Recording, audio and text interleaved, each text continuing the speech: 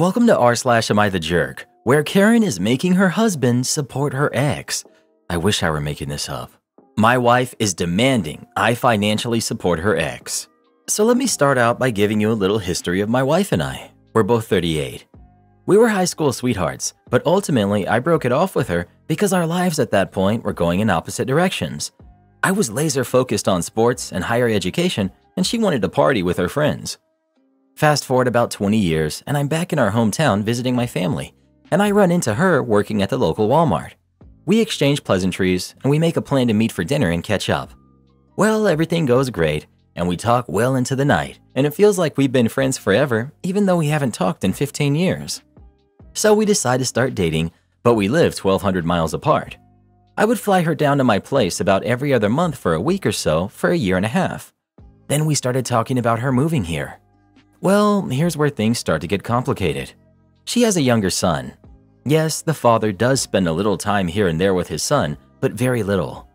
When his son goes over there, his father mostly just plays video games, and his son just watches.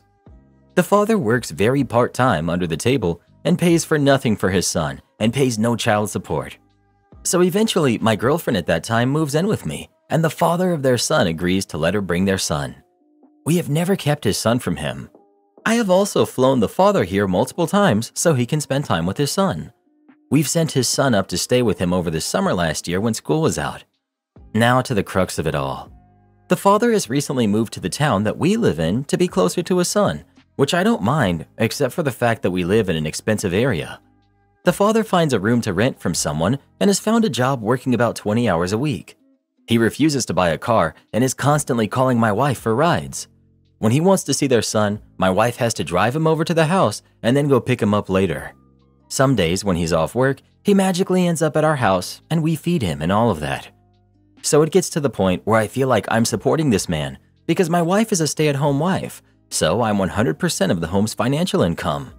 I've addressed this multiple times with my wife, and she just says, "I know, but he's my son's father, and I don't want my son to miss out on having a father." Which I get, but I don't think I should be the one supporting him. So last night I talked to my wife again about the situation, and I basically gave her 3 options. I told her that she needs to talk to him and let him know that she's not going to be driving him around everywhere, and he's not going to be eating at our house 3 nights a week and hanging out at our house. I offered to talk to him, but she declined me talking to him. Then I told her that the second option is her getting a job so she could spend her money on him. This is when she started to get mad and said I was being financially controlling. So I responded by telling her that her third option would be a divorce. I never yelled or even got upset. I'm just to the point where I'm not going to be supporting the father because he utterly refuses to do anything with his life. I love my wife and my stepson, but I just think that's asking too much. Not the jerk.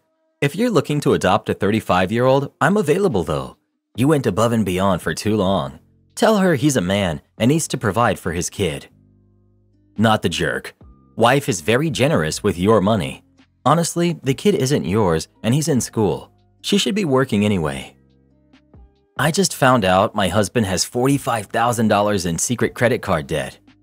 Last week, I went to the grocery store to buy some stuff for dinner and my card was rejected.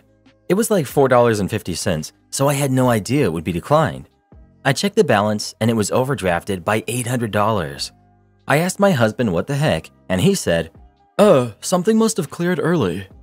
I transferred $2,000 from our emergency savings and went about my day. But then it really started gnawing at me. We make more than enough to be able to cover all our payments. There should be no reason why we would be in the negative. So I started to go through all the transactions and I noticed a bunch of payments to different credit card companies. At the very bottom of the statement, it had a snapshot of his credit report and there were all these open accounts. They totaled to about $45,000. I was livid at that point and confronted my husband with the statement and demanded to know what was going on. What was he hiding from me? He swore it was nothing bad, just a lot of overspending. I told him I didn't believe him and I needed access to all of his stuff. All of it. Accounts, phone, tablet. When I went through all the credit card statements, it was a bunch of mundane crap. Restaurants, gifts, trips. But there's 2 loans for $10,000 that are just gone. Like he removed the cash and I don't know where it went. At this point, he's been lying to me for so long that I don't trust him for crap. I told him I was done. There is no coming back from this kind of stuff. When I went to talk to a lawyer and kind of explain what was going on, I wanted to see how done for I was. He said that he would have to itemize every purchase to decide what was for us versus him. Otherwise, I'm on the hook for half of it. As for the houses, we would either have to sell them and split whatever debt or profit, or one buy out the other. I don't know what to do. I've been thinking about it for days. I haven't told anyone. I know my mom would definitely not be supportive. She would find a way to blame me. You should have helped him more. Men aren't good with money. I can almost hear it. The kids know something is up since my husband has been sleeping on the couch all week. He keeps trying to explain, but I just don't believe a word he says. I just want to throw a toaster at him. I want to calm down and make a rational decision, but that takes time and patience. I'm not good with either. I need a drink. When I would hear women say things about men, I would think, no, I have a good guy. I feel so stupid for being so trusting. I don't pay attention for 5 minutes and he does me over. I look at my son and think, is he gonna do over some woman too in the future? How do I stop that from happening? My husband did this to me. He stopped paying the mortgage for 1 year and he owed the IRS over $60,000 because he didn't pay. He took care of the finances and I trusted I had married an adult that wouldn't do that or would communicate with me if there was a problem. I was wrong. What I learned is that whatever the reason, 3 years later and thousands in lawyers, I still don't know where that money went. He chose to lie. He knew we were going to end up homeless and he kept doing it until I found out. He now wants me to pay for half of that debt.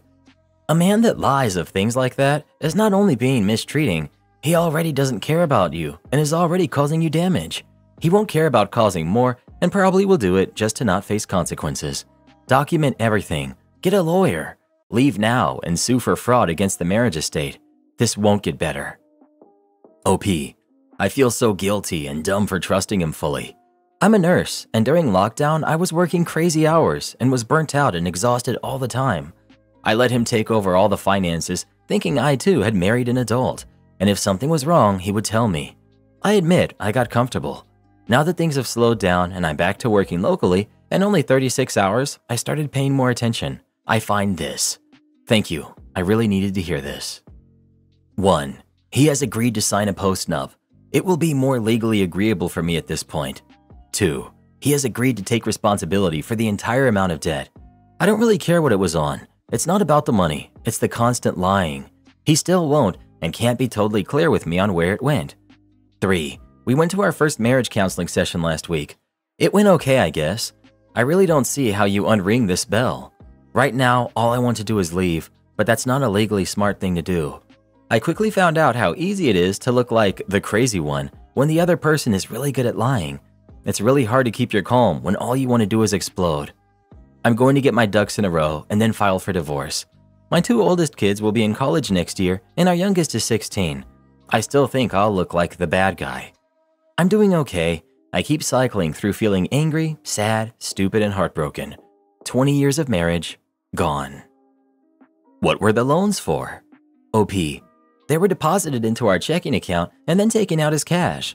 When asked for clarification, he swears we spent that cash on vacations as spending money. Sure, we would carry around cash for tips or street vendors, but most of our vacation spendings are documented on our bank statements. So once again, not lying, but also not telling the whole truth. I really want to know what he spent it on.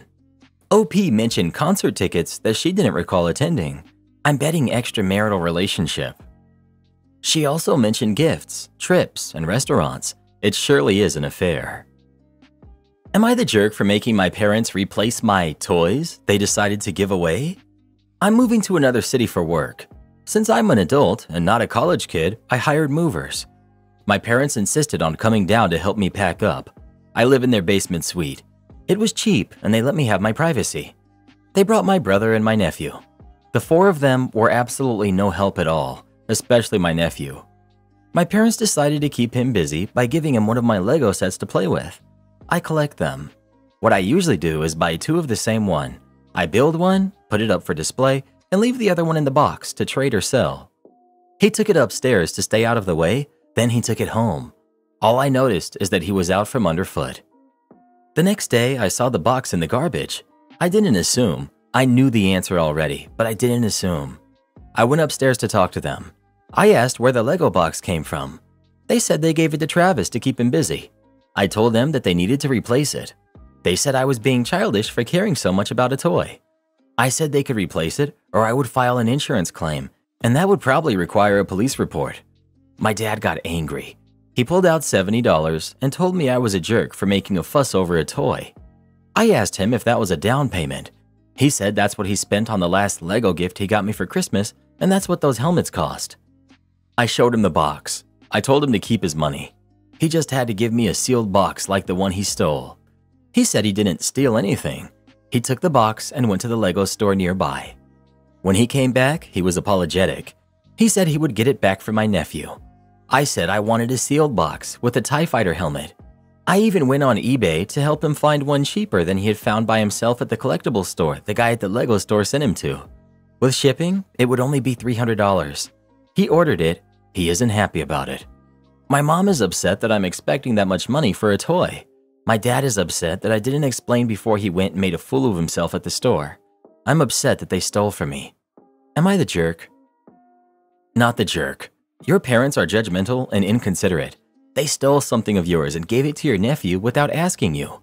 When you ask them about it, they belittled you for even having it in the first place. They didn't even think they needed to replace the stolen item and probably wouldn't have even told you about it if you hadn't asked. Their opinion of whether Lego products are for kids is irrelevant because the fact is that they're a collectible item that people pay a lot of money for. All of it could have been avoided if they had just asked you first, or even better, if they had bothered to have things in their home to entertain their grandson in the first place, instead of just taking your stuff. They probably hoped since you have so many boxes of Lego sets, you would never even notice it was missing. Not the jerk. They had no business giving away your property. They need to consider themselves lucky that they didn't give away something with a really wild collector's value. That $300 is a cheap learning experience. You're the jerk. You said you lived there cheap. You say you're an adult.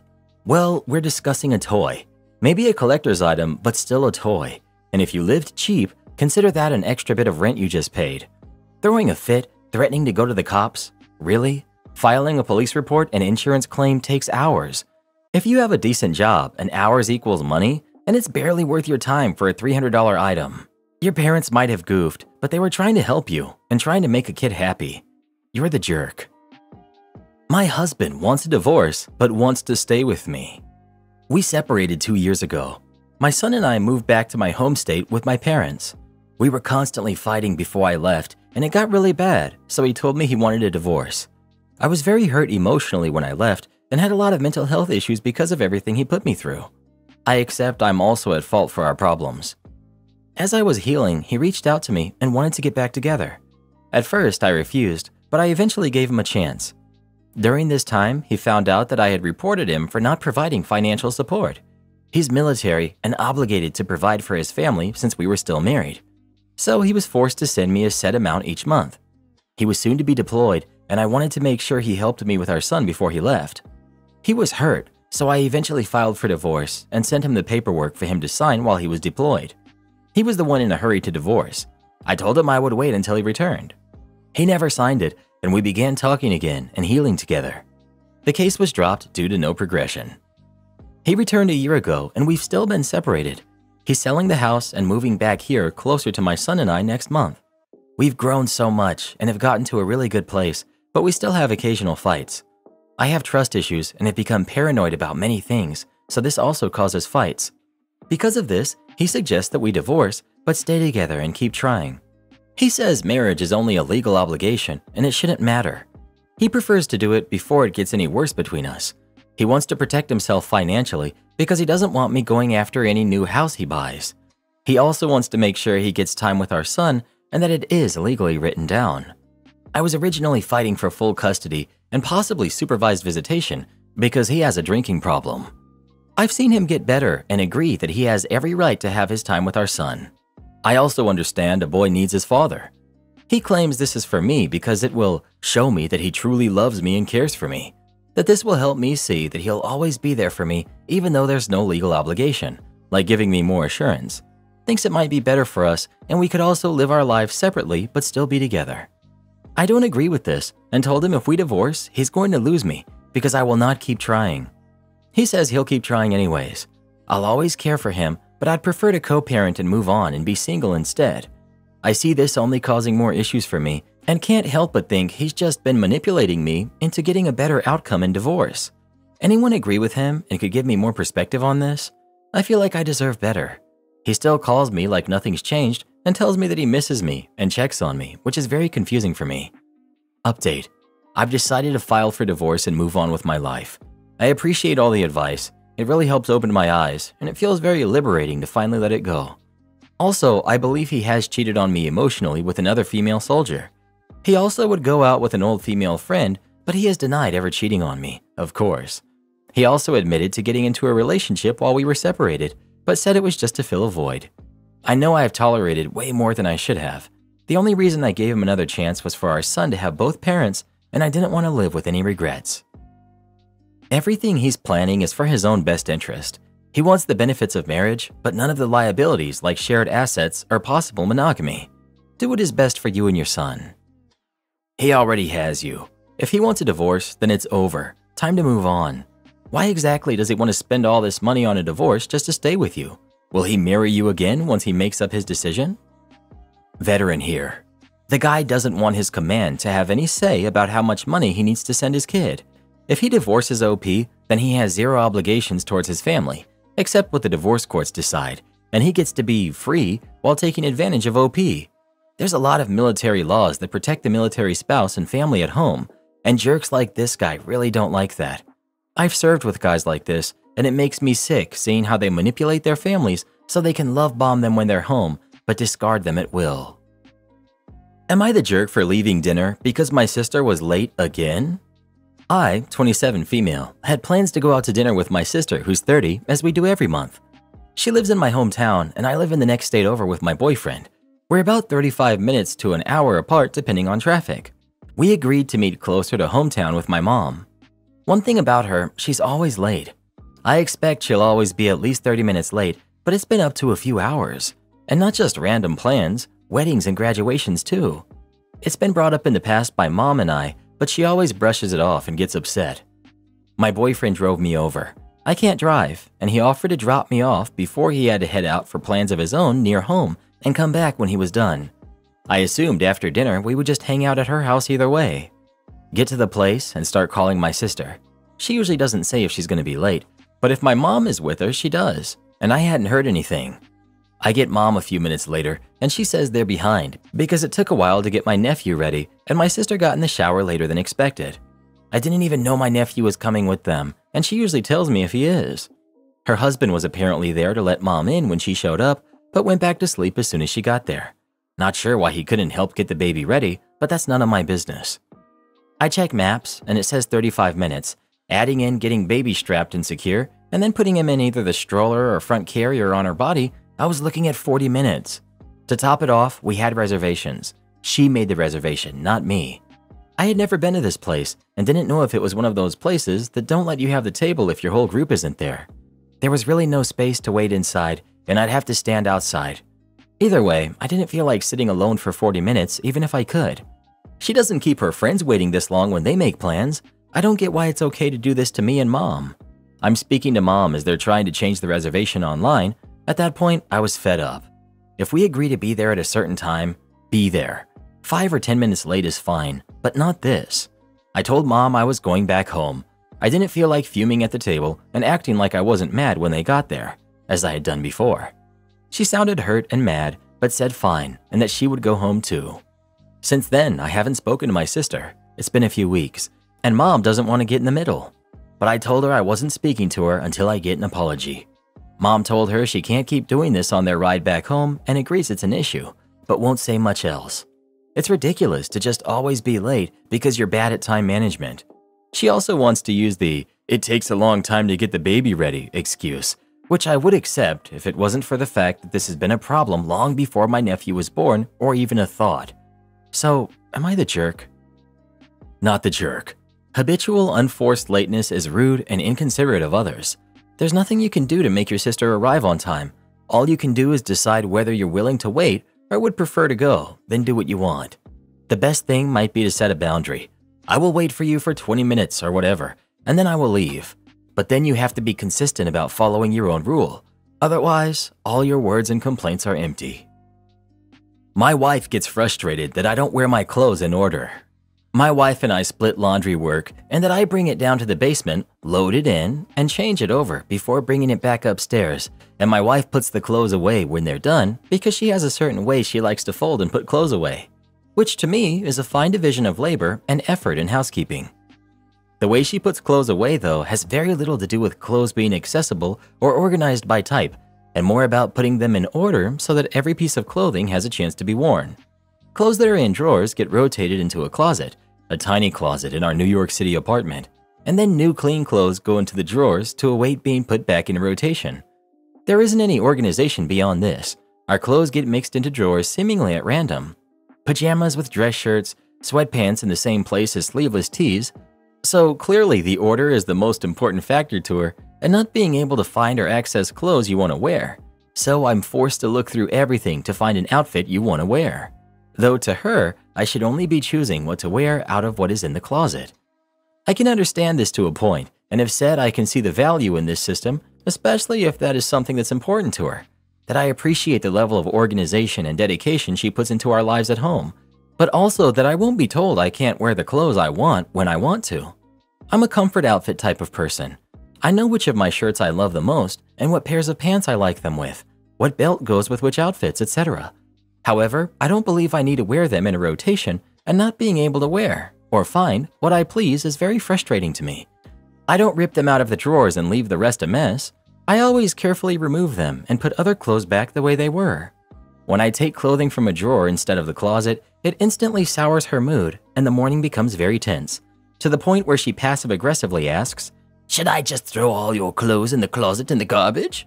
and has not put laundry away for the entirety of the week because, "What's the point? You're just going to wear whatever anyway."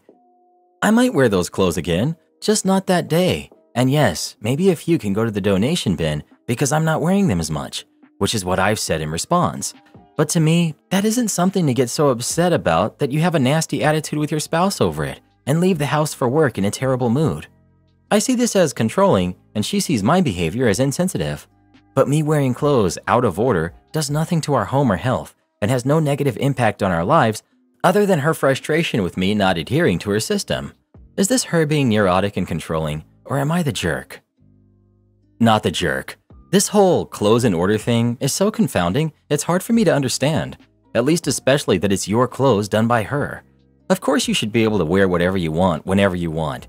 If you have space, I'd suggest keeping your clothes separate, or at least you being in charge of where your own clothes go. You hang up whatever you want, and you organize your clothes however you want to. It is rather controlling, and I don't know if she has OCD or something, because it's pretty intense to be that invested in what your spouse wears. I don't think I'd be able to live with someone who insisted that I keep my clothes the way they want them, and then gets mad when I wear what I want. My boyfriend and I keep our clothing separate and have different systems to how they're kept and such. Am I the jerk for not wanting to walk her down the aisle or lie in a speech? I, 41 male, have 2 kids with my ex-wife, 42 female, a son, John, who's 22, and a daughter, Sally, who's 20. I'm remarried to my current wife, who's 28. I'm very close with my kids. My son is engaged to Abby. She seems nice, but has been a bit pushy trying to create relationships with me and my wife, though she's also awkward with her. Abby isn't close to her family. She told us many stories of why, and while some of her complaints don't seem awful, it's not my place to judge and I didn't live it, so I can't know anyway. We've tried to be welcoming, but Abby has forced her way into some family traditions where she wouldn't have been invited, and some where no one outside of specific family would have. She's been calling Sally sis since they were only dating a few months. Has an odd sister/mother-in-law thing she does with my wife, and I'm not a fan of it. She wants me to be like a father to her. Not because we've clicked or anything, we're very different people. Not saying that in a bad way, just saying it's not based on how we get along or anything. My kids and I have a tradition where they come over and we have a private catch-up in my office and study before they leave. Which is now even more important to them because while they both get along well with my wife, they don't want to have personal conversations around her yet. Abby asked if we could talk, and after I explained the tradition, John later asked that I do it, saying she had never had a caring conversation with her dad. We compromised that I didn't include her in the tradition, but I do join the 2 of them for coffee and let her talk. Then she started calling me Dad. They weren't even engaged yet. John pulled me aside and begged me to give her that. Laid this whole thing on me about always being the dad she always wanted right in front of her, and she just wanted that. Told me she cried watching me and Sally together. She still gives me random hugs. I'm a lucky dad. I didn't like it, but I do feel bad, so fine, I gave her that. She wants me to walk her down the aisle and do the father-daughter dance. I don't want to walk her down the aisle, and I walk with a cane, so dancing is hard. At my own wedding, I only danced twice. John is begging for me to do one, preferably the aisle. They came over Sunday. John and I were talking. I thought to address it when Abby walked in without knocking, asking if he had told me yet. I asked what. John said she wanted me to say something about having a second daughter now in my speech and how I loved her. I just looked at him. She asked if I'd do the walk and dance for Sally. I said of course. She yelled she's my daughter too, and I said it would never be the same. Sally is my actual daughter. I tried to explain I'd talk about her being a happy addition to the family, and I love how happy she makes John, which I thought was a good compromise. But she started crying. John apologized and they left, but he called me when they were home, nearly begging me to. Am I the jerk because I won't lie and say I love her or she's my daughter? Not the jerk. You have your boundaries. Abby sounds like she's developed this fantasy about y'all. That can't be healthy. Major red flags. Not the jerk. Abby needs therapy. She's clearly starved for some kind of family, desperate enough to try to infiltrate yours and oblivious of boundaries. I don't feel good about John marrying her. She sounds pretty unstable. You lost me at my wife who's 28. It's a little odd that you're so hung up on these traditions and a rigid family dynamic, but you married someone who's only 6 years older than your son. OP. I'm hung up on these traditions because as a parent, I love that my kids still want to continue sweet traditions that we started when they were younger. I don't feel the need to defend my relationship. I would agree that you'd had a point if we had been together 6 years or something, but she was in her mid-20s when we met. My kids like her. It has not been an issue. Karen introduced herself by handing me a printout of city rules. My husband and I bought our first home in May. Our yard and our neighbors' yards are all connected. Large lots, no fences, except a little creek that runs through the backyards with bridges across it. Also, the streets are all dead ends, so we have like 7 yards back to back. We have a 4-year-old dog who is 55 pounds of golden fluff. He is protective of our property. Not aggressive, just will bark if you come into our yard. Our driveway is in the back, so he generally won't stray past the driveway line to the next door neighbor's yard. We decided to add another dog to the family a couple of months later. I work really hard to train my dogs, but puppies are just puppies sometimes. The dogs are never outside without me or my husband. We don't leave them unattended. Pup was learning her yard and boundaries, which takes a minute without a fence. Anyway, our neighbors directly on both sides of us are super friendly and have dogs that run around too. Diagonal to our backyard, about 1/2 an acre away, is this older couple that is always gardening. They have never waved or said hi or anything. One day I'm sitting out back with my dogs and my cousin and her dog. We played some fetch and started a fire going in the fire pit. All of a sudden, this old couple walked from around the house and down our driveway. Our big dog is barking at them, so I'm trying to quiet him. The couple just proceeds to hand me a printed out city ordinance paper and tells me my dogs are running at large and they will call the city to have them taken away. It clearly states on the paper that a dog is not deemed running at large if it A. is in the owner's yard, B. has permission to be in a neighboring yard, aka our next door neighbors don't care, and a few other things, of which we aren't violating. We are young and definitely not the fanciest of the neighbors, but we care deeply to respect and have a good relationship with the families on our block. Additionally, I'm a very easygoing person to talk to, so I tell them that the other 4 dogs run around and come to our yard, so are you going to report them? They said, "We just spoke to your next door neighbors and they hate your dogs." We talk to the next door neighbors every day. Their dog frequents our yard for visits, so I told the couple, if they, next door, have an issue with me or my dogs, they're welcome to come discuss it with me themselves. We have literally asked them multiple times if it's cool if our dogs fetch occasionally in their yard, and they don't care. They continue to argue with me about the ordinances, and I'm trying to politely tell them I am not breaking any codes, and if they want to call the city, they can go ahead and do that. Basically, it takes forever for the conversation to get to the actual issue, which turns out is that they have a little pond in their backyard, and one time my pup got near their pond. I tell them, I'm so sorry my dog got near your pond. I will make sure she doesn't go to your yard again. They won't leave my driveway and continue to spew off complaints about it. I'm starting to get a little shaky. I don't care for unnecessary conflict, and I was getting angry, which I don't often. I'm just saying over and over again that I'm sorry the puppy came near their pond. They then tell me that my big dog was out all night barking, and they're going to complain to the city about it. He is my shadow, literally doesn't leave my side, and my dogs are never out at night barking. I was in bed with the dogs by 8:30 that particular evening, which I tell the couple. Finally, I'm just like, call the city, I don't care, but you need to leave my property. My dog follows them, barking at them to the edge of my driveway, and then stops and turns around when he hits the neighbor's yard. I was so annoyed, I was just telling him, good boy, as he barked them away. The thing that really irked me about this situation was that they never introduced themselves. Literally, they could have just come over and said, hey, we're your neighbors, and your puppy got near our pond. Can you make sure she doesn't do that again? Simple. I checked in with the next door neighbors about it, and they said it took about 15 years to have a pleasant conversation with this couple. When I take the dogs out now and they're gardening, they just glare at me. But maybe in 15 years, well, they'll probably be dead and gone. Well, who do you agree with? OP or her neighbors? Please let us know. I'm just thinking about that creek that runs through their neighborhood with the yards. It sounds really nice, to be honest. Ruined a bad roommate's life. So I moved into a 4-bedroom uni house. I knew 2 of my housemates. Let's call them Abby and Ben. Due to unfortunate circumstances, our previously planned housemate didn't live with us, so we found a new one, Chloe. Chloe is a horrible housemate. This became apparent when they never paid any bills or rent on time, smokes like a chimney inside against our agreement, leaves home for a few days, leaving a big pile of washing up for us to do, including our pots and pans. Scream gaming on their laptop all the way till 5 a.m. Walls are thin, just to name a few things. Basically, they suck. So it gets till about 4 months in. We cannot stand Chloe. So we have a house meeting. Basically, we sit there and try to explain how we would prefer they don't scream at their laptop, I assume gaming, until 5 a.m. every night as all of us get up early. Everything we bring up, Chloe denied it. We have each lent Chloe a month's rent and bills too, and Chloe hasn't paid any of us back, over $1,000 between us. Chloe denied it, saying, I don't owe you. This point, me, Abby, and Ben are all pretty upset. Then a few weeks later was a Saturday night, and being students, Abby and Ben and me invited friends around for pre-drinks.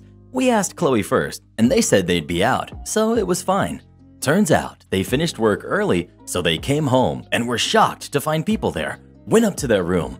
They kept coming down and turning the music down. It wasn't even loud in the first place. Chloe got so angry and threw my speaker out the window. I didn't see Chloe do it, but loads of people told me so. I had had enough. I went to get my speaker back, and Chloe came out with me to my surprise. And as Chloe left in full visibility of me, she keyed my car parked on the driveway. I got up with my speaker and shouted as she walked off. Luckily, we have an automatic light on the side of the house, and a car was driving down my road at the time, and the driver said they had a dash cam and probably caught it out the window to me. I stopped shouting in disbelief and gave him my email address, went about my night and joined the party. When it was time to leave, a lot of us hadn't finished our drinks, so left them on the kitchen table and left. When we got back the next day and had sobered up in the morning, we found all the drinks had been taken, along with the speaker, some headphones, and my laptop. Now I was really mad. The revenge. I logged into my housemate's laptop on my email. This guy had pulled through, sent me a small clip of Chloe keying the car along with several close-up stills showing the key in contact. I first confronted Chloe, asking if they knew where my stuff was, while Abby and Ben secretly recorded on their phones. Things got heated, and they looked like they were going to fight me. I'm a big guy, 6'4", and I'm really not scared. I'm basically just upsetting Chloe. Chloe then swung her fist at me a few times, making contact. I didn't fight back. I put my hands and arms over my head and face. Chloe then stomps off, thinking they won. Let me remind you, Abby and Ben were recording. I call the police. They show up. I basically say I have a good reason to believe Chloe stole my drinks and other possessions. They go up and knock on Chloe's door. Go away! They can't go in without a search warrant. I file a report about assault and the things stolen relating the two. The police are very nice and basically tell me how to fill it in. They come back the next day with a warrant for Chloe's arrest for assault and battery. They then search her room and find all the stolen bottles, my headphones, which clearly were mine, as they were only paired with my phone, and my laptop and damaged speaker. I sued Chloe and won. I had indisputable evidence along with witnesses for all of the events. I got around $3,000 for the car, speaker, and rent that Chloe owed us, and an additional $5,000. Chloe went to prison for resisting arrest, assaulting an officer, assault, destruction of property, theft, and battery. Chloe still had to pay rent for her room, which we used as a gym. Have you ever had a horrible roommate? If so, what did they do wrong? Please let us know. Horrible roommate? Try living with Reddit boy over here. Am I the jerk for refusing baby items from another pregnant family member? My husband and I, both 30, are expecting our first child at the end of this year. A month after we announced our pregnancy, my husband's 17-year-old cousin announces hers. This is not a jealousy issue. If anything, her pregnancy has taken us out of the spotlight of important family happenings to our relief. We are quiet people, and while we are excited and hopeful, this is our first baby to make it this far after several miscarriages, so we're trying to stay calm through this, just in case. Us being the way we are, we do not do baby showers. Thanks to lockdown, I have a solid excuse to avoid them. We do not ask for gifts. We enjoy being able to quietly take care of ourselves. The cousin has been going on about her pregnancy as many people do, having family gatherings, baby showers with over 30 people, etc., and has received a lot of gifts. This is where the issue takes place. My mother-in-law calls every couple of days to tell me that the cousin has an extra tub or extra boxes of diapers, etc., and that she wants to give them to me. I want what I picked out for my baby, not someone else's leftovers. I have the means to buy my son what I want him to have, and if I needed someone else's charity to raise a kid, I would not have gotten pregnant in the first place. I've been politely turning these gifts down. Knowing the way my mother-in-law is, I will eventually have to be firm and tell her how I feel. You do not want to hear about the guilt trip she put me through after I denied her to throw us a baby shower. If I say to her what I said above about the leftover gifts, will I be the jerk? Edit. Whoa, guys, thank you. You really made me see how entitled and jerky I sound. Pregnancy hormones are something else, and I truly believed that what I said above was perfectly normal. I will accept the gifts. I will be more open towards my in-laws, and I will try to get closer to his cousin and help her in any way she needs. My son needs his family, and he's not going to have one if I let my antisocial behavior get in the way. I rarely post to Reddit, and I thought for a long time before I posted to this sub. I expected no one to respond. When I opened up my inbox to see 30 strangers calling me names, it really helped me get that ego in check. Thank you. Edit 2. Good morning. I eventually had to go to bed, and by to bed, I mean stare at the ceiling and think about my life decisions and who the heck I think I am. I wish I could reply to everyone that has commented, but I've stared at my phone more in the past 12 hours than I have in the last month, and all of my eyeballs hurt. I want to thank you all for commenting. The more harsh critics who had to lay down the hard truths to those few who boldly stuck up for me among a sea of you're the jerks. To the you're the jerks still pouring in by the minute, 10-4 y'all, I know. Thanks to all of your feedback and advice, I have learned how to deal with this situation and situations in the future. I will be more considerate of others' feelings and be more open to including all family and friends when they show interest in my life. And Lord, think about what Reddit would say before I open my mouth. Well, what do you think? Was OP the jerk or not? Please let us know. I'll take some of that baby stuff if you don't want it. I haven't told him yet, but Mr. Reddit and I are expecting. Oh, you gotta be kidding me. Boss asks me to report 100% of vehicle damage. I used to work as a supervisor of a security team at a large industrial facility. I had a good relationship with the manager, we'll call him Dave, until he appointed his friend as a middle manager, we'll call him Steve, between the supervisors and himself. I did not have a good relationship with Steve at all, and suddenly Dave started rejecting ideas, suggestions, and requests out of hand. The friendly guy that I used to go and have sit-down chats with regularly became standoffish and outwardly hostile at times. The staff all noticed this as well and would frequently comment that they didn't know what I'd done to Dave and Steve, but it was clear that I was being bullied all of a sudden. It's entirely fair to say that I couldn't do right for doing wrong all the time, and every little thing I did or did not do resulted in a lengthy email conversation with Dave and Steve. There's a lot I could add to this, but for the sake of brevity, I'm going to move on to the point of my story. The site we had to patrol was about 5 square miles, so vehicles were provided so that we could patrol effectively and carry equipment and personnel to required locations. Part of my duties at the start of the shift were ensuring that the vehicles had not been damaged on the previous shift and that all vehicles had the required levels of equipment in them. The first patrol went out the moment our shift started, and as this was a regulatory requirement, could not be delayed or skipped. This was the start of a night shift, and so it was dark, very dark. We had maglite torches, but after 6 years of use, they weren't exactly brilliant. I didn't find any new damage, and so recorded that the vehicle was okay, and recorded their mileage on our check sheets. The next night, when I came in, I had a very angry in tone email from Dave demanding to know why my team had damaged one of the vehicles on the previous night. Apparently, the vehicle looked as if it had been reversed into a wall. I immediately went to check the vehicle and found 2 extremely small divots in the rear bumper. I found them not by looking, but by feeling the bumper. I simply could not see them at all using the light available to me at the time. I then went and asked all my team, and all of them insisted they had not even used the vehicle. I went and checked the vehicle sheet rounds and found, true to my team's word, that the mileage on the day shift sheets was identical to the night shift sheets. The vehicle had not been moved. I sent an email back to Dave informing him that the vehicle hadn't been used by us and apologized for missing the damage. However, lighting had made that extremely difficult. This was my last shift before my scheduled days off, so I was certain that Steve would be pushing Dave to punish me for something by the time I got back. Sure enough, on my first day back in, I was summoned to Dave's office for what we British politely refer to as a bollocking. Dave insisted that he could see the damage in the dark and could actually spot it from about 10 meters away.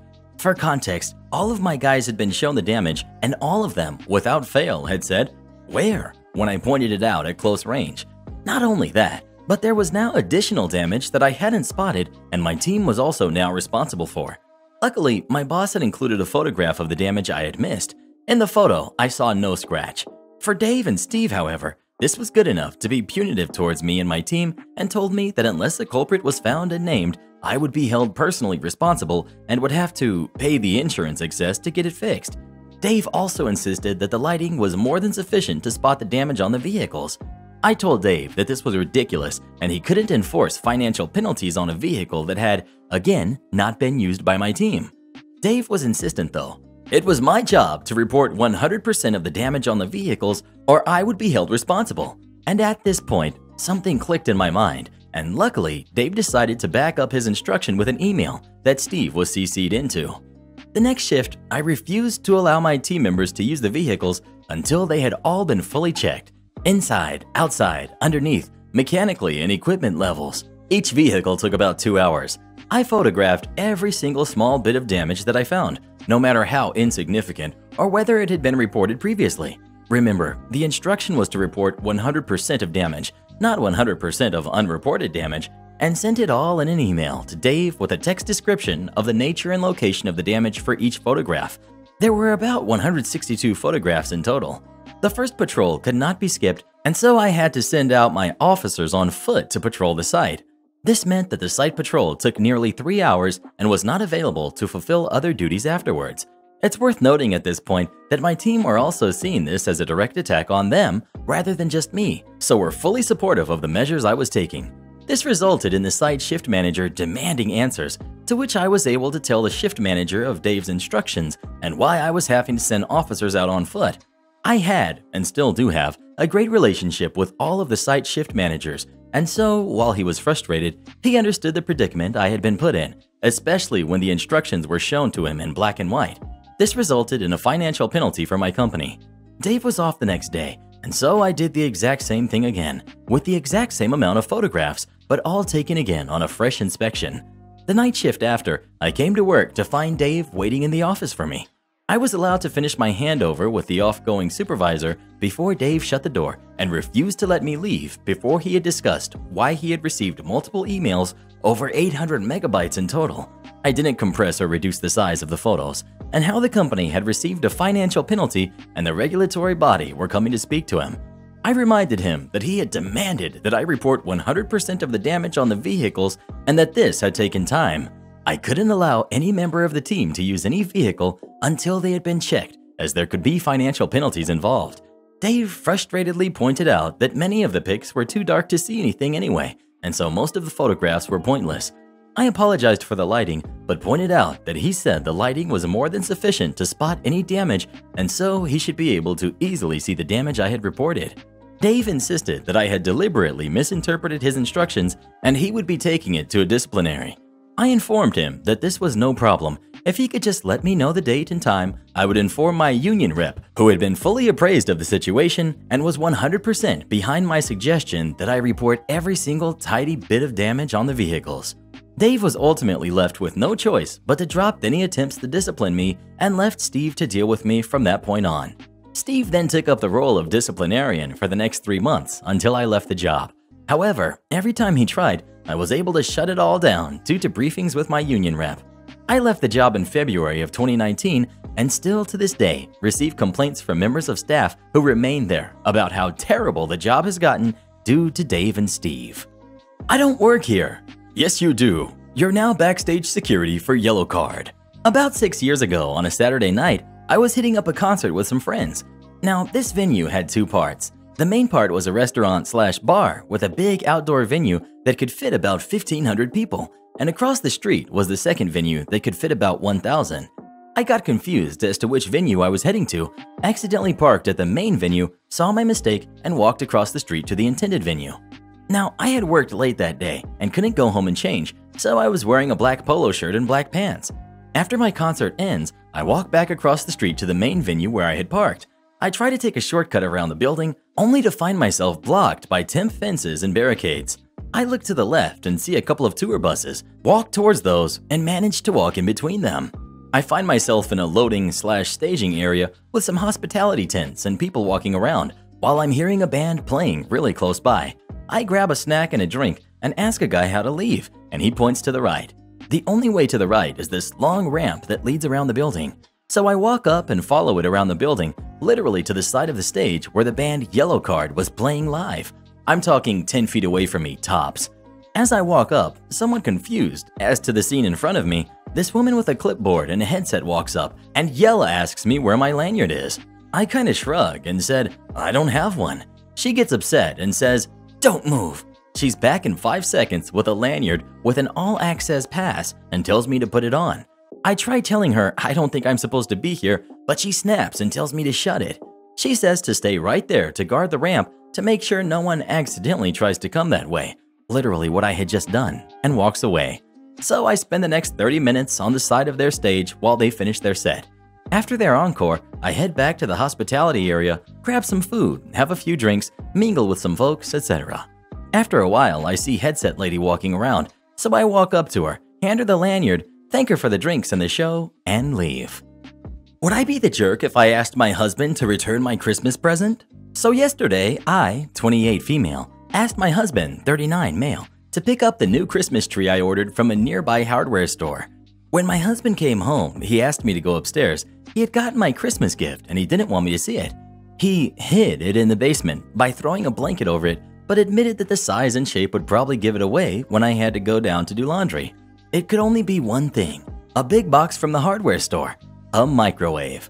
When I went to do laundry today, I could tell it's definitely a microwave, and a white one at that. I hate white appliances. All my other ones are black or stainless when possible. I had stupidly mentioned several weeks ago that I wanted to look into getting a new microwave in the summer. Our current one is like 660 to 700 watts at best, and slow, but otherwise working fine.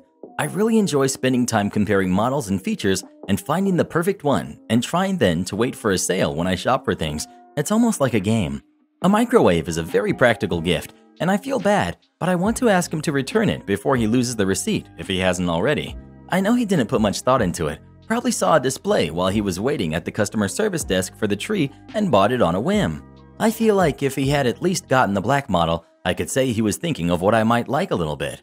I don't really want to be stuck with a microwave that I hate again for another 6 years. I've been waiting all this time to be able to pick one I really liked. Also, Christmas is the only time of year that I just would really like to get a nice treat that isn't necessarily practical. Like, I would be perfectly happy with a couple of bath bombs, or a nice scented candle, or maybe some chocolate. It's not a money thing at all. If anything, I feel like the microwave was probably too expensive. So, would I be the jerk if I asked him to return it, or should I just suck it up and pretend that I love it? Update. I talked to my husband once he got home, and I told him I appreciated that he was thinking a microwave would make things easier and faster for me, but I needed to have one that would work well for our family and kitchen since we would have it for a long time. He wanted to show me the microwave in detail, so we went down to look at the box. Turned out, he mixed up the cubic size and the watts, thinking a bigger cubic foot was strongest, so he accidentally bought an absolutely huge microwave. It's actually too big to even fit on the shelf our kitchen has, because we have a fairly limited kitchen space. He was pretty embarrassed, but I told him no big deal. But I would like to pick out one together with him, and it could be our gift for the house, not my specific Christmas gift. He agreed, and all is well between us, so I'm glad I decided to bring it up. Thank you. Rude actress tells me off. Whilst I was at uni, over 10 years ago now, I worked part-time in a popular clothing/accessory store. It was over Christmas, so really busy. The store is tiny, so gets full quickly. I'm on the tills and notice an older, very glamorous-looking lady waiting in the queue. She looks irritated and keeps looking at my coworker and I, as if to say, "Hurry up." The queue is very long, but we don't mess around and are pretty quick even if wrapping gifts. She gets to my till. I smile and say, "Hello, thanks for waiting," politely, as always, and proceed to scan and bag her items. I recognize her now that she's in front of me, but don't let on obviously. She's not super famous, but I know who she is, as I used to watch the soap she was on back in the day. Anyway, she's not interested in talking to me or even smiling, so I just get on with it. I say bye and she walks off. I call the next customer over, and before I've even had a chance to finish saying hello, I hear the beep beep beep of the door alarms going off. The actress lady marches back over to me, cuts off the current customer, and says, "You have failed to remove the security tags." I say, "Sorry," although I'm certain I did remove them already. I check the items, then tell her there's no tags on them. I suggest it could be something else in her other bags, but she ignores me and storms off. I carry on serving my customer, but the alarm goes off again. Actress lady marches back, looking furious, and says, "Really? This is ridiculous. Why haven't you removed them? If it happens again, I will be asking for a refund." She barely looks at me and has such a horrible attitude. I'm a bit embarrassed now as there's a massive queue of people just staring. I take the items out of her bag, and yes, all the tags are off as they were to begin with. I'm getting a bit annoyed at her rudeness and quite curtly tell her, "There are no tags on these items. Look, I've checked twice. The alarms are being set off from something in your other bags." At this point, another coworker comes over and asks the lady if she can look in her bags just to check what's setting the alarms off. The lady does not even answer her, but just makes a kind of huffing noise and thrusts her bags out to the coworker. Coworker checks her bags and looks in another store's bag. Lo and behold, there is a security tag left on something she purchased. Coworker double checks by putting it through the alarms. The lady, who's still stood in front of the till, kind of raises her chin and looks at me. I just gave her a big smug smile, raising my eyebrows, and carry on talking to the current customer, saying, "Thank you for being so patient." Rude lady doesn't even say sorry, thank you, or bye. She just storms out as if it was our fault another store left the security tag on. Am I the jerk for telling my parents their pets aren't welcome in my home? My husband is very allergic to all forms of animal fur, dandruff, and saliva. If he's around them, his eyes swell, get watery and itchy, his nose starts to run, and he has a hard time breathing. He's done all of the allergy shots, takes allergy meds every day, he just simply cannot tolerate animals. He's been this way since he was a kid, it'll never change. My parents give literally zero hoots. If we go visit them, they say, "Just tell him to take an extra pill and get over it." He never complains. He suffers in silence, and they make constant comments about how he's being antisocial. No, he can't breathe and feels like crap. Then I end up miserable because he snores so bad when he has a flare-up that I can't sleep. We're supposed to be hosting Thanksgiving, and my mother dropped on us that they plan on bringing their pets with them. I put my foot down and said, "No, you will not bring them and make my husband miserable in our home. He tolerates it when he goes to your home because they're your pets. We don't expect them to kennel them or anything when we visit, but you'll respect our boundaries in our home." I was shocked. She thought it was perfectly acceptable to just state, "We're bringing the animals," knowing he is very allergic. It wasn't even an ask, it was a tell. She's now decided that they will no longer be coming because their pets aren't welcome in our home. So Reddit, am I the jerk here? Edit. My husband has tolerated my parents' shenanigans for my sake. I was raised to obey your parents above all things. If they said we had to stay with them, that was that. It was non-negotiable. The last time we visited, last Christmas, we stayed at my brother's house because he asked me to stay there instead of at my parents'. It took many sessions with my therapist to stand up to them. This was a huge step for me to go against their wishes and do what I wanted for myself and my husband. It caused a giant fight between us and my parents. We haven't visited since and don't plan to. My sister demanded we share my daughter. Okay, so this happened a few years ago, but I remember it like it was yesterday, and to be honest, still can't understand what my sister was thinking. A little backstory. My sister and I had to share everything as kids. Not to mention, I was forced to be her and our younger brother's second mother, but I'll put that in a different post. For some of my childhood, I was happy to share things with my sister. Sweets, snacks, toys, the normal kid things. There's 4 years between us. I'm the oldest, and as you can probably guess, when I reached my teen years, I wanted my own things and to spend time alone. Nope, she wanted me to do everything with her.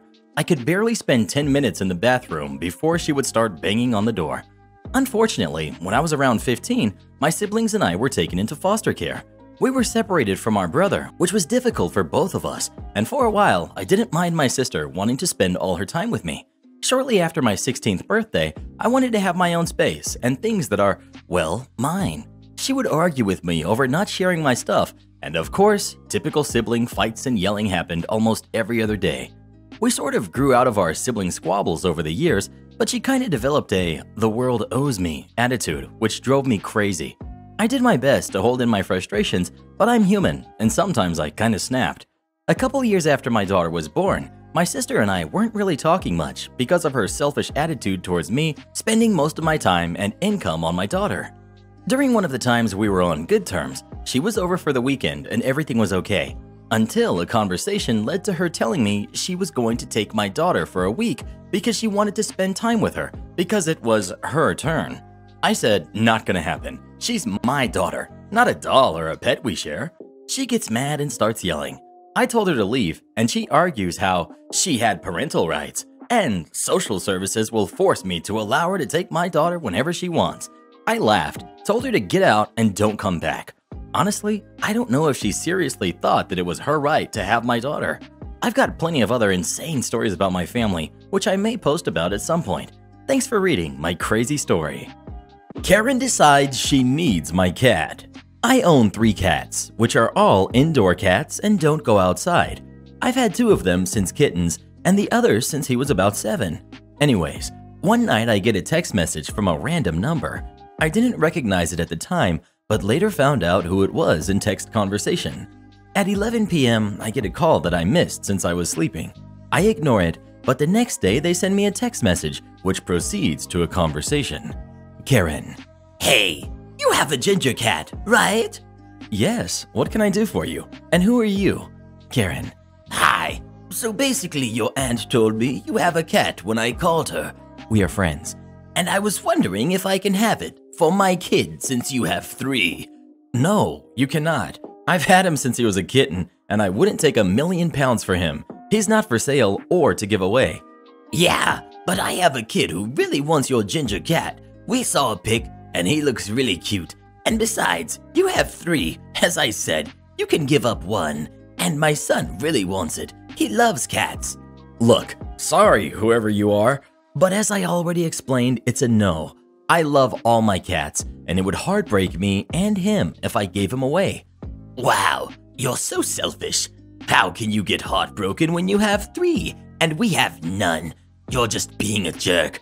And I'm a friend of your family, so it would be respectful if you gave one away. But I don't know anyone else with a cat like yours. Do you really think adding insults is going to further convince me? Also, it's quite ironic you suggest I'm selfish. I don't see my cats as property, and I don't even know you. In fact, no one could convince me to give away any of my cats. In addition, if somehow I did accept this, which I would never do to anyone, what exactly would I gain from this? Nothing apart from my sadness that I lost one of my cats. Now stop with the childish insults, and don't contact me further about this. Karen: Wow, buzz off, you jerk. You are not entitled to my pets. Maybe teach your kids and yourself not to be so entitled that your demands hurt others. I'm telling your aunt, you were so rude to me and being so selfish. I mean, you have 3 cats, we have 0. You will see how sorry you are when she takes away all of your cats and gives them to us for compensation, jerk. I'm 26. My aunt does not have any authority to take away my pets, nor would she agree with you. You should acknowledge that. Luckily, my friends are jerks like you, so she will. Okay, sport. Edit. Forgot to mention, but they did not contact my aunt after all this, despite saying they would. I told my aunt about it, and in response, distance/cut relations with her. Also, she wasn't great friends with her to start with, but generally someone she speaks to on occasion, and that was that. Speaking of cats, do you have a cat? And if so, what's their name? Please let us know. I wish I had a cat. All I have is big-headed Reddit boy over here. Am I the jerk for telling my sister and her boyfriend I would no longer be helping them until they respected me? I, 18 female, usually have family lunches with my sister, 24 female, and her boyfriend, 24 male. While we all get along somewhat decently, there's been a lot of tension and conflict coming from her boyfriend. When we first met, he was very cold to me and always commented negative things about me, mostly towards my dressing style or my career choice. I'm not sure exactly why or what, but he always has something to say about it every time he sees me. My parents and sister said he just needed some time to warm up to me as we began our usual thing of spending time with each other. Well, it never improved, and he was still always leaving negative remarks every time he came to our home and didn't stop when my parents told him to. I talked with my sister about it, and I told her I was getting tired of being disrespected by him while they had asked me to do errands for them. It is only minor things like getting groceries or picking things up for them. I thought I gave it enough time because it's been 7 months of this ever since I met him, and he's still making negative remarks towards me, although my parents and I have asked him to stop. My sister said I shouldn't be so hard on him because he has depression, but I really have tried to be accommodating and helping despite the horrible things he's been saying about me. I found out the reason from her after she was hesitant to tell me is that I look like his ex, who he had a failed relationship with, and my sister thinks that is why he's taking it out on me. I don't even know her, but apparently I dress like her and we both have similar dreams. I want to work in healthcare, she wants to be a nurse. I honestly have no clue what that would even have to do with me or the context of his past relationship, but I told her and her boyfriend when they came over a few days ago that I wasn't going to put up with his constant negativity and disrespect towards me anymore and wouldn't be helping them with their errands until they either apologize or learn to respect me. They prefer not to go out to run errands since they live in an apartment, but come to the family home a few times a month, which is why they've been asking me to pick up groceries when I come back from my dorm to spend time with my family before heading back. So, am I the jerk for not wanting to help my sister and her boyfriend with their errands until they stop disrespecting me? My sister is torn because she said she is hurt that she has to choose between me or her boyfriend, and she says she cares for us too much to make a decision. I also know that depression is something very hard to struggle with, but I feel like this situation is too much to put up with after some long time now. Edit. I had a lot of questions in the comments and will be addressing them here since there are so many to respond to. I've seen a lot about why is he still coming to the family home and acting like that. Well, my parents and I have tried our best to be accommodating and welcoming, which is why we've hoped he would come around.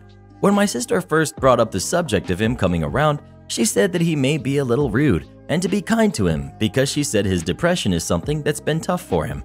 So we've been understanding of that and don't want to come off as insensitive when we know that he is going through a lot.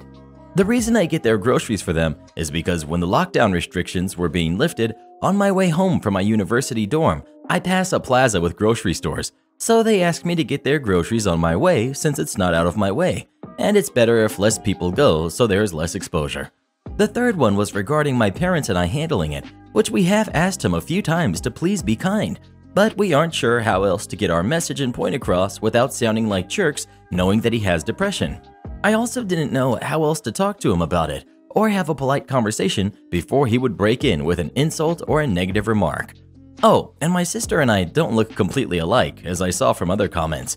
We have different clothing styles, and I didn't know this, but I dyed my hair a few months ago, brown like his ex, and that was what my sister meant when she said that I bear a resemblance to his former partner.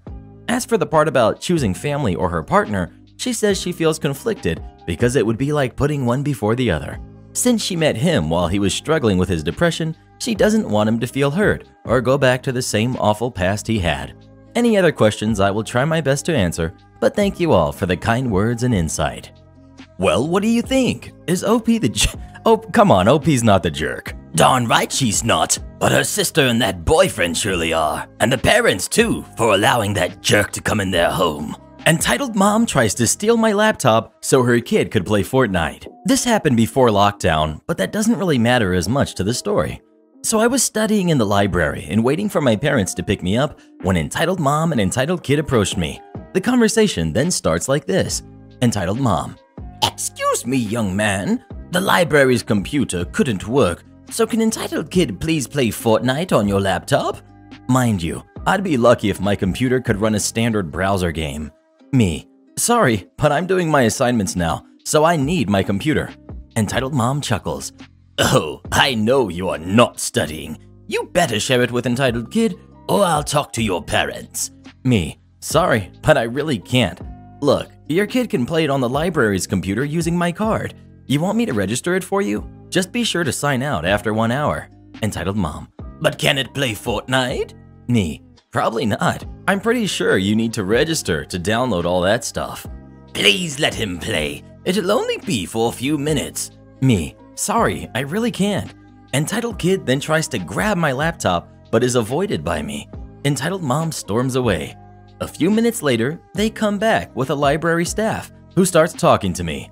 Library staff: "Hey buddy, I need you to give back entitled kid his laptop." Me: Pardon me?" Staff: "Look, you can't just grab people's laptops without asking, especially someone this small like entitled kid."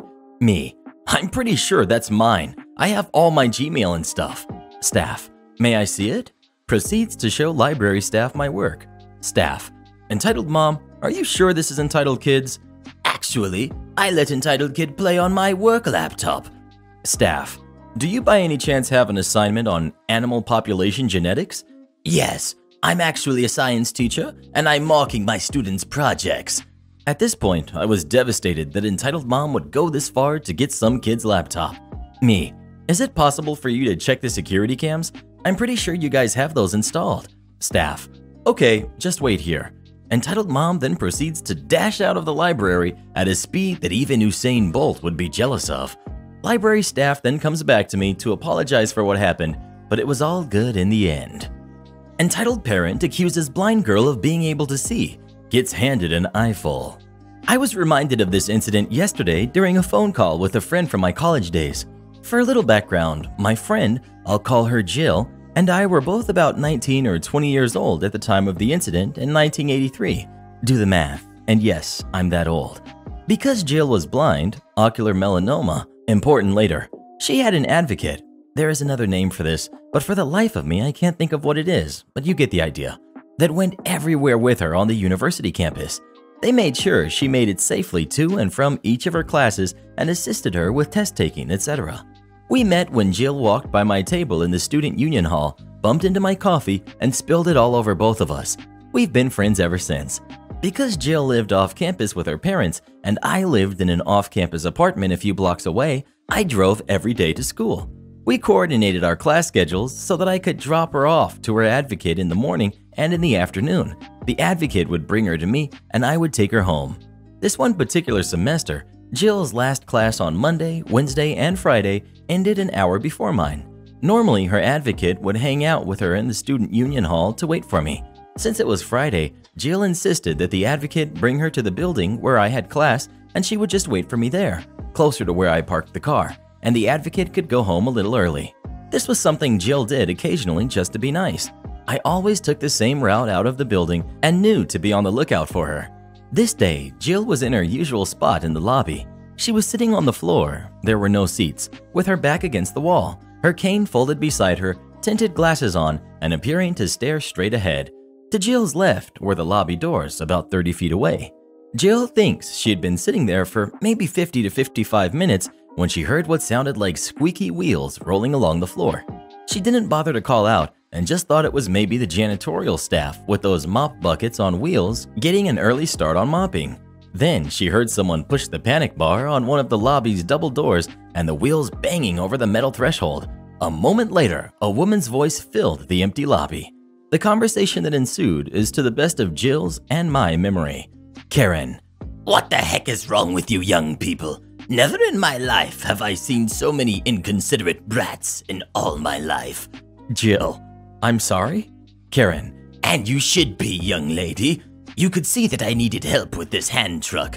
an upright metal thing with 2 wheels and a small base to put heavy stuff on to move it from one place to another.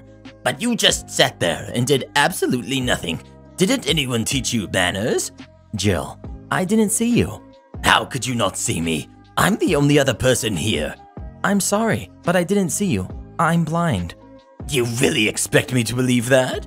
Blind people can't go to college? You're just too lazy to get off the floor. Jill pulled her cane around, unfolded it, and got to her feet. Yes, ma'am, I am blind, and I can go to college. Me, rounding the corner. What's going on? Classes are letting out, and students are beginning to leave or change classes. Karen. This girl expects me to believe she's blind. Me. She is. That's a load of crap. Prove it.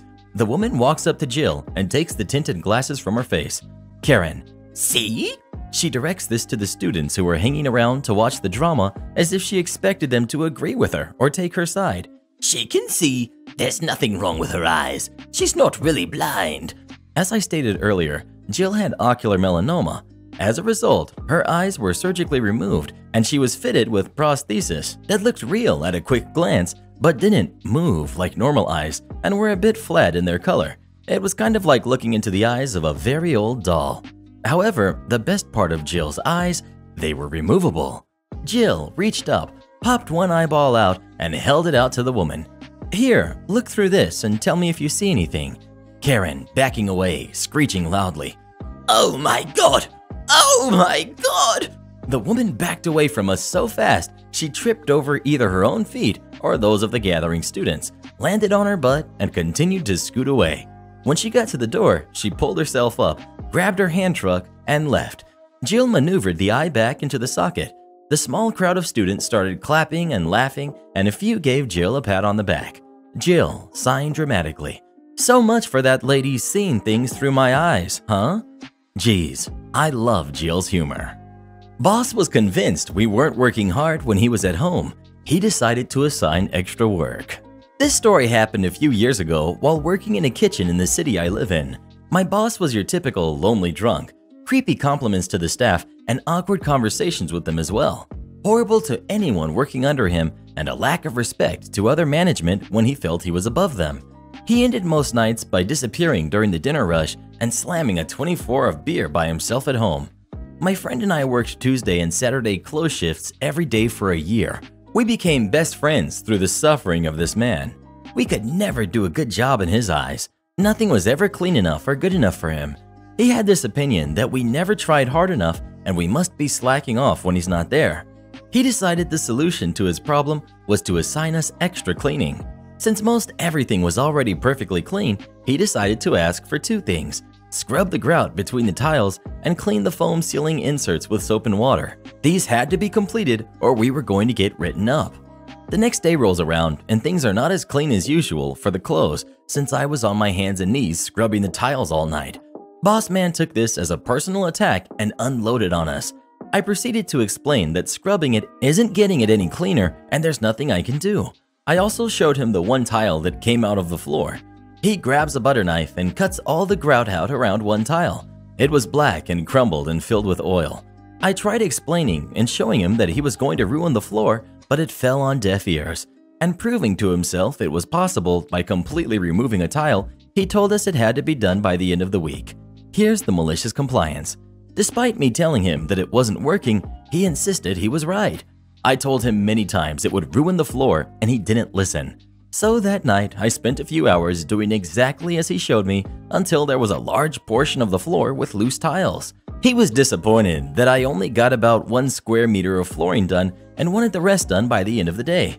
Commercial kitchens are huge and these tiles were small, so I decided to focus on the main line where everyone works. I got about 75% of the main working area degrouted in 2 days and left the loose tiles in their place. The floors in professional kitchens are designed to drain water in a specific direction and smooth enough to clear all debris when swept.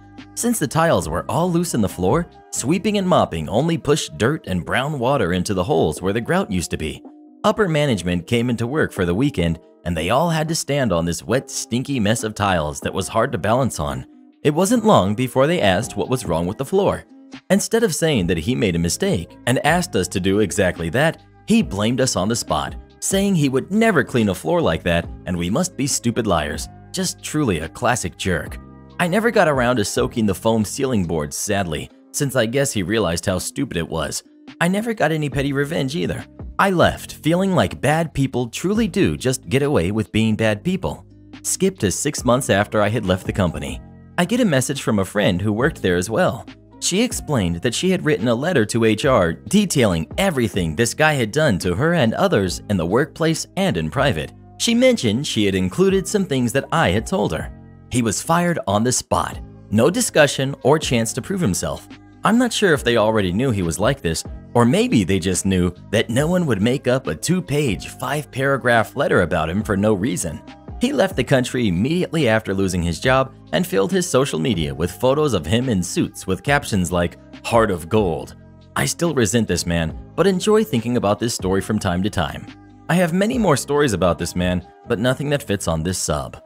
Am I the jerk for adding coffee to brownies, despite my dad hating coffee? I'm a teenager, and during lockdown, while I was at home, I began to learn baking as a way to relieve stress. One of my favorite desserts is brownies. I started with a very basic brownie recipe, but slowly I've made it more and more elaborate to achieve ultimate chocolate fudge status. I do not really bake with anyone else in mind. I just like trying recipes. Most of the time, it's a treat everyone can enjoy, but sometimes one of my 3 family members won't like what I made. At some point along the way, I watched a 100-hour brownie recipe and got the idea to start adding decaf coffee. I can't do caffeine for other reasons. I tried it, it was delicious, and my mother and brother absolutely loved it. My father didn't know what it was and ate them too, but when I revealed my secret ingredient was coffee, he got really upset. Ever since then, every time I make brownies, he asks me to take the coffee out. I tell him no because it's my recipe. That's the part where I might be a total jerk. I'm kind of stubborn about it. It's not like it stops him from eating them. He ate 1/2 of a 9-inch pan in less than 24 hours last time, with coffee. Last night, my college quarter ended, so I specifically made myself a pan of brownies in celebration. Of course, everyone was welcome to share my celebration. For some reason, that particular night, my dad simply got absolutely ticked that I wanted to add coffee. A little more of it, actually, and some dark chocolate, since that's really what I've wanted to do. I tried to reason out that these were brownies for me, really, but he just got more and more angry. I want to say whiny, but that feels mean. I added extra coffee anyway and baked them. Pure chocolate heaven. Best brownies yet. Denser than a black hole. Delicious. This morning he was very upset because he tasted the coffee and told me he was hurt. He then took 3 brownies from the pan and returned to his office. I'm not shoving them down his throat. Someone told me to just separate the batter into 2 bowls and bake them with and without coffee, but I usually can't afford to double the recipe and I don't have half pans. I also don't want to end up in my mom's conundrum. When she cooks, she almost always has to prepare 2 separate dinners, one for the rest of us, one for my dad without spices and onions and weird sauce, and usually more centered around cheese / Taco Bell fire sauce / tortillas. Basically, everything is a burrito. My brother and I help her out with cutting and prepping dinner since we've both gotten into cooking and helped her get over her fear of us holding knives. Thanks, Food Network. Still though, it's tedious to make a bland and good variation of a dish every time. Also doubles the leftover containers. Am I the jerk for adding coffee to my brownies, knowing that my dad, one of 3 people in the house, hates coffee? Well, what do you think? Is OP the jerk or not? Please let us know. No, they're not. But they will be if they don't hand over some of those brownies. Yes. Okay, that'll be 4 weeks. A million years ago, I worked for a leasing company. We leased anything from manufacturing equipment to jets, but our bread and butter was computers. One fine day, a customer calls in to find their salesman is on vacation. They don't like that, not one bit, and after being told that no, they will not be getting the number to his hotel in Aruba, they're passed on to Tommy. Tommy was the new guy, but in a good way. A customer would ask for something, and he'd spend 2 days reading white papers, benchmarks, and calling vendors to find the answer himself when there was a guy fully conversant in that technology 2 cubes away. Anyway, the customer wants 16 workstations in a hurry, SGI Octane, dual processor with 128 megabyte video cards, 4 gigabytes of RAM, and monitors. They don't care how much it costs, but they need them as soon as possible. Tommy tells them he'll call back in an hour. He needs to speak to the vendors. Vendor 1 will take 3 weeks at least. They're out of stock. Vendor 2 will take 2 weeks and cost 20% more since they'll have to upgrade existing systems. SGI themselves quote 3 weeks. Tommy, for the first time in his life, remembers we had a former executive from SGI on staff and calls him begging for a contract that might make it faster. Executive: how about today? We have 20 of them in the warehouse. Sure, they're supposed to go to a customer, but that won't be for another 2 months. We can play some games with serial numbers on the lease after the replacements come in. Tommy thanked him and called the customer back. Customer: it's been almost 2 hours. Next time, don't promise a deadline you can't meet. Tommy: yeah, I know, and I'm sorry. I had to work pretty hard to track down what you need. And well, I've got some good news and some bad news. Customer: you called vendor 1?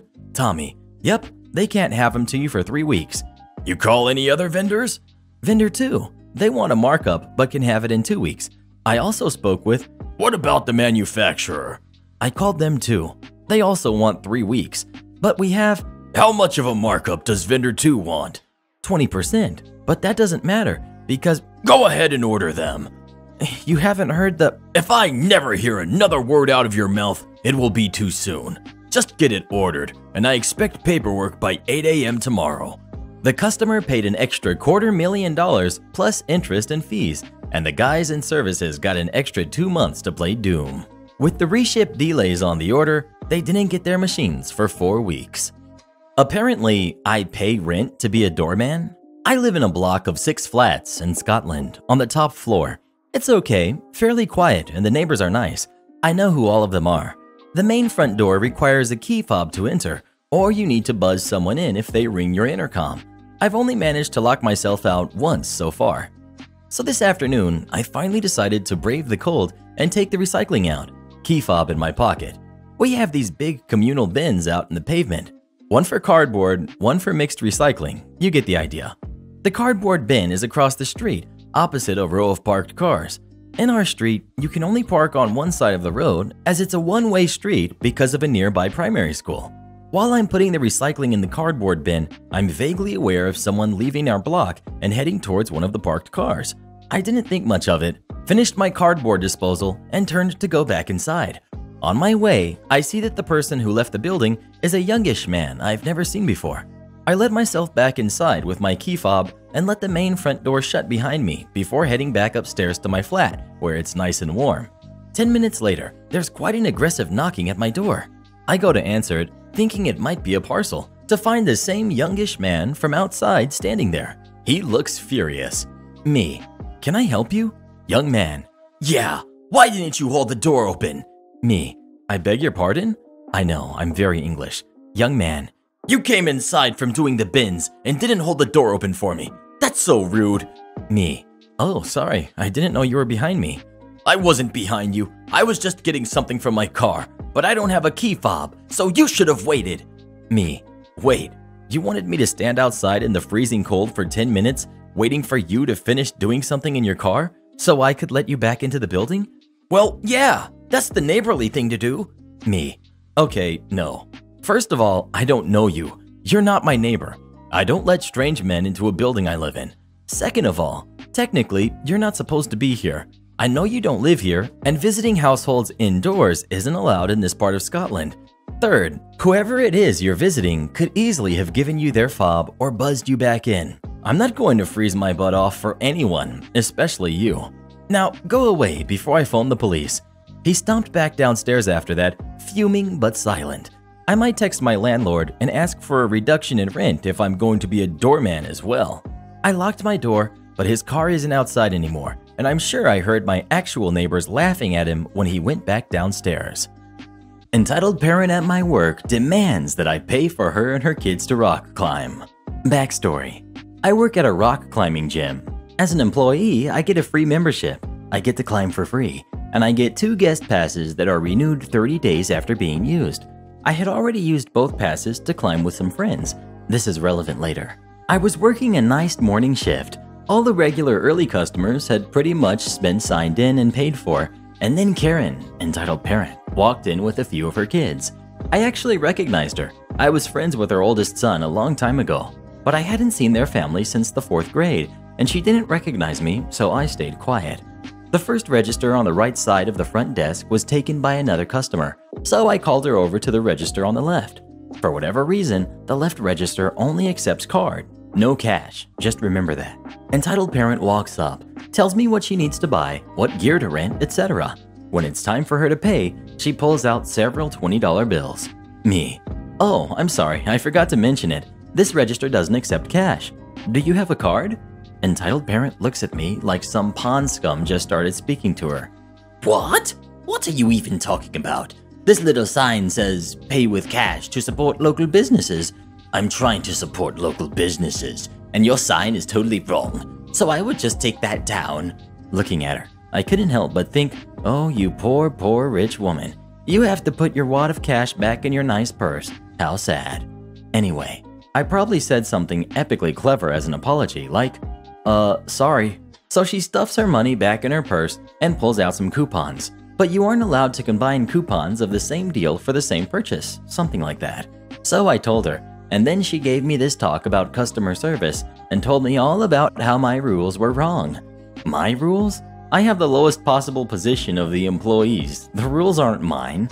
So I just gave her her way and let her use her gift cards. But she wasn't done. The rest of her rant went something like this.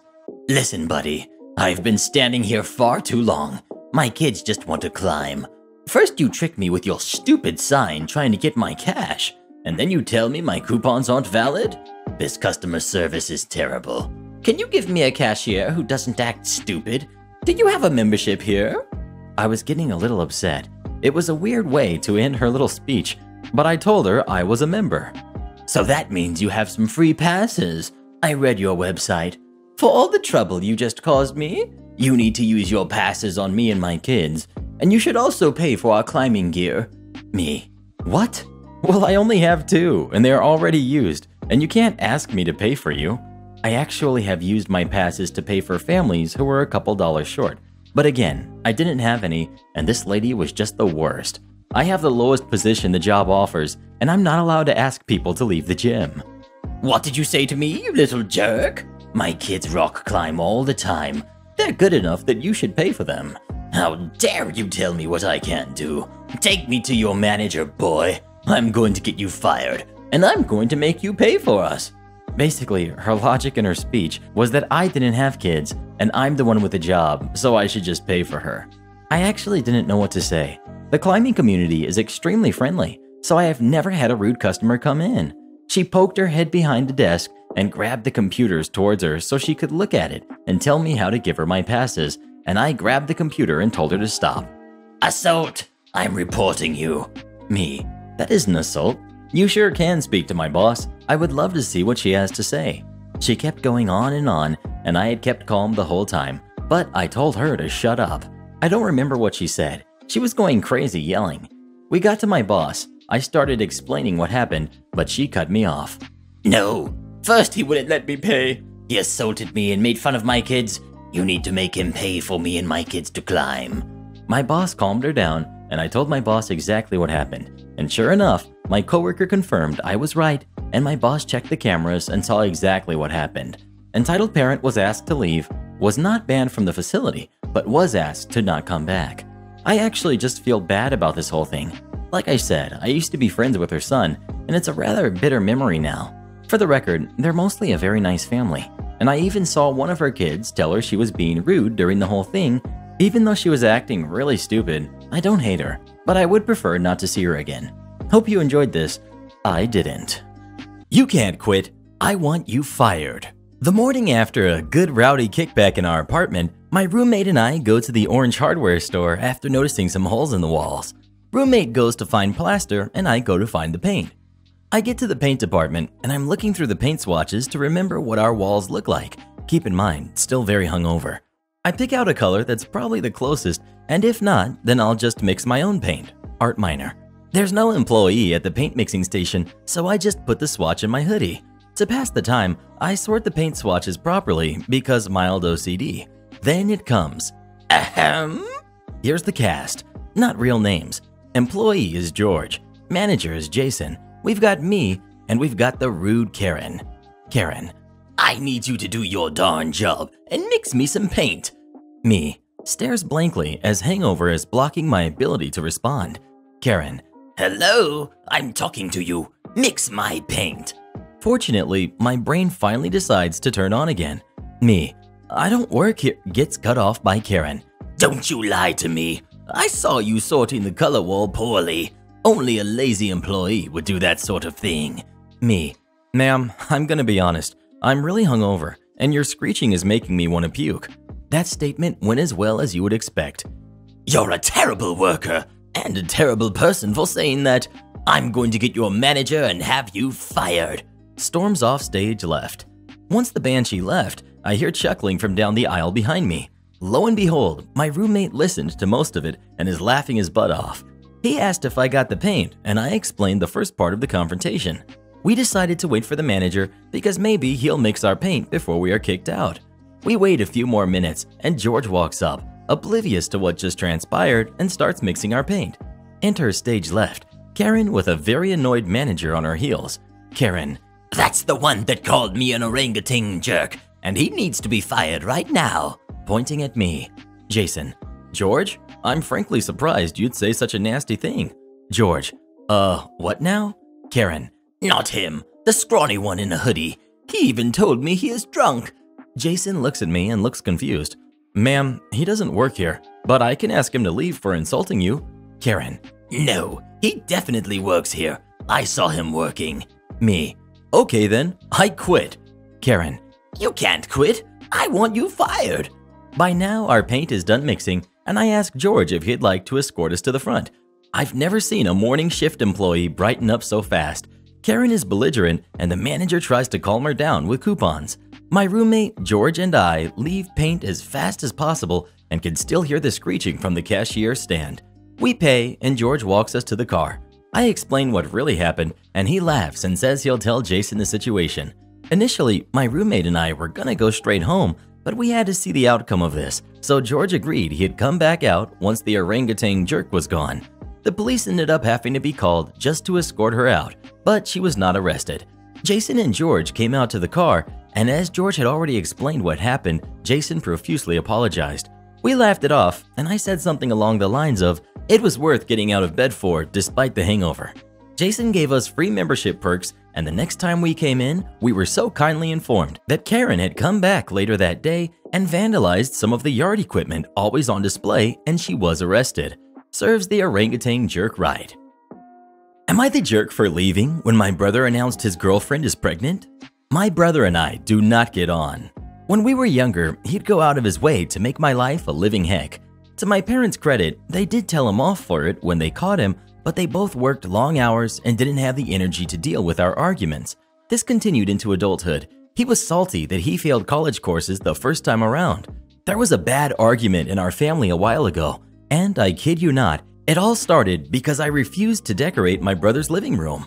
I won't go into too much detail, but he wanted a pretty hefty discount. I said no, and he threw a tantrum.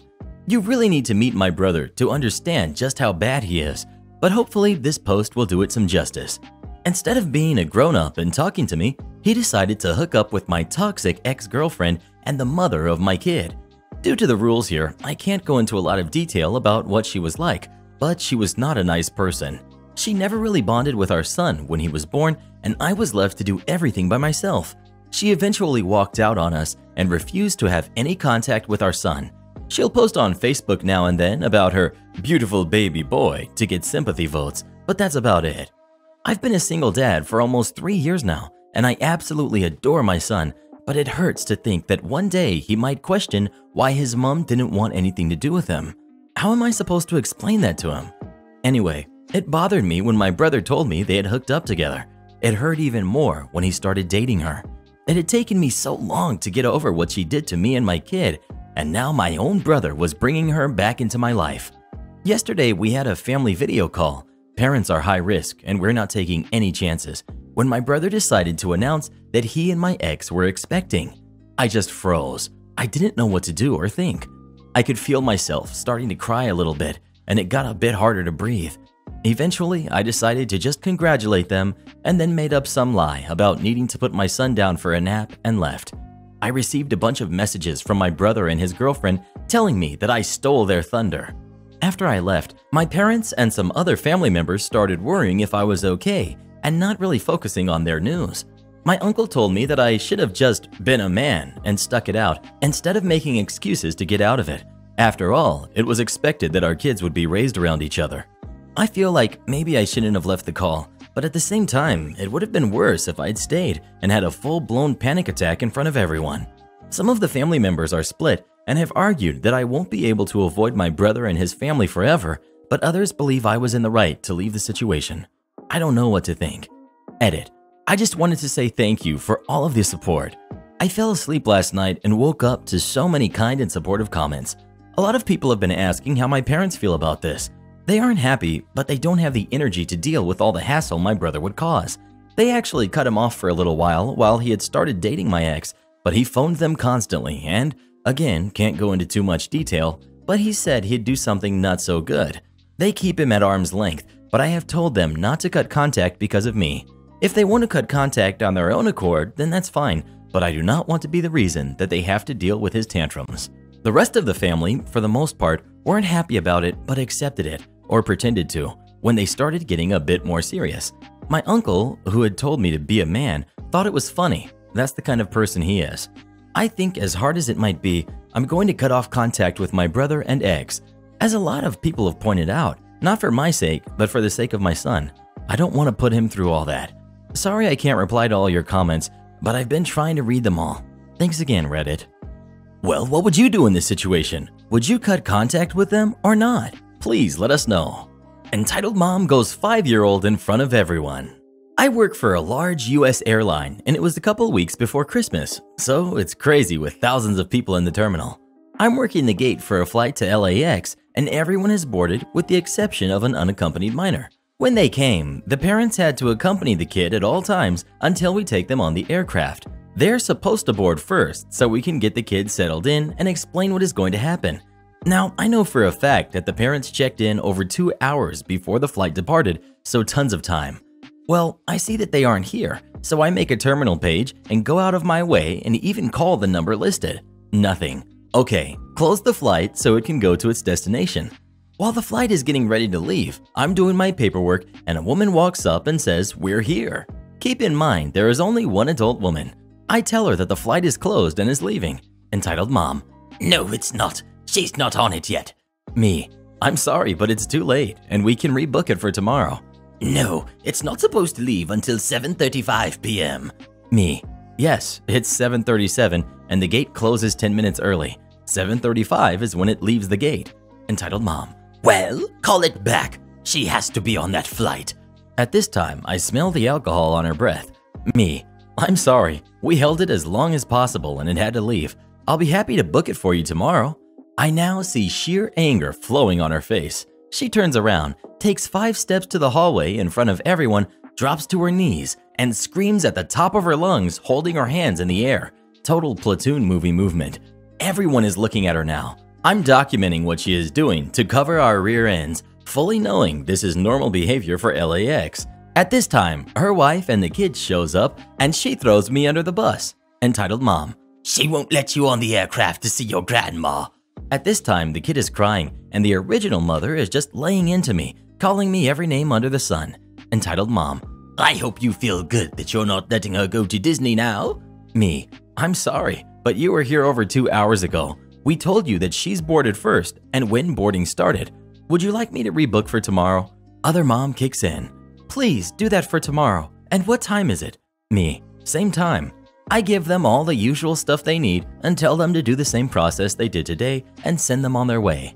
Next day, I'm at the gate in plain clothes as I'm taking the trip today. I see the same entitled mom come to the gate counter and demanded to know who her daughter is going to be sitting next to.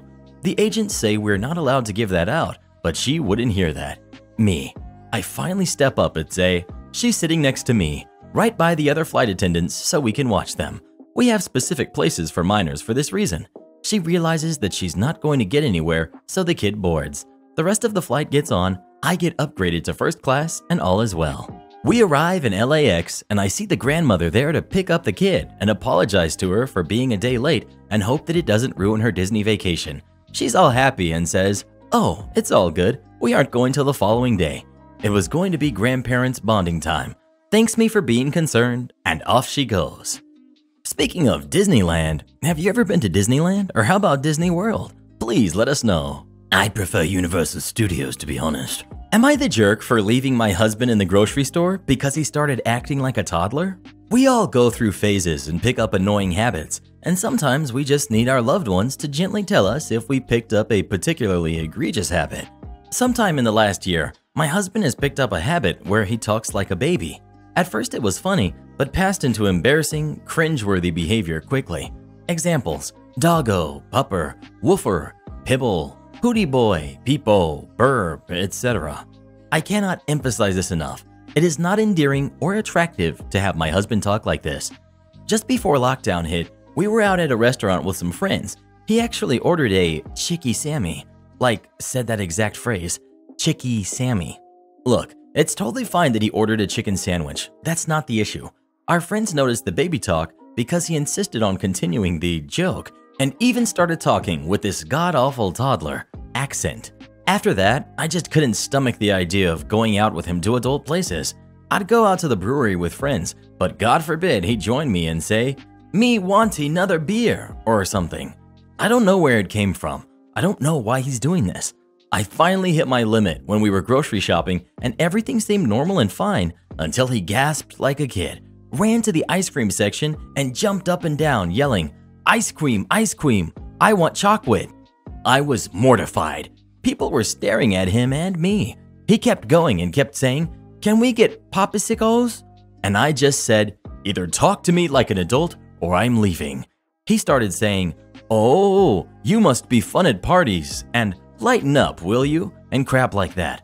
I just said forget it and left the store, leaving him to walk home. Like a mile, it was fine, because I couldn't even look at him. Since then, things have been very tense, and he keeps telling me that he wants an apology for embarrassing him by leaving him in the store. I told him that people don't get to demand apologies. If someone wants to apologize, it's up to them, and I am absolutely not going to apologize for saving myself the embarrassment of a 35-year-old man with a mortgage and retirement account asking for chocolate ice cream. He got his mom involved, no joke. She keeps telling me it's just a phase and that he's probably bored, and I should be happy this is his midlife crisis rather than him hooking up with 19-year-olds at the local bar. I'm going crazy. Am I the jerk? Do I really just need to let my husband continuously embarrass me like this? Edit. Sorry, there was only so much space. I have talked to him multiple times. Info. Does he have a job? Yes, and he acts completely normal as far as I know. He worked from home for a while during lockdown, and I never heard him talk like this to anyone he worked with. Does he do it with friends? Sometimes, and it's generally meant to annoy them or gross them out, but he stops. He has friends where they think it's cute to embarrass each other. Has he seen a doctor? No, but I've asked him if he needed to talk to someone because he was acting strange and he accused me of being stuck up and judgmental. Is it a tumor? I don't know. Like I said above, I asked him if he needed to see someone. I can't force him, even if I want to, just find out there's any way you can salvage this. But after this post closes, I will try to get him to. Maybe his sister can encourage him, even though he acts completely normal around them. Does he have childhood trauma? As far as I know, and I'm relatively close to his family and would likely know, the worst thing he had happen was a minor car accident when he was around 13. No injuries, etc. He hasn't been in a car accident in the past 2 years or anything like that, and I haven't, and as far as I know, no one else in his family has been, etc. Well, what would you do in this situation? Please let us know. Can't blame him for wanting that chocolate ice cream. That stuff's good. Then it all went quiet. Back in my university days, we had a long summer holiday, and in the UK, most students got a job to top up their bank accounts for the next year's studying. At the end of my second year studying chemistry, I got a job as a quality controller in a food factory. Now, the one thing I really learned from that job was the foods to avoid. Did you know one of the ingredients in canned tomato soup is concentrated hydrochloric acid?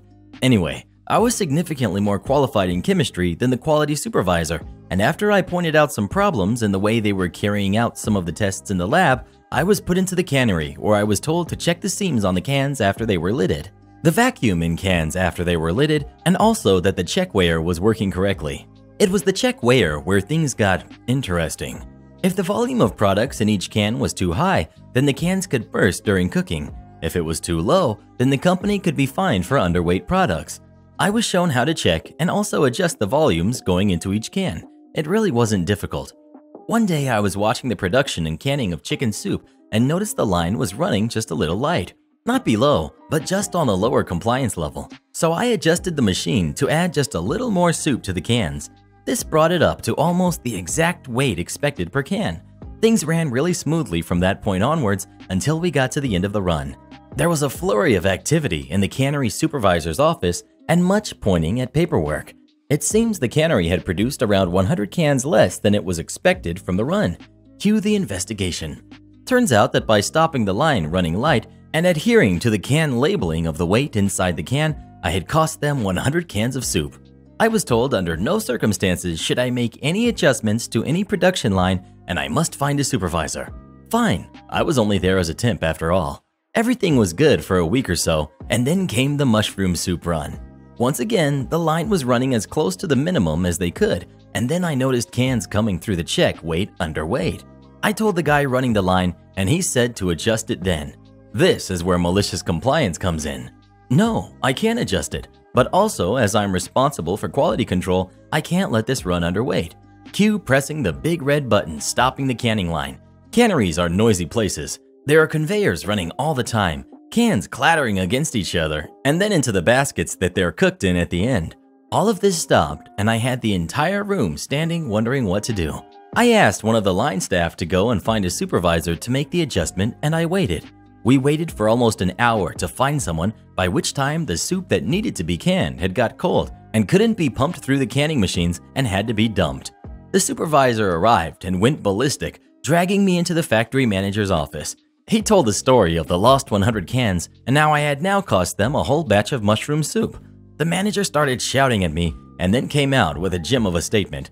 "I can't see you having a career in this industry. You need to think about your options." My response was quite blunt, I'm afraid. Clearly, your margins are dependent on being as close to a can of soup being underweight as possible. I understand that and sought only to protect you from possible litigation under consumer legislation. I was told I was not to do that and find a supervisor to make any changes. In the absence of this chap for over an hour, I was faced with two options.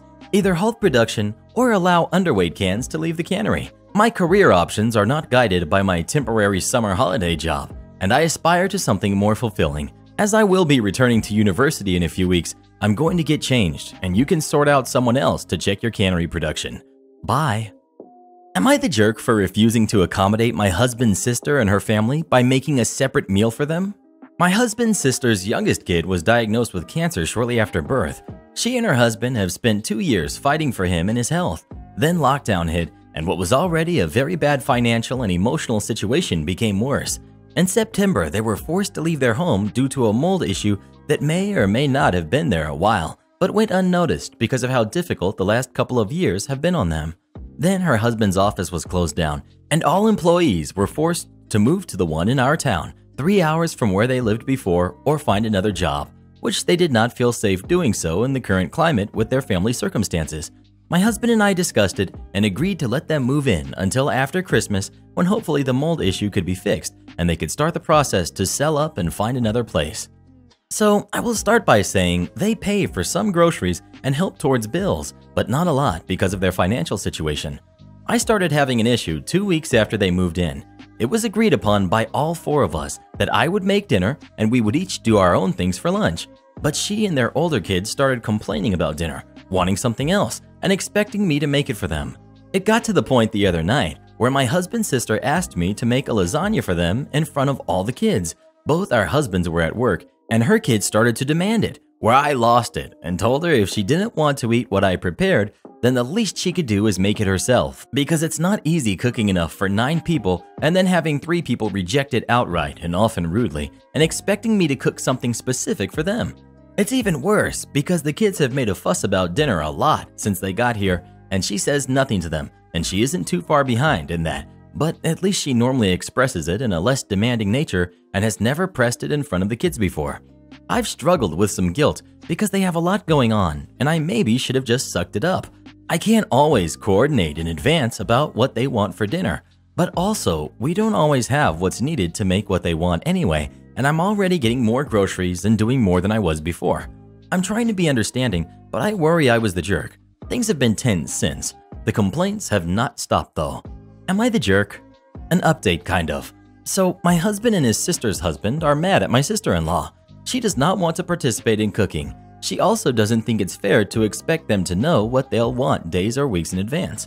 Her husband has promised his kids will behave better in the future, but sister-in-law doesn't think they were ever rude. She said I was rude for not catering more to them as guests in our home and people going through a rough time. So, I don't know what we're going to do, but at least I know where I stand in this. Well, who do you agree with? OP or her sister-in-law? Please let us know. I wouldn't be cooking anything for those entitled jerks. Tell your sister-in-law if they want to be that picky, they can buy and make their own food. Restaurant profited off of my tips. I was working as a server at a family-owned restaurant in college. I had been serving for a couple years at this restaurant and knew the ins and outs of the place very well, at least until they hired a new assistant manager. This guy was wild and unpredictable. He would make decisions to do over staff just for the fun of it. On a particularly busy night, I was overloaded with tables. One group had asked for an extra side of rice after I had brought out their meals. No problem. I went to our computer and put in the order.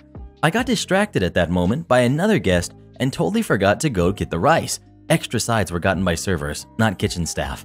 A while later, I bring the ticket to the table who had asked for the extra rice. They mentioned the forgotten side and I felt terrible, but they couldn't have been nicer about it. All they asked is that I take the $1.50 charge for extra rice off, which of course I was happy to do so. Unfortunately, to remove any charges from a ticket, you need a manager. So I go get the new manager, explain the situation, and ask him to remove the rice. He does, and then tells me to go put $1.50 into the cash drawer since it's my fault that I forgot the rice. Keep in mind, I never even put any rice on a plate, so the restaurant is losing exactly $0 by removing this charge. I thought he was joking, so I left and forgot about it. At the end of the night, I went to the new manager to get my tips for the night. At this restaurant, we got all of our tips, even the ones from credit cards, handed to us in cash at the end of the shift. I counted, but I'm $1.50 short. Thinking he miscounted, I ask him for the $1.50, and he says, "You didn't give that table rice, so that loss comes from your tips." I explain again that there is no loss because I never even went to get the rice. He doesn't care. I never see that $1.50 even after complaining to the GM and the owners. If you've stuck around this long, thanks, and sorry for a long story. I realize it's only $1.50, but what if it had been a pricey, upwards of $15 cocktail? It's really the principle of it that irks me so much. This was the last straw on top of a lot of issues of that place, and I immediately started looking for other jobs. I left about a month later. Am I the jerk for telling my sister and parents that she can never live with me? To start with, I, 26 female, have never had a good relationship with my sister, 32 female. She didn't like having a younger sibling and had no interest in me. She moved out when she was 18 and ceased any contact with me, even going as far as rubbing it in my face how she never wanted to know me by showing up for Christmas at grandparents' houses and bringing gifts for our cousins but not me, and by showing up for their birthdays but not mine. The last time I was anyway hopeful for us to have a relationship was at our youngest cousin's first birthday party when I was 15. She brought along her friends and was mocking me for trying to talk to her when I saw her earlier at the party. So I hardened toward her that day and decided if she didn't want to be my sister, then I would just need to accept that and move on from her. She got married when I was 17 and told our parents I was not welcome. Our parents tried to change her mind, but she was not having it. I thought that was when they realized there was no way we were going to be buddies someday or even real family. And now they expect me to help her out. She got divorced from her husband 4 years ago. He got into a lot of debt and then bailed. They have a 7-year-old together. She lost her job recently and she got a new job in my city. And then the rental she had planned to move into fell through and she ended up asking me to stay. I told her no. She went to our parents and the three put pressure on me. When I stood by my stance, they paid for her to stay in a hotel for a while. She has not been able to secure a place and apparently lost the job due to a lack of actual address. They are all saying I turned my back on her and we should help family. I got really frustrated with all of them, but especially my parents. She has never wanted a single thing to do with me. She has purposely gone out of her way to hurt my feelings and make it clear I am nothing to her. But I'm supposed to help her out because she's a struggling single mom? After everything? With no apology or actual sign that she doesn't feel the same about me? Where my guilt is coming in to ask this is she has a daughter and I feel bad for her, but her daughter is also a stranger to me. I have never been part of her life and I don't even know if she knows who I am. But still, she's a kid, and as a mom now, I'm wondering if I'm being a total jerk here like they seem to believe. Am I the jerk? Edit. Fix the typo about her being the younger sibling. It's that she didn't like having one. Also, want to add, because it keeps coming up, that more could have happened before I was born in the early years that I'm not aware of. But all I've ever been told is she reacted negatively to having a sibling, and that's all I've ever known from her. I can't say I know of anything that could have caused it. Well, what do you think? Should OP let her sister stay with her or not? Please let us know. No, this is called karma, and it's a beautiful thing. Am I the jerk for telling my mother that my husband is not her replacement son? My parents have 2 kids, me, female 26, and my brother Dan, male 34. Dan had a rough time growing up, and frankly, my parents failed him. As a teenager, he struggled with severe addiction and mental illness, and they did almost nothing to help him. By the time he was done with college, he had completely cut off my parents. To this day, Dan and my parents are still estranged. I, on the other hand, still speak to my brother regularly. My parents, especially my mom, take every chance they can to mourn the loss of their son and act as though my brother wronged them by leaving. Dan has told me he wouldn't mind reconnecting with them, but only if they reach out and apologize first. I've encouraged my parents to do this, but they insist that he betrayed them. I got married early last year to my husband, Jeff. We have a happy marriage, and he is adored by all my friends and family. But I feel like my parents have been crossing some boundaries. For example, whenever we've gone to visit them, they insist that he sleep in Dan's room, saying that their son, my husband, has come home and should sleep in his rightful bedroom. Before the lockdown, my dad would take Jeff out to sporting events and introduce him as his only son. Most of the pictures of my brother in my childhood room have been replaced by pictures of my parents with Jeff. The other day, my mom called to invite me and Jeff over for the holidays. I told her I wasn't comfortable traveling during what's going on. She was irritated but dropped it. Then she called Jeff and begged him to visit without me because apparently, it's cruel for a mother to be without her kid on Christmas. Jeff politely told her he wasn't going to visit without me. She's been emotionally blackmailing him ever since, sending him pictures of stockings with his, my mom's, and my dad's name on them and saying, "But we already promised so-and-so that our son will be in town." This felt ridiculous and unsettling. So I called her up yesterday and explained to her that she's violating our boundaries. Jeff is not her replacement son, and no matter how much she pretends she doesn't have an actual son, she does, and it's her responsibility to make up for the damage she did to that relationship before it's too late. She started crying and called me cruel for mentioning Dan and said I have no idea what it's like to be a mother, and it's disgusting that I'm trying to deprive her of a son when she has already lost one by keeping Jeff away from her. My father agrees with my mother and Jeff agrees with me, though he doesn't like to rock the boat and thinks I should apologize anyway. I thought I did the right thing, but now I'm really not sure if I went too far. Am I the jerk? Edit. Thank you for all the support and advice. I really appreciate it. I haven't been able to sleep, so I've been reading every comment. I don't know if I have the emotional energy to post in Just No Mother-in-Law yet, but I'm reading a lot of what's posted there and already feel less alone. My tentative plan is to arrange for me and Jeff to get individual therapy and maybe couples therapy later on. We're going to North Carolina with my parents for a while. I'm also planning to invite Dan to stay with us over the holidays. I have a lot to make up for, and I want to spend as much time as I can with him and let him know he's loved. Am I the jerk for refusing to give my parents my password now that I'm an adult? This happened a few months ago, and my dad is insistent that I'm the jerk here. My parents have always been kind of overprotective. Ever since I was old enough to make my first social media accounts, they insisted that they had to have the passwords to them. Being around 11 years old at the time, I agreed. I soon got upset though, since I started noticing messages being sent that weren't typed by me on my account. If my friends swore, my parents would send them a message acting as if they were me, being rude to them and telling them that I didn't want to be friends with them anymore. This caused a lot of fights between me and my friends. Meanwhile, my parents stated that it was for the best. As I got older, this behavior just got worse. Around high school, my dad installed security cameras in the house. He said it was for keeping us safe, but honestly, it feels like I'm in prison. The cameras are all in different angles to make sure there are no blind spots. They've placed them in the kitchen, the living room, and all of the hallways. None in the bedrooms or bathrooms though. He can check them on his phone along with use them as an intercom system to get upset at me if I'm doing something he doesn't like. He made me install an app on my phone that logs where I go, for how long, and how I got there. It keeps this information for about a week and notifies him if I turn off my location sharing. He checks it often and then asks me about it almost daily. Example, I saw you went to X's house today. How was that? He also keeps a paper in the house with all my usernames and passwords for every social media account I have that they know about. They make me update it yearly and test it before letting me go to make sure that it all works. They say that it's for safety reasons, so that if I go missing or something, they can check who I was talking to. However, I'm 21 now. I live with them to save money since I'm still a full-time university student. Recently, my dad asked me to update the passwords and I told him no because I would like to have some privacy now.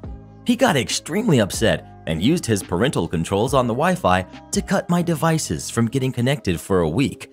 I wasn't able to do my homework properly and I couldn't call with friends or anything because I didn't have much data in my phone plan. I got upset with my dad and got into a pretty bad argument with him. He said that he was just protecting me and that as my father, it was his job to make sure that he always knew where I was and what I was doing. I tried talking to my mom about this, but she said I shouldn't keep seeing the both of them as the bad guys and that I would eventually understand.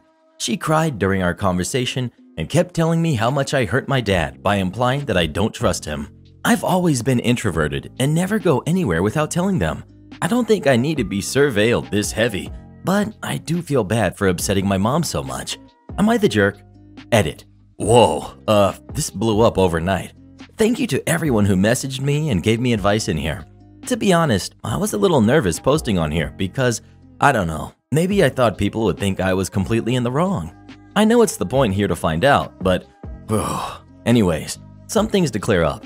I'm 21, female. I forgot to mention that. I don't really mind people using he/him for me in here since they didn't know, but I just thought I'd say.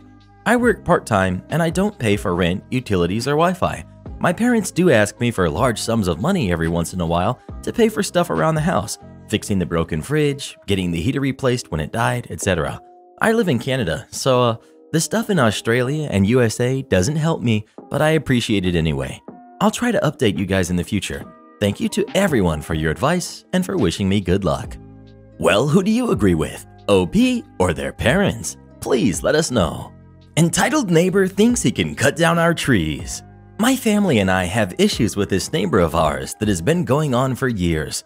When he initially moved in, my parents tried to have a good relationship with him, like helping him out with gardening and letting him get acquainted with the area. Once during fall, my dad was using a leaf blower/mulcher hybrid on the front yard to get rid of the leaves. The neighbor spotted him and asked if he could borrow the tool, to which my dad said sure. Shortly after, the neighbor left with his entire family via car to go somewhere and only came back hours after my dad had finished using the machine. My dad headed back inside the house after he was done, knowing they left and didn't want to wait outside for them to come back. Hours later, there was a knock on the door, and my dad opened it to see the neighbor on the other side, fuming. He ranted at my dad about how it was rude of my dad that he did not wait outside to hand him the leaf blower/mulcher the moment he came back, that my dad should have just stayed outside the entire time and waited for him. My dad, with his won't take crap from anyone personality, just told the neighbor that he wasn't going to stand outside for an unknown period of time just to hand over the equipment. He also stated he had fully planned to give the neighbor the equipment if the neighbor had asked, but now he wasn't going to anymore due to how rude and entitled the neighbor was. This was the first incident of many. I can't fully recall the other incidents, but I know that tensions between my family and the neighbor only grew. On to the big story now. For context, my house is located in a very awkward spot. Well, the neighborhood road, if you can call a few houses a neighborhood, was this small strip of road branched off from the main road, and our house faces this road, making it perpendicular to the main road. On the other side of the road from our house is this patch of forest that contained a couple of very tall pine trees. The shrubs and greenery were short, and the trees, though most were in front of our house, were spread out so we can easily see the houses on the other side of the patch. On the other side of the forest is the neighbor's house. His house directly faced the road and was perpendicular to it, making his fence up against the forest patch. The forest patch created a 6-foot barrier between the neighbor's fence and the neighborhood road. During the 2018 New Year, my family and I went on vacation and left the house for about a week. When we came back, we realized all but 3 pine trees were cut down and 2 of the surviving trees were stripped of branches. Large patches of the greenery and shrubs were missing, and now there was an entire hole/path that leads right from the neighborhood road to the neighbor's house. We suspected it was our neighbor, as he's had a tree cutting streak.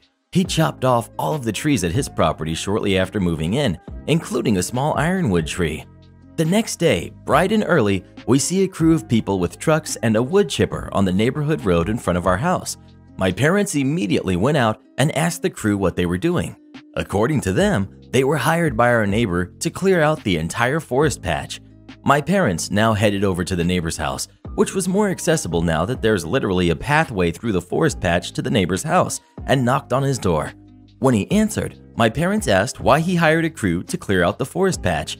He responded that he was clearing it out so he would have more land to sell to a development company. My parents asked why they were cutting into the forest patch without asking them, as each house owned parts of the forest patch, the portion in front of our houses, and the crew was very much working into our part. He responded that he went to every house and asked for permission. All of the other neighbors didn't care about the forest patch and said yes. When he came to our house, there was no answer as we were still on vacation at the time. The neighbor took the lack of answer as a yes and got started with clearing the patch. My parents told him he had no right to be clearing out their portion of the forest patch without their permission, specifically the trees that were cut down, as the majority of the trees were in front of our house. He responded that the trees were within his property line and he did nothing illegal. As stated before, the forest patch put a 6-foot barrier between his fence and the neighborhood road. The 3 feet on his side was his property, while the 3 feet on our side would be ours. My parents then asked who he hired to evaluate the property line, as the trees looked very much to be on our side, and with a smug smile, he responded that he did it himself. My parents informed him that he needed an official from the county to verify the property lines. Again, with a smug look, he said that he's in the right and closed the door. The crew hired by our neighbor assured us that they would not be doing any work on the forest patch until the situation has been sorted out. My parents immediately called over someone from the county to come look at the property lines, and when they did, it showed that lots of greenery on our property were removed, and all but one of the trees cut down had been on our property.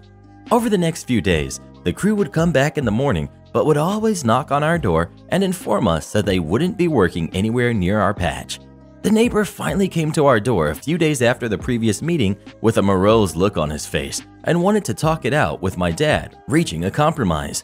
It would seem that the neighbor finally got someone official to look things over and realized their grave mistake. My dad demanded that the trees he cut down be replaced, not with saplings, but actual trees. He allowed the 2 trees with no branches to be cut down as they would stick out like a sore thumb. The 2 trees were eventually cut down. I watched as they cut them down section by section and remember the thumps they made when the sections hit the ground from being dropped. Now it's only the lone tree that's left in the forest patch. Did the neighbor keep his promise? Nope. To this day, he has not replaced the trees. My parents aren't the kind to go sue for money or retribution nilly-willy, and they didn't want to go through the stress of a lawsuit. So things just stayed tense on both sides while we just ignored the neighbor and he avoided us. The forest patch used to be home to 2 owls I would hear throughout the night hooting. I missed them a lot, and there were never rats and rabbits around when they were there. Now, why am I posting this story now? Because the neighbor struck again this week. My room is right on top of the garage, and I can usually see the neighborhood road and the forest patch. I woke up to the sound of trucks and loud chatter on Monday, and when I looked out, I saw a crew of people with trucks, chainsaws, and a wood chipper. I immediately got my parents' attention, and my dad again headed out to see what was going on. This crew was hired by our neighbor to do some work on the forest patch. Most of the work planned was to be done on the neighbor's property, but apparently some of it was to be done on ours too. My dad informed them of what the neighbor did before and that they weren't allowed to work on our property, though he did give his permission to cut down this scraggly bush that didn't look good. The crew understood and did their work on the neighbor's property, but left ours completely alone. Last night, I was upstairs playing some Genshin Impact. Yes, I know, I'm a weeb. When I heard yelling downstairs, I faintly heard my mom saying, "We don't want to fight with you." I left the room I was in to hear my parents having an argument with my neighbor. I hear him screaming how we're causing him issues and costing him money. I guess he paid full up front and couldn't get a partial refund for the work on our property that my dad prevented. I didn't hear the whole conversation, so what I'm typing next is what I heard from my parents. He apparently was stomping his foot like a kid and just kept screaming my parents were being jerks who kept interfering. My parents kept telling him that he didn't have an easement onto our property and he wasn't allowed to modify it as he pleased. He screamed that he didn't know what an easement was and that it doesn't matter. He should be allowed to make changes so he can sell the land to a development company. My parents just ended the conversation by repeatedly telling him to get legal advice or a lawyer before shutting the door in his face. I've been kind of worried this guy will be trying to do something crazy and have been considering getting a security camera. My parents have been telling me I'm just being paranoid, but honestly, people are unpredictable. I have been given permission by my parents that if he ever comes onto the property again and won't leave, to hose him. Sorry for the long story, I'll let you guys know of any updates. Edit. Hi everyone, and thank you for the advice. Concerning suing, yes, I have talked about that option many times with my parents when the tree incident first occurred. They both are the I don't want to be on the neighbor's bad side kind of people and always try to just avoid conflict rather than face it. Every time I try to bring it up, my dad would just change the subject and my mom would just tell me to drop it as it would stress out my dad, who has a plethora of medical issues, including high blood pressure. To be honest, I don't think my family is angry about how the greenery and trees were cut, but more angry about the audacity the neighbor displayed throughout the years, which honestly is understandable.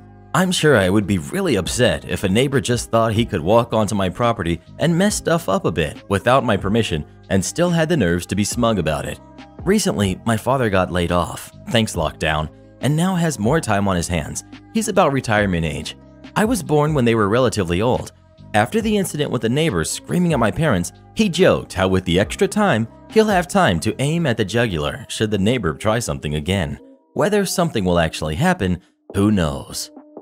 Have you ever had a neighbor you just couldn't stand? If so, what were they doing? Please let us know. I really hope they sue that guy. Am I the jerk for not letting the neighbor's kids play with my lightsaber? I, 28, female, have some high-quality dueling lightsabers. I absolutely love them. I've been teaching myself how to use them for about 6 months now. It's a great hobby that helps me get outside. I can practice a little bit indoors, but these things could seriously hurt someone or break something. And I live with 2 cats in a small 1-bedroom apartment. So when I want to do some fast or new moves, I practice in the grass courtyard of my apartment building. So I was practicing with my newest addition. It's a heavier build, so it has some power in the swings. I'm not kidding, these are not toys. You could seriously hurt someone. I have so many bruises from accidentally smacking myself. There were some families in the courtyard, so I went to the opposite end where it was empty and started my routine. About 5 minutes in, 2 kids wander over, like 6 or 7 years old. I stop. Last thing I want to do is accidentally hit someone. We chat, I tell them about what I'm doing, etc. They ask to try, I say no. Not only is this my newest saber, but it cost me a couple hundred, and he could hurt someone or himself if he swings it recklessly like kids do. Also, the saber from hilt to tip is like the same height as these kids, so I said no. Kids go, come back with the dad. Dad asks if they can have a go because it looks cool. I again say no, explain it's not a toy, it was quite expensive and I am not comfortable. Dad continues to argue about how it's a toy, but I am firm with my no. He then starts telling me that I'm a weirdo and a freak and too old to play with toys, so I grab my stuff and I leave. Now, every time I'm down there trying to practice, he ends up in the courtyard or on his balcony, facing the courtyard, and stares at me, or wanders close enough so I can hear him insult me again. It's easy to tell when I'm down there because it lights up pretty bright, and I usually practice just before or after dinner. I was telling some work friends, and they said I should have just let the kids hold it or have a go supervised for a few minutes, and I wouldn't have had this issue. But I stand by that 1, it is my property, 2, it's not a toy and can hurt someone. So, am I the jerk? Edit. Thank you so much for the responses, everyone. I'm glad I wasn't the jerk as I lean on the side of the light than the dark, though tempting as it is. A few people expressed concern about the dad. Look, I don't actually feel that threatened by him. I don't think I need to get cops involved or anything, and after a week, I hope he will get over it. I think he's just an entitled dude who wanted his kids to use something super cool and couldn't handle the no. He doesn't know where I live, just that I am in that building. I feel bad for his kids because it's something that looks fun. I'm not in a position though, or do I want to, buy cheapies for them to use and show them tricks. When I'm out practicing, it's a form and exercise and self-care because it relaxes me. If I do it once, it will never end. The courtyard is massive, like more than enough room for multiple families to do stuff and for me to have some space away where no one gets hurt. I'm also very vigilant for others for that reason when I'm there. Also, I showed this to my workmates and turns out they didn't realize that my sabers are that expensive in quality. I showed them some videos of what I do and videos of my accidentally hitting myself, and they all swapped and said it's good I didn't let the kids use it. Well, what do you think? Should OB have let the kids use a lightsaber or not? Please let us know. If that dad wants his kids to have a lightsaber so bad, maybe he should buy it himself. They superglued what? So, as I'm currently typing, we got one of our maintenance guys from corporate installing cameras into all of our hallways. Honestly, they should have had cameras already, but I guess it took a guest damaging hotel property and us not having any way to identify who it was for corporate to finally do so. As I stated previously, I work the PM shift in a small town schmoliday. Yesterday started off as a relatively quiet day, less than 25 arrivals. My GSM had been doing the AM shift. We're short-staffed right now, and it told me it had been a quiet morning, with only one little weird thing that had happened. It seems that a guest who had been staying on the 5th floor came down looking worse for wear, and had complained to her that ever since he had checked in the previous night, he'd been feeling worse and worse, and was convinced that it was something to do with the room. Upon heading up to check the room, the housekeeping manager had been blasted by a strong smell of bleach. Turns out, someone had poured an entire container of bleach inside the closet. None of the ladies used bleach to clean the rooms, and we couldn't find an empty bleach container anywhere. Yes, we went through the trash. So other than alerting police and switching the guest to a room in the 6th floor, not much could be done. That little mishap aside, I had prepared myself to spend the majority of my shift at the front office just munching away on Ruffles and going through Reddit, since there wouldn't be much else to do. The Fates were not having it though. I swear they have it out for me and are making sure something always happens during my shift. Around 6 p.m., I get a call from a guest on the 4th floor. Guest services, Blazia speaking, how can I help you? Hi, yes, I'm calling from one of my coworkers' rooms because I can't get into mine. It looks like someone inserted a key card into the door lock slot, superglued it, and then broke the rest off. Me. I'm sorry. They what? Yeah, and from what I can see, they did it to a few other rooms as well. You cannot make this stuff up. I finish up the conversation with the guest on the phone by telling him that someone will be up there in a moment to assess the situation, hang up, and then dial the bar, since the bartender is the current MOD. And if this guest is for real, he is gonna need to know. He's swamped, and it's gonna be a few minutes before he can get up there. So I decide to just take 5 minutes to go up there myself and see what's up. Yup, he wasn't lying. His and at least 2 other rooms have some sort of keycard-like piece of paper superglued into the door lock. I quickly take pictures as the guest who called suddenly arrives and starts trying to jimmy it out, his being the only room that has enough sticking out to even try, and I take the moment to ask them some questions. I learned the following. He had left his room for all of 20 minutes, and by the time he was back, the damage had been done. This doesn't help a lot, since by all intents and purposes, this could have been done while he was inside the room and he only just noticed. He does not know the people who are staying in either of the other rooms, so this isn't someone trying to pull a bad prank or get some revenge on one group of people. Around this time, the MOD arrives and starts looking at the door locks and asking the guests some questions himself. So I leave them to it and head back to the front desk to make some calls. We ended up having to call up our maintenance guy, who's over 70, to come over so he could try and fix these locks, as well as get our GM to come take a look at the cameras to see if we could find anything. Cue me calling both of the other 2 rooms affected. Only one of them was in, and so I just explained the situation, apologized, and moved them to the room directly in front of them. That room in question is still, since it turned out to be the worst. The other room never found out that anything went wrong since he wasn't back by the time it was fixed. So that night, 2 of the 3 rooms were fixed and the 3rd one was moved. Now, today when I come in, I find out there was another room in the 5th floor that had also been tampered with in the same way. Guess what room it was? Yup, the bleach room. So now we're even more confused and wary because there's no way that's a coincidence, seeing as it was the only room in that floor affected. We also found the superglue and keycard remnants in the trash can by the 5th floor elevators. Right now, we still do not have a lead on who might have done it, apart from the guy who was in the bleach room since according to my GM, she found him to be a bit weird. Apart from that, we don't have much to go on since we, until today, didn't have any cameras on the hallways to the rooms, only in the areas of the elevators. Yes, we've already looked at the cameras in the 5th floor elevators to see who might have thrown away the glue, but the quality is not good and there were multiple things thrown away, so there's no way to pinpoint who threw that. All in all, it's been an eventful week, and I guess in a way, that's the fun part about working in this industry. It keeps you on your toes and certainly not bored. Edit. So, quick explanation since I've seen a few questions regarding how the guest got a hold of so many keycards. I forgot to say that the keycards in question weren't even from our hotel, but from another one that is close by to us.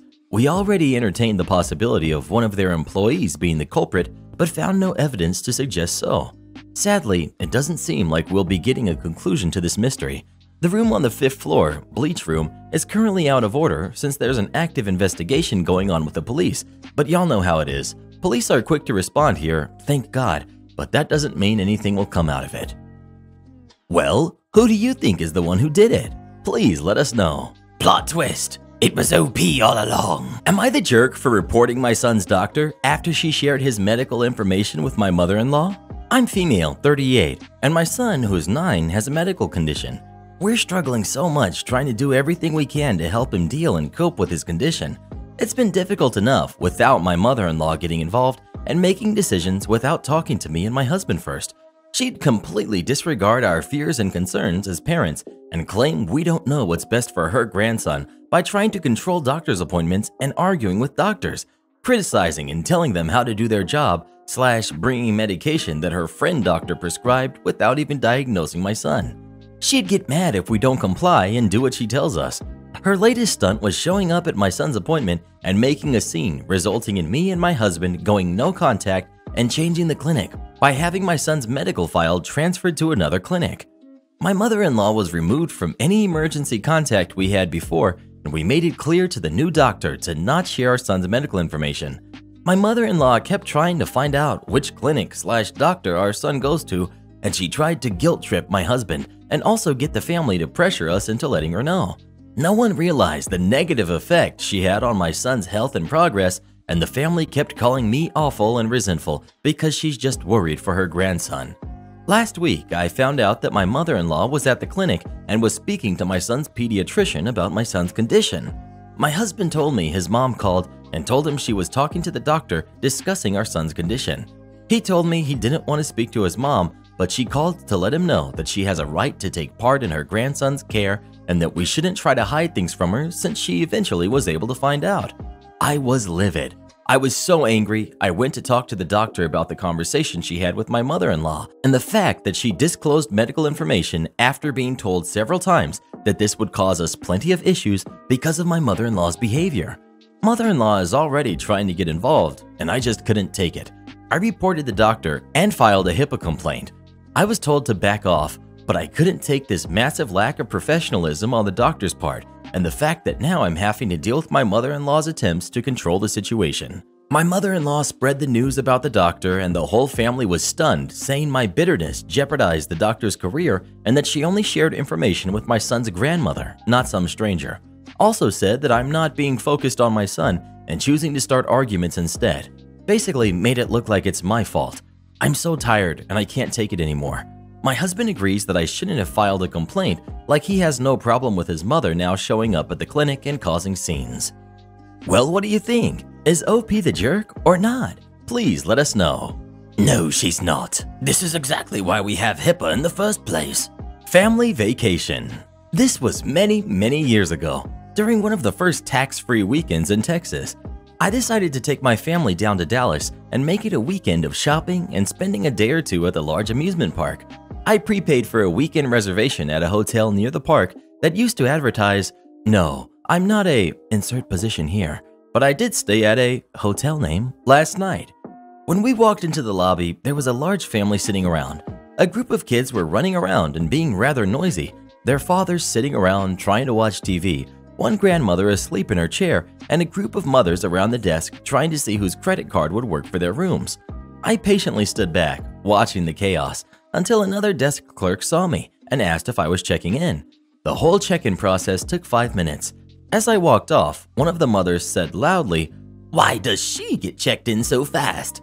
The desk clerk replied, "Because she planned ahead and prepaid for her reservation." I had to hide my grin. We unpack and decide we're going to relax at the pool and hot tub. My family and I had not been down there for very long when all of the kids came running into the pool area, carrying plastic bottles of Kool-Aid, Skittles, and bologna sandwiches. They began jumping into the pool with their food, running and chasing each other, and really just being a major annoyance. Eventually, my husband and son had enough and we left the pool area. On our way up to the room, we notified the front desk of what the kids were doing and the fact that there was not an adult with them. The kids were not happy as the desk clerk made them leave the area. The noise they made was so loud I could hear them while at the elevator.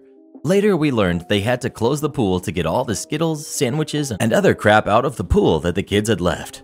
Saturday, we get up early and spend the day at the nearby amusement park. When we get back to the hotel, there are 4 or 5 police cars parked out front. As we enter the lobby, we could hear screaming and yelling from the adults in the family, but we really didn't pay attention. We went about our business and ordered some dinner from a nearby pizza place and went to bed. Sunday morning, I go to check out, and I find out that my card will be refunded for one night's stay due to the trouble because of the family. It seems that the mothers went shopping and left their kids with their fathers and grandmother. The fathers left for a beer run, leaving the kids with their grandmother. They had once again gone down to the pool, and the front desk staff made them go back to their rooms until an adult could come down with them. Grandma was asleep while the kids ran up and down the halls, chasing each other in and out of their rooms, slamming doors, and really making a ruckus. The front desk goes up again to stop the noise and asks where an adult is. The kids point out Grandma's room, but they can't wake up Grandma, so they call the police and paramedics. The fathers, gone for 3 or 4 hours at this point, come back from their beer run and promise the kids won't be making any more noise and that Grandma is fine, she just tires easily. The mothers came back and they harassed the front desk so much that the GM had enough and called the police to have them removed from the property with no refund. I thanked the front desk person for the comp and said that it wasn't necessary. She said it was the least they could do, and I found out later I was given double points for my stay, including for the night that was comped. I've stayed at that hotel a few times since and never had any other problems. You front desk workers have my respect, and the crap you have to put up with is ridiculous. You are truly worthy of some major recognition. Entitled Aunt tried to sue me for my inheritance when I was a kid. Alright, since so many have asked to read about the first time my entitled aunt, Auntie Scrooge, tried to get my inheritance, I'm posting it. I remind everyone this is entirely from memory and may not be verbatim, but I will do my best to try to recount the matter as best I can. At this time, I was 9 years old and not entirely aware of everything going on, but a strange man had recently introduced himself to my mom, and they have had several long talks by this time and have recently included me in some of them.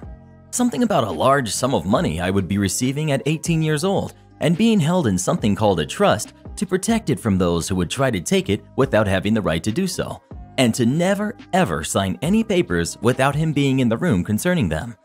Now, this man had never been anything but nice to me and had always had money he gives to me when he comes to the house, from the inheritance fund, and always given to my mother first.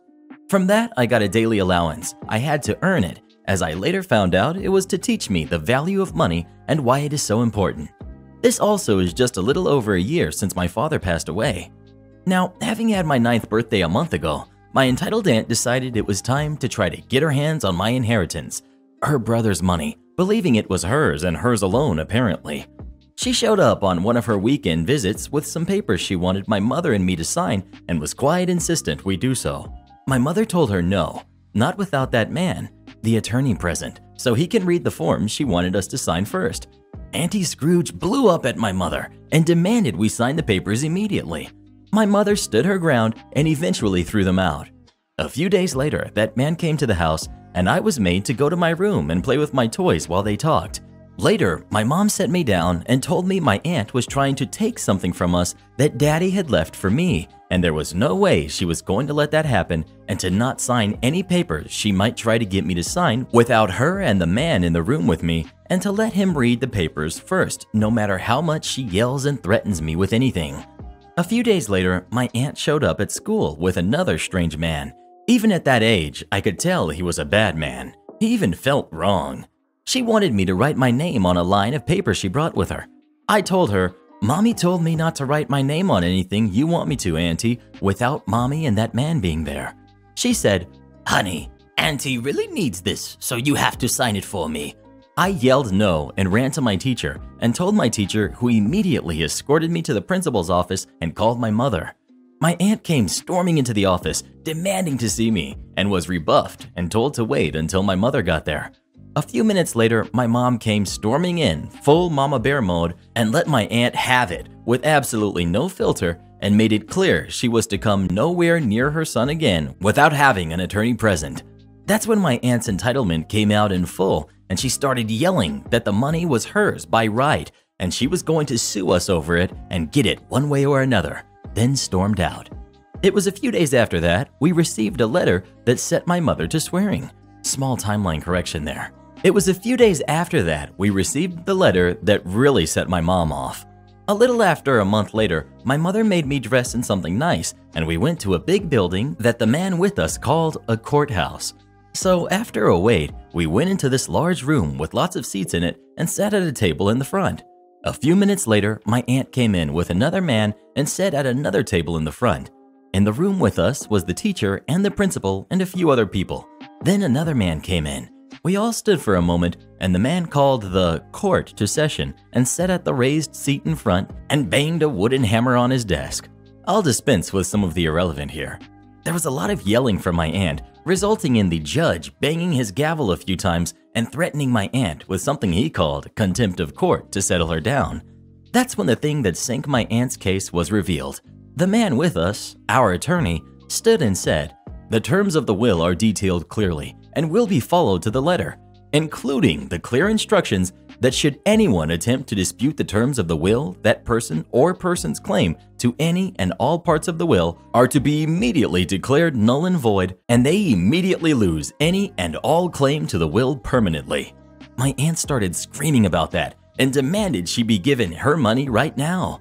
My aunt was literally pulling, kicking, and screaming out of the courtroom, and we didn't hear from her for 2 weeks after that. After that, my mom did manage to get something called a restraining order against my aunt, so we never had to talk to her again. 6 months later, she tried to submit forged documents to get the money, but failed as they were immediately shown to be fake. Another story for another time.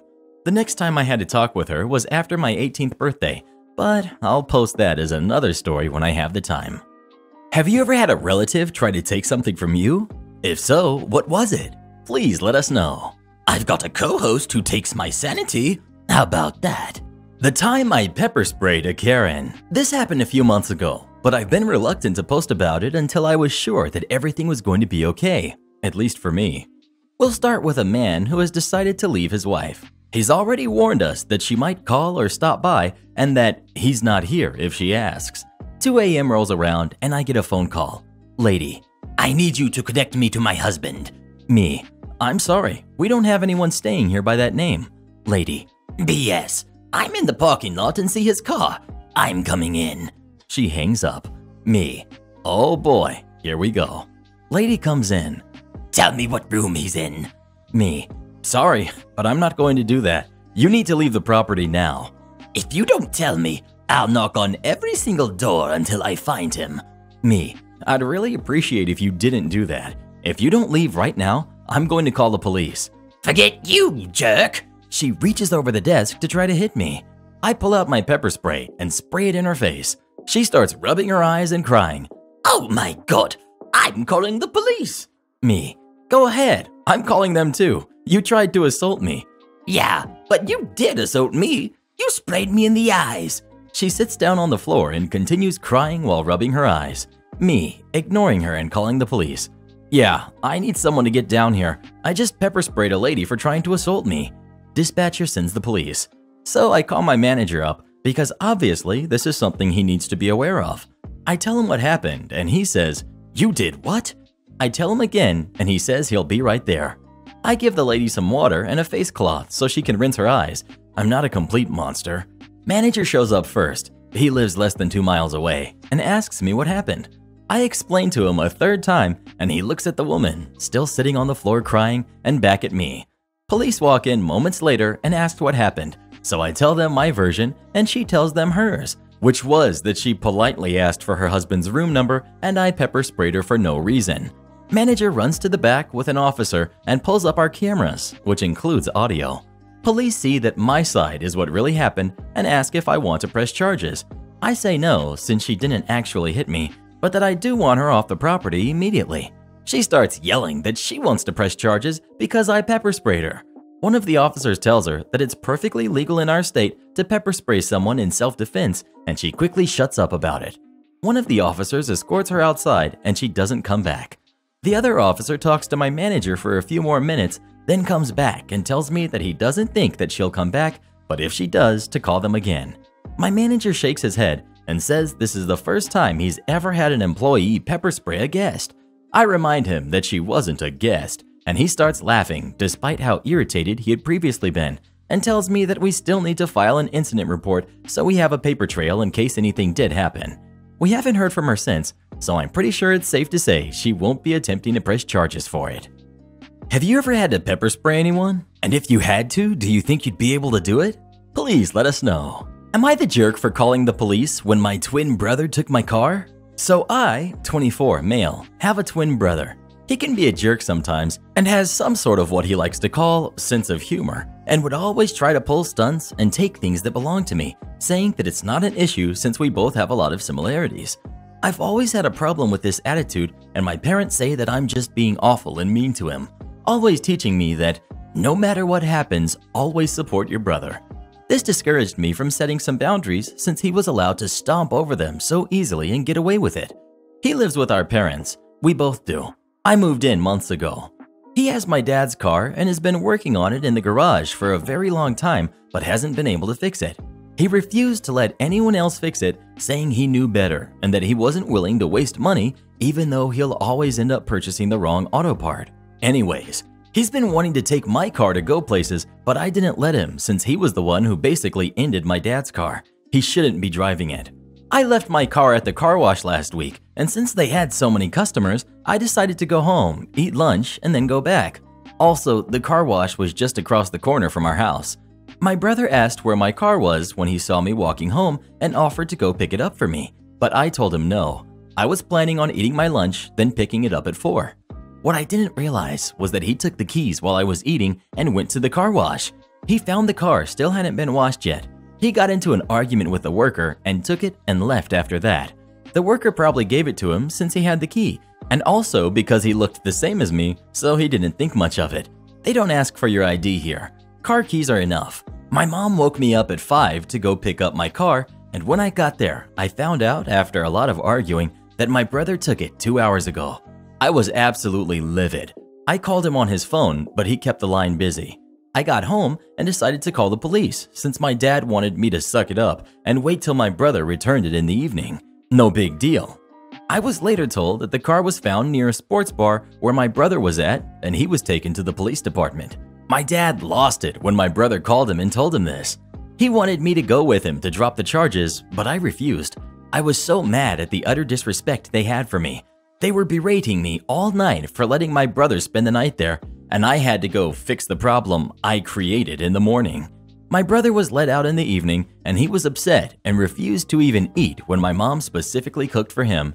He and my dad called me the jerk and said that I overreacted by calling the police. I couldn't take it anymore. I went to stay with a friend of mine till things calmed down, and now I need to apologize for doing this, and my dad is pressuring me. Well, what do you think? Is OP the jerk or not? Please let us know. No, but his brother surely is. If you don't want the police called on you, maybe you shouldn't be stealing cars. Round my hours? Okay, thanks. I work at a place where many people are salary, but there are also people on a time clock. Most of the time clock employees have a factory worker kind of position, so that makes a lot of sense. Then there are mainly office workers, like me, who are on a paid clock due to our positions. Office workers on the time clock generally have their time checked by supervisors who don't really care about some overtime. Anyway, we used to have a pay service, which also provided a time clock, that would log the minute you used the machine. It would calculate your time based on the minute you punched in or out. I thought this was a pretty good idea. It made sense to me. Then, as the title implies, this was no longer the case. Our company switched to a different payroll service and had a different time clock. The new service began to round my time to the nearest quarter hour. It took me a couple paychecks to finally figure out what was happening. I saw that it clearly rounded to the nearest quarter hour, but I assumed at first that it was counting every minute and rounding. No, it was rounding up or down from the minute you used the clock. I was annoyed by this at first. I was especially annoyed that there was another rule where the clock would always round up to the next quarter hour during the first clock in of the day. I saw no reason for the clock to round. It's a computer and the math is easy. Eventually, realized that the new rules were made for the dozens of production workers. They have to begin working at and start being paid for a certain time, so they have to clock in a little early. They also take their lunches all around the same time. The new time clock rule makes a lot of sense for them. I work in the office and I don't have a strict schedule. If I wanted to blow through lunch and leave early, I'm allowed. I can take lunch at 11 or 2 or whenever. Nobody cares. I have work to do and I do it. I know that I'm very lucky to be in this position, but my relationship with HR regarding this time clock started on the wrong foot. Cue malicious compliance. Knowing that it makes no difference to pay if I clock in at 8:01 or 8:15, if I'm running a little late in the morning, I'll just calm down and take an extra minute. For lunch, I'll usually now clock out at something like 12:08 and then clock back in at 12:51.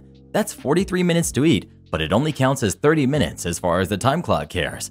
Now when I leave, if I'm leaving at 5 for example, I'll clock out at like 5:08, which counts as 5:15.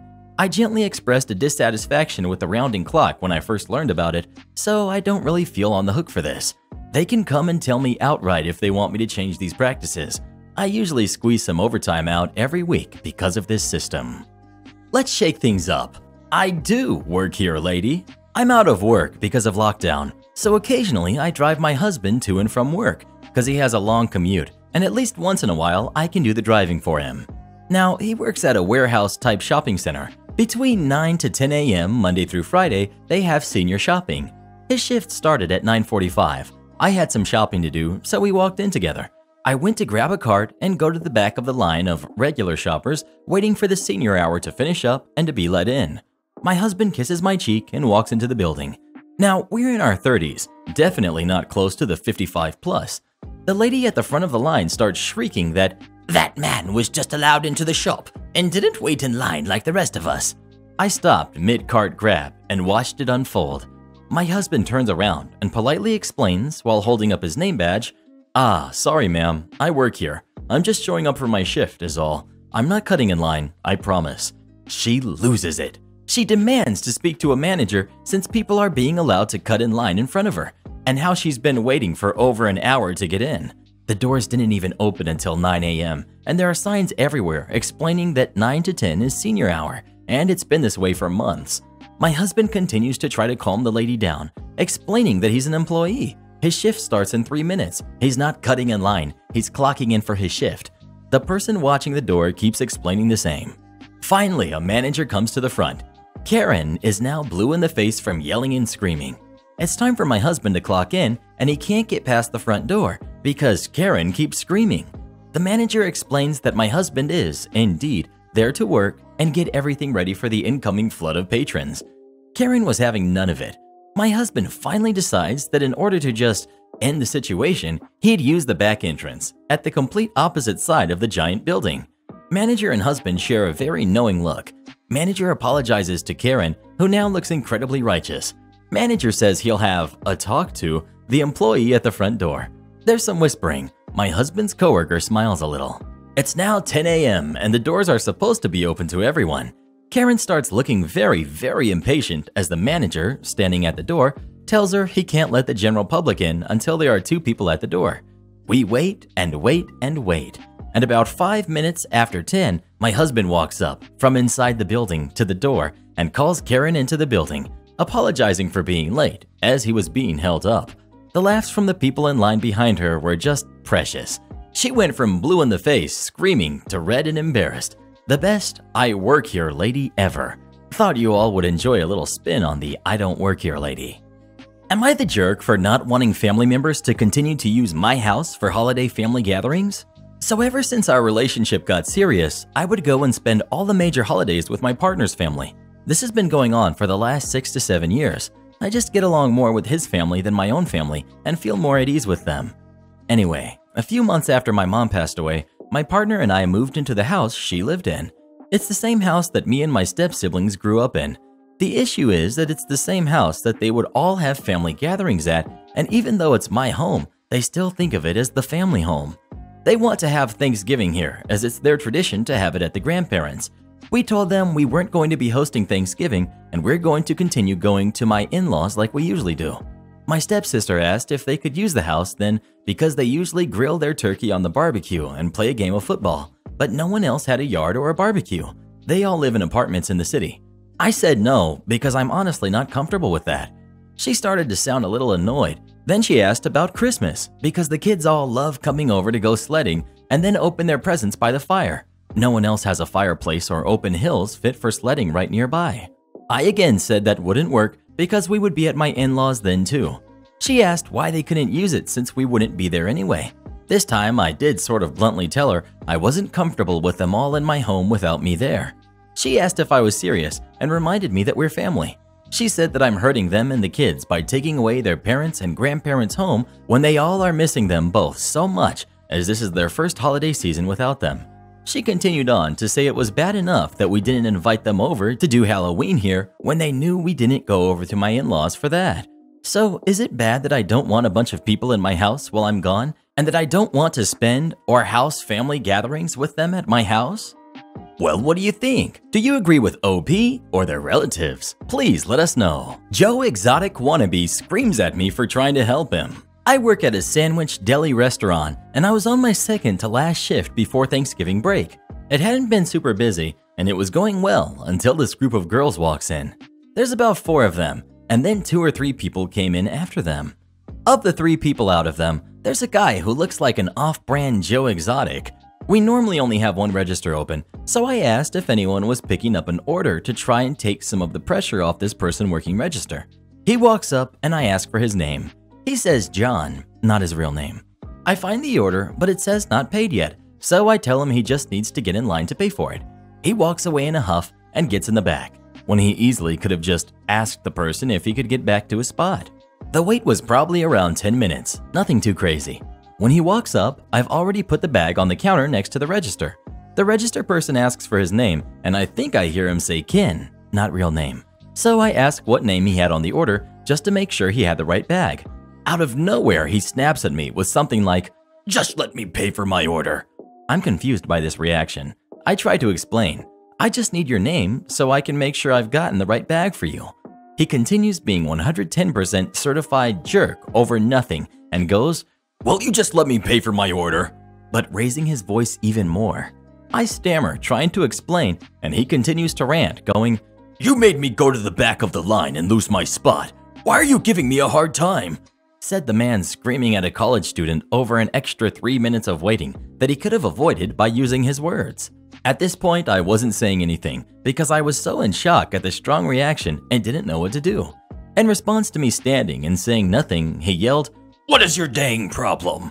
That's when I involuntarily started crying. My coworker started to usher me away and was trying to comfort me. Everyone was also shooting him some pretty dirty looks at this point too. When I went to the back, the manager/cook came out to check on what was going on. I wasn't there for this, but apparently he was out the door the second she came out. Who's surprised? They both told me to take my time in the back. I was sweating and my hands were shaking so bad I could hardly hold my phone. Why? Because I have incredibly chronic anxiety. The cherry on top of the cake, this was 4 days after my therapist and I had an entire session dedicated to helping me to not feel so anxious about going into work because I was worried that someone was going to randomly fly off the handle at me. Ma'am, that's not the coworker I pointed you to. So, this past weekend, I was taken out of the print department I work in to work register because our store is short-staffed. I was on register all day, minding my own business and checking people out, and at one point, we got a sort of small rush. I called for backup because people didn't look like they wanted to wait, and my coworker in the print department across the front of the store said she could take someone at her register. I had just finished checking a mother and her daughter out for a cart full of items, and the mother was on her phone at the first register, which is out of commission because you can't follow the social distancing rule at that one, while her daughter took some of the complimentary hand sanitizer that was on the counter there. I called the next customer up and started to scan his items and let the lady behind him know that she and her friend were welcome to go check out at the other register if they didn't want to wait in line. Me, ma'am, she can get you over there. Points across the open front area of the store where you can clearly see my coworker standing under a big print department sign waiting to check out the next customer. Dumb lady. Oh, okay, thanks. Walks to the first register. Immediately starts talking to the woman on the phone and her daughter. Mom and the daughter. Confused head shaking. Before I could tell her that they weren't employees, my manager stepped in and let her know, and pointed again in the direction of the print department. She apologized to the mother and daughter and walked off.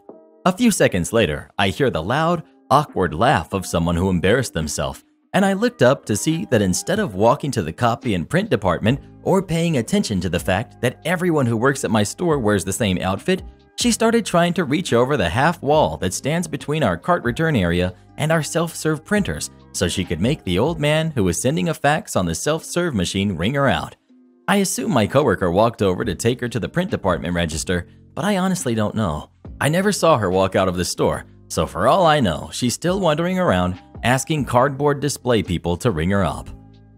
Entitled passenger asks to skip line at the airport. I work airport security as my main day job, and the volume of entitled people that come through those gates is astounding to me. I have stories for days, but this one was in the first month I started last year. This was pre-lockdown, summer of 2019 timeframe. It was an early Wednesday morning, and we had multiple flights leaving within a rather short time frame of each other. We're a rather small airport, but we're still quite busy, primarily flights to vacation spots like Orlando, Tampa, Myrtle Beach. It was during our rush hour. 2 of the flights left within 10 minutes of one another, so we got the full flight loads of them at the same time, causing some foot traffic to be backed up. About 5 minutes after boarding begins, a woman comes up to me while I'm making sure people are flowing as smooth as possible and asks me, "Can you let me jump the line to the front? My plane is boarding now." I reply with, "Tell you what, you can ask the person in front of you if you can skip them. If they say yes, you can." The following exchange ensues. Passenger, "My plane is leaving soon." Me, "They're on the same flight too. You have to wait, same as them." Passenger, "Can't you call on the radio and ask to delay the flight for a few minutes for me to get through at least?" Me, "That's out of my hands, ma'am. I'm sorry, but I can't do that." "Please, just make sure the plane doesn't leave without me." Me, "That's up to you, ma'am. If you'd arrived an hour before when you should have, you'd be up there by now." Using my innocent, collected, yet ever so slightly condescending tone I use for people facing consequences of their dumb decisions, and thinking I have to do something about it. She sulks and remains quiet till she gets through the checkpoint, and then talks to my boss, saying I wouldn't let her pass and I was rude to her. He watched and listened to me the whole time. My boss takes absolutely zero crap from passengers, so he said to her, "Ma'am, that's his job, to make sure order is maintained and people get through nice and efficiently." She said we needed to work on our customer service more and left. I have many more stories like this, and some worse. Am I the jerk for not letting an employee give his daughter a company-issued laptop, but giving my own daughter one? So, I'm the head of a company for my country. It's not a large company, but I get paid 6 figures, and the CEO is a good friend of mine. I've been in the company for 2 years, and it's time for me to get a new phone and laptop. We get the newest tech each time we need to upgrade, but we don't get the top-of-the-line tech. My daughter, who's 15, asked if she could have my phone and laptop when I retired them in the spring, and so I said yes. I didn't ask the CEO because I knew he would say yes, as he is like a godfather/uncle to her, and she was even there for the birth of his kid. I mean, all of the other tech will go to me to be given to interns and sold on eBay, so why not? My daughter is friends with a daughter of the head of sales, someone who I hired just after I joined, so he is also ready to give up his laptop and phone. She, excitedly, told her friend that she was getting a new laptop, and I assumed that the daughter went home and asked her dad if she could do the same, because later that night I got an email from the head of sales for my country. He pretty much said he wanted to give his daughter his laptop and asked if it was okay, to which I said, of course not. It is company property, and it's still worth around $700. He got a little fed up and asked why my daughter could have my laptop, but his daughter couldn't. This is of course a stupid question, and in my opinion is like a teacher expecting the same privileges as a superintendent, and it is frankly entitled to talk to your boss like that. Not to mention the deep personal relationship we have with the CEO. My fiance said that our daughter shouldn't get higher privileges than his, and I should just let him have it. but I just don't think it is right to do so. So, am I the jerk? Edit. I am the COO. Edit 2. We pay all of the executives the same, including the CEO, myself, and the sales director in question, because we want a balanced wage for the top of the company. This is still a new company, and it lets us hire the best staff. Edit 3. I did not treat him like crap. I didn't say anything to him except no. Also, for all of those privately messaging me and telling me that you hope the company fails, you might not have realized it, but in doing so, you are also wishing that the sales director and around 200 others will also lose their jobs. You are the real jerks. Well, what do you think? Is OP the jerk or not? Please let us know. After 30 years, the Karens break me. This incident happened 20 years ago. I was 30 years old. I have written elsewhere about my encounter with a Karen at work, basically telling my boss I was a junkie and was trying to rob the restaurant. Being called this because I have familial tremors that make my hands shake, thinking I was going through withdrawals because she had seen me take my medications. My boss was training me to be the general manager of the restaurant, but first I had to learn all the stations, the back of the house, prep cook, fry cook, kitchen manager, and now for the front of the house, bus boy, greeter, and on to server station. Customers did inquire about my handshaking. I told them what it was, but when I am focused on a task, they do not shake. For 2 weeks, I served customers their orders without so much as one drop of water spilled. And then, on one of our most busiest days of the year, they entered. 4 Karens and were seated in my section. I gave them their waters, waited a bit, and when I thought they had had enough time, I asked if they were ready to order. They said yes. Then, as I wrote their orders, they noticed my hands shaking. I walked to the kitchen and I heard whispers from them. Did you see his hand shake? Ask for a martini, shake it, not stirred. I bet the kitchen saves money on blenders. As always, I took a deep breath and let it go. All my life I was made fun of because of my familial tremors. In school, kids would slap my lunch tray out of my hands and say, "You need to get those shaky hands under control." When I would pick up my tray, sometimes they would spill milk on my head, but I learned to take it because being bullied had followed me all my life.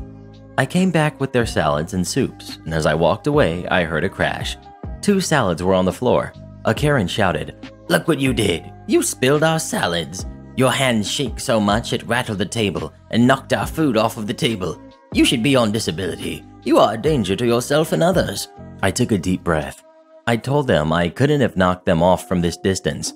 "Well, you placed our salads on the edge of the table, with your hands shaking, knocked it over." It was probable I may have. I was really wiped out from serving. I apologized and cleaned up the mess. As I did, a Karen asked for a new server, but everyone was slammed. As I left, I heard more comments. Customers were looking at me, and a few said it wasn't my fault, they saw everything.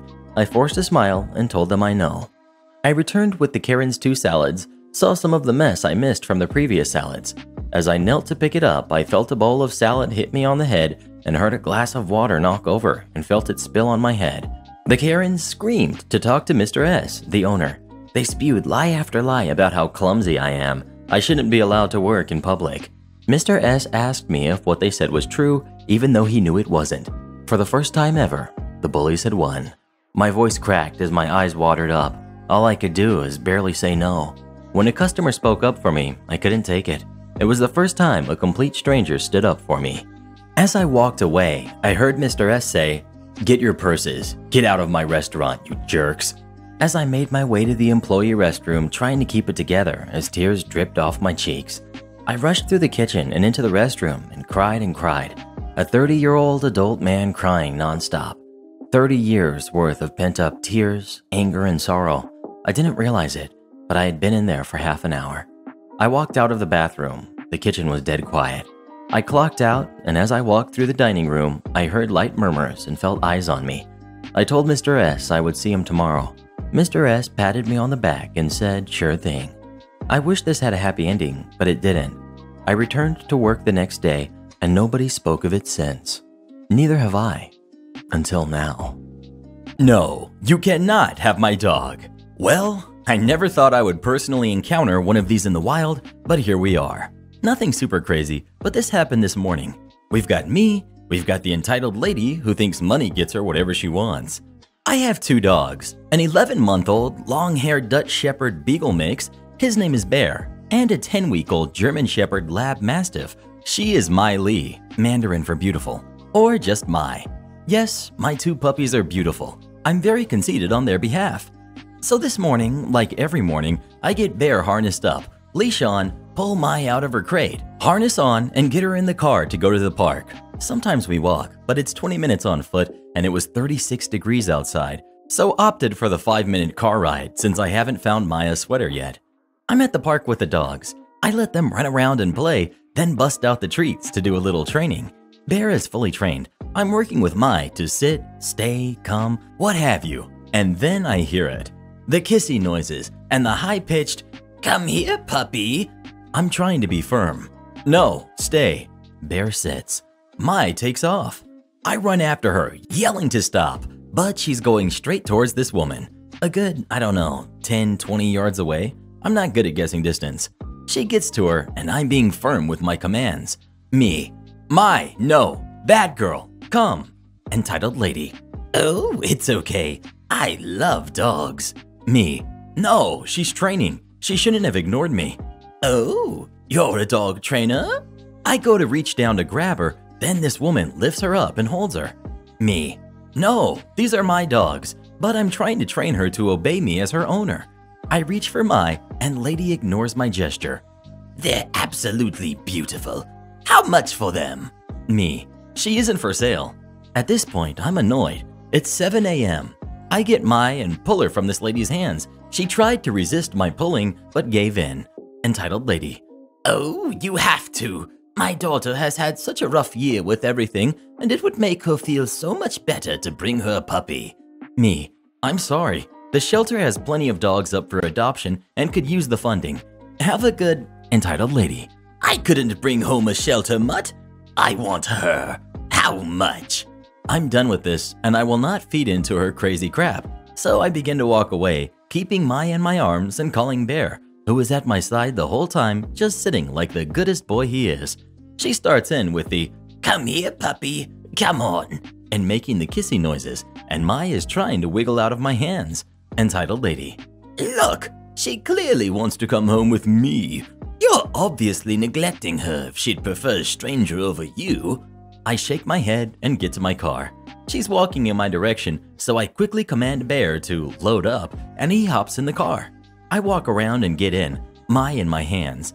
Instinct said to lock the door, so I did, thankfully, because as soon as she got to my car, she tried to open the door, yelling something about $500 for her. I just started my car and left. What the heck just happened? Edit. I've seen a few comments about a leash. She has a 2-foot traffic leash. It was around my neck. I only started taking it off when she started coming to me. She doesn't run to squirrels, cats, or anything she'll notice, and when I say no, she'll sit and pout about it, and then usually just attack Bear. Even people she does the same with. If this lady had just walked by minding her business, mine never would have ran to her. I just never in my life took into account that someone would actually come to a dog area of a park and call my dog to them while they're working. If she wouldn't have been called over, she never would have taken off. Oh, and yes, there is a lot I wanted to say to this beastly woman, but if I've learned anything from my years of dealing with them at work or even reading stories on this sub, it's just a waste of time to argue and easier to just walk away from their madness. Bear loves his sweaters, by the way. Started as a puppy. He tried to wear them in summer, but we wouldn't let him because of the heat. Even got him a little shirt thinking that would suffice. Nope, waste of money. He took it off and wanted his sweaters. He will hunt them down in the house and bring them to me and whine to put it on. I wouldn't force him to wear one if he didn't like it, which is why Mai isn't wearing one. She doesn't like it. Speaking of dogs, do you have any dogs? And if so, what kind? Please let us know. I've got a dog. He sits in the chair across from me every day. Am I the jerk for telling my family that if they want Thanksgiving, they'll have to get off their butts and plan it? Usually for Thanksgiving, we head out to go see family. Someone else always hosts. We typically help sponsor the host by paying for cleanup, etc. Our home is just too small to host the 30+ folks who typically show up through the day. This year, that's obviously not happening. Other than us talking about not doing the usual, Thanksgiving didn't come up until yesterday. My kids have the week off from online school, and I was doing a puzzle with them before dinner when my husband walks in after work and says, "So, did we get a turkey?" I looked at him and said, "Well, I know you didn't, did you?" He stared at me blankly and said, "No, what do you mean? Do we need to get one still? Is it being delivered?" I shrugged and said, "I don't know nothing about no turkey." The kids and he looked so confused, so I helped them along and said, "I didn't buy anything. I didn't plan anything. No one said anything to me about Thanksgiving. Nobody offered to help meal plan, cook anything, do anything." He blew up, yelling at me about how I should have obviously known. I said, "Why? I've literally never planned or made a Thanksgiving dinner in my life. The most I've ever done was help clean up or maybe peel the potatoes." I asked him why didn't he plan anything, and why didn't the kids plan anything? Why is everyone waiting until the last minute and dumping it on me? He just sputtered and yelled and stormed off to his office and left me with the kids. We all had dinner, the kids cleaned up, and I was relaxing with some wine and a book after they all went to bed. My husband tore into me about how he can't believe I left this all to the last minute. Now there will be no Thanksgiving. How could I not be heartbroken to do this to the kids, etc.? So I just looked at him and said, "Why didn't you plan? Why did you wait till the last minute to ask me?" He told me I was being a jerk for no reason and stomped off to go sleep in his office. He left without saying a word this morning. I followed up with my kids and asked them if they wanted Thanksgiving. They said they didn't care because the food isn't that good most of the time anyway. Before you ask, yup, I work as well. We split chores, but there's no hard line. I do some, he does some. We both cook, and the oldest cooks as well. I just don't get why Thanksgiving is on my plate. Why? Just because I'm a woman? Forget that. Am I the jerk? ETA, thanks for the judgments. All. A lot of people seem to think that my kids are like toddlers or something. They're old enough to make the menu for dinners, help with cooking, etc. It's weird how many people came up with info here, like I was getting down on the floor playing, rather than me and the kids sitting at the table doing a puzzle. Anyway, I told my husband that if he wants to do some traditional Thanksgiving with all the fattening, carby, salty, beige food, he can go ahead and plan it, and I'll help in the same capacity as always. If he wants me and the kids to cook something together, aka a normal average Thursday, I'll continue with what was scheduled. The kids genuinely do not care. Thanksgiving doesn't mean anything to them. One of them has been asking for us to stay home for years. One of them barely touches the food as is, and the other one only likes to go if she can see her cousins, and she sees them all the time anyway. The middle kid already dug out another puzzle for us, and they're just happy they're off school. Also, we don't do Christmas. Check your biases, folks. Don't leap to conclusions based on what you want to have happened. Speaking of Thanksgiving food, what's your favorite type of Thanksgiving food to eat? Please let us know. Ham, stuffing, and cranberry sauce. I make little sandwiches out of them. Yes. Sister-in-law steals my niece's Christmas gift for charity. I have a 7-year-old niece who wants to be a police officer like her dad when she grows up and loves the color pink. The more sickly sweet pink, the better. She's a sweet kid that doesn't ask for much.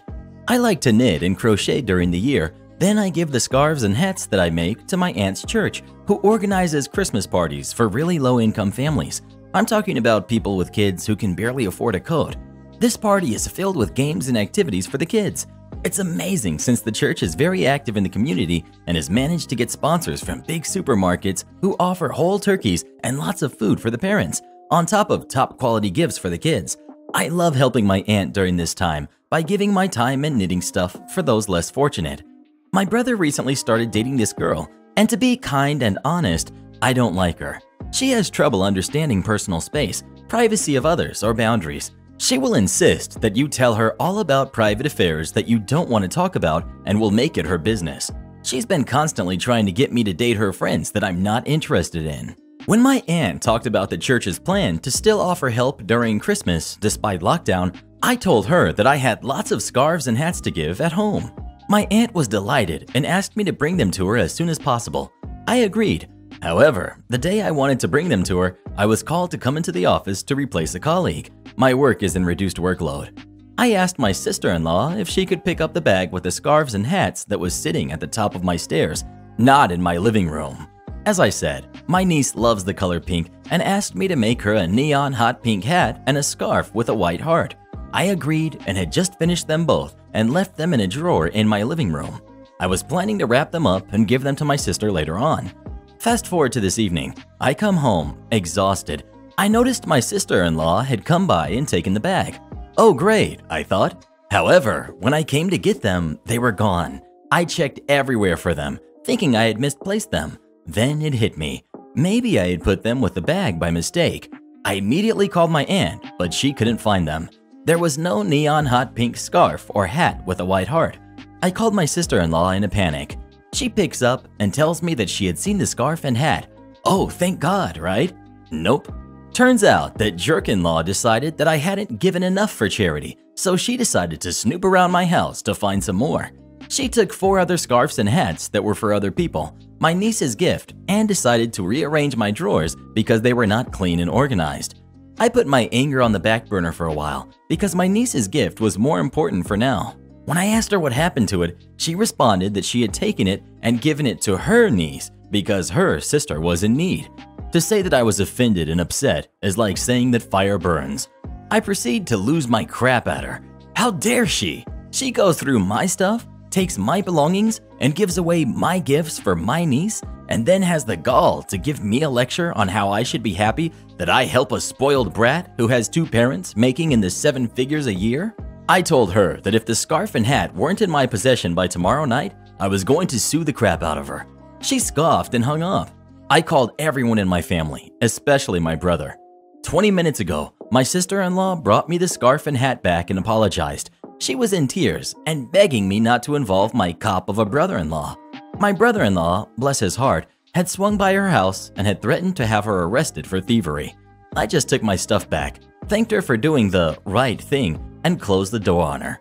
I was so angry at her that I was numb inside. My niece will have her gift. My aunt has the knitted stuff I made for her church, and my brother is now single. What a day. Am I the jerk for kicking my husband out of our kids' room? I'm 36, female, and my 13-year-old son's birthday was last month. I got him an Xbox that he's been wanting for a very long time. He was able to get it after I saved up for it myself, since my husband used to call this stuff useless and say we shouldn't spend money on it. My husband liked playing with the Xbox very much. First, he'd play with our son, but now has completely taken over and won't even let our son play with it even for a few hours, not even on the weekends. He's playing most of the time from 10 p.m. till 6 a.m., then sleeps till 12 p.m., spends a few hours visiting gaming stores to buy new games or borrows games from his friends or nephews. Then he sits in the living room and starts yelling and cursing and pretends like he's talking to the other players while he's actually talking to the screen. He wouldn't sit at the table to eat and instead eats in front of the screen. He won't sit with the kids and tells them he's busy whenever they ask him to help with homework.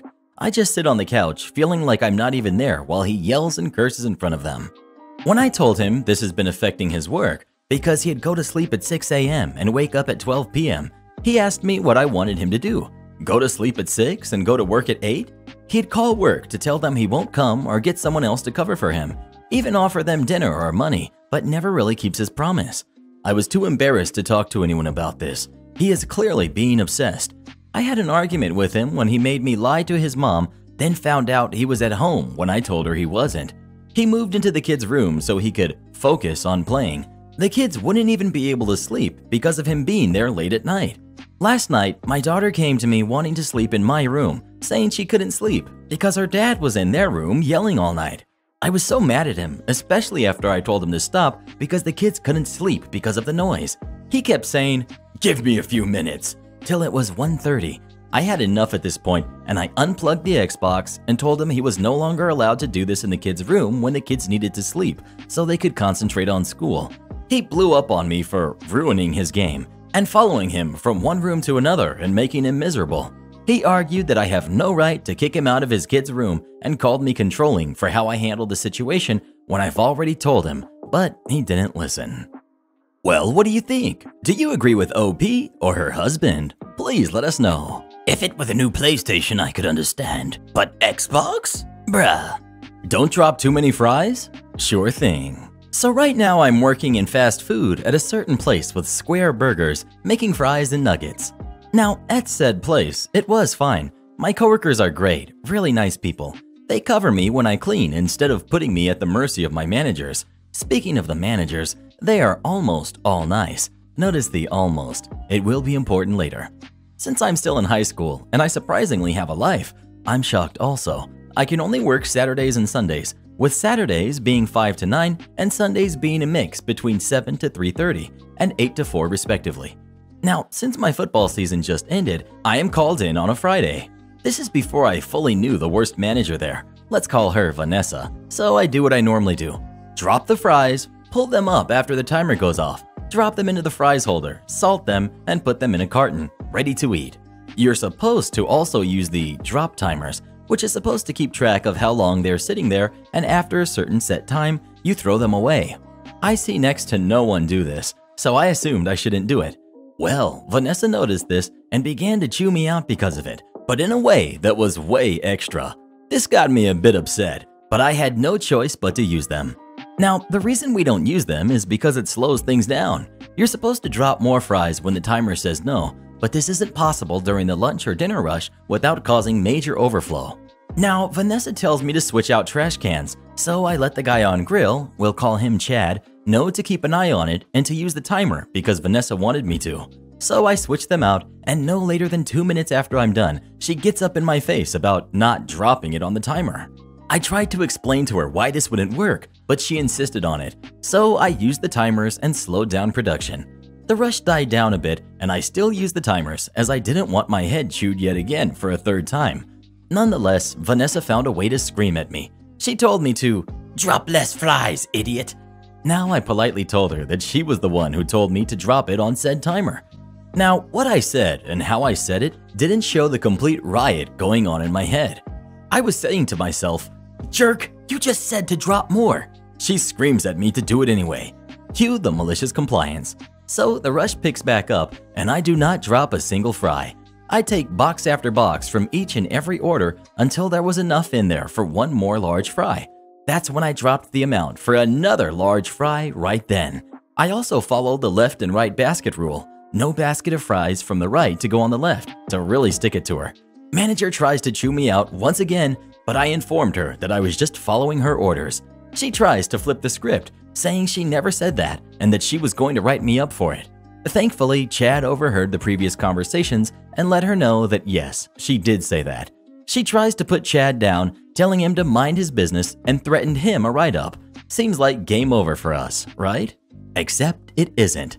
Our second savior, the other manager, was working at that point. Let's call him Arent. Also overheard the conversation and also let her know that she said that. Now she can't threaten a write-up on someone on the same level as herself. So what does she do? Excuses herself and him to the back, where a glorious shouting match had occurred. We all heard the yells and promptly pulled out our phones. We all see Vanessa storm up here, screaming, "Forget you all," and leaves out the front door in front of a crowd full of people, a 2020 crowd as I like to call them, and put the pedal to the metal on her 2005 Honda Civic, and that was the last of Vanessa. After the fact, we got a new manager that was leagues better than Vanessa, and everything was in balance. And to add salt to her massive wound, I found her recently at another fast food chain where I said to her, "Don't drop too many fries, lady." Speaking of fast food, what's your favorite fast food place? Please let us know. McDonald's over everything, bruh. Am I the jerk for serving vegan food at my wedding? My fiance and I are getting married in June next year. We're both vegans, and although we don't judge those who are not vegan, we wanted to serve vegan food at our wedding. We found a vegan caterer. When we sent out invitations, we added a note saying that the food will be vegan. We also asked that everyone who has any specific dietary requirements let us know. The note made it clear that anyone who needed a specific diet would be catered for.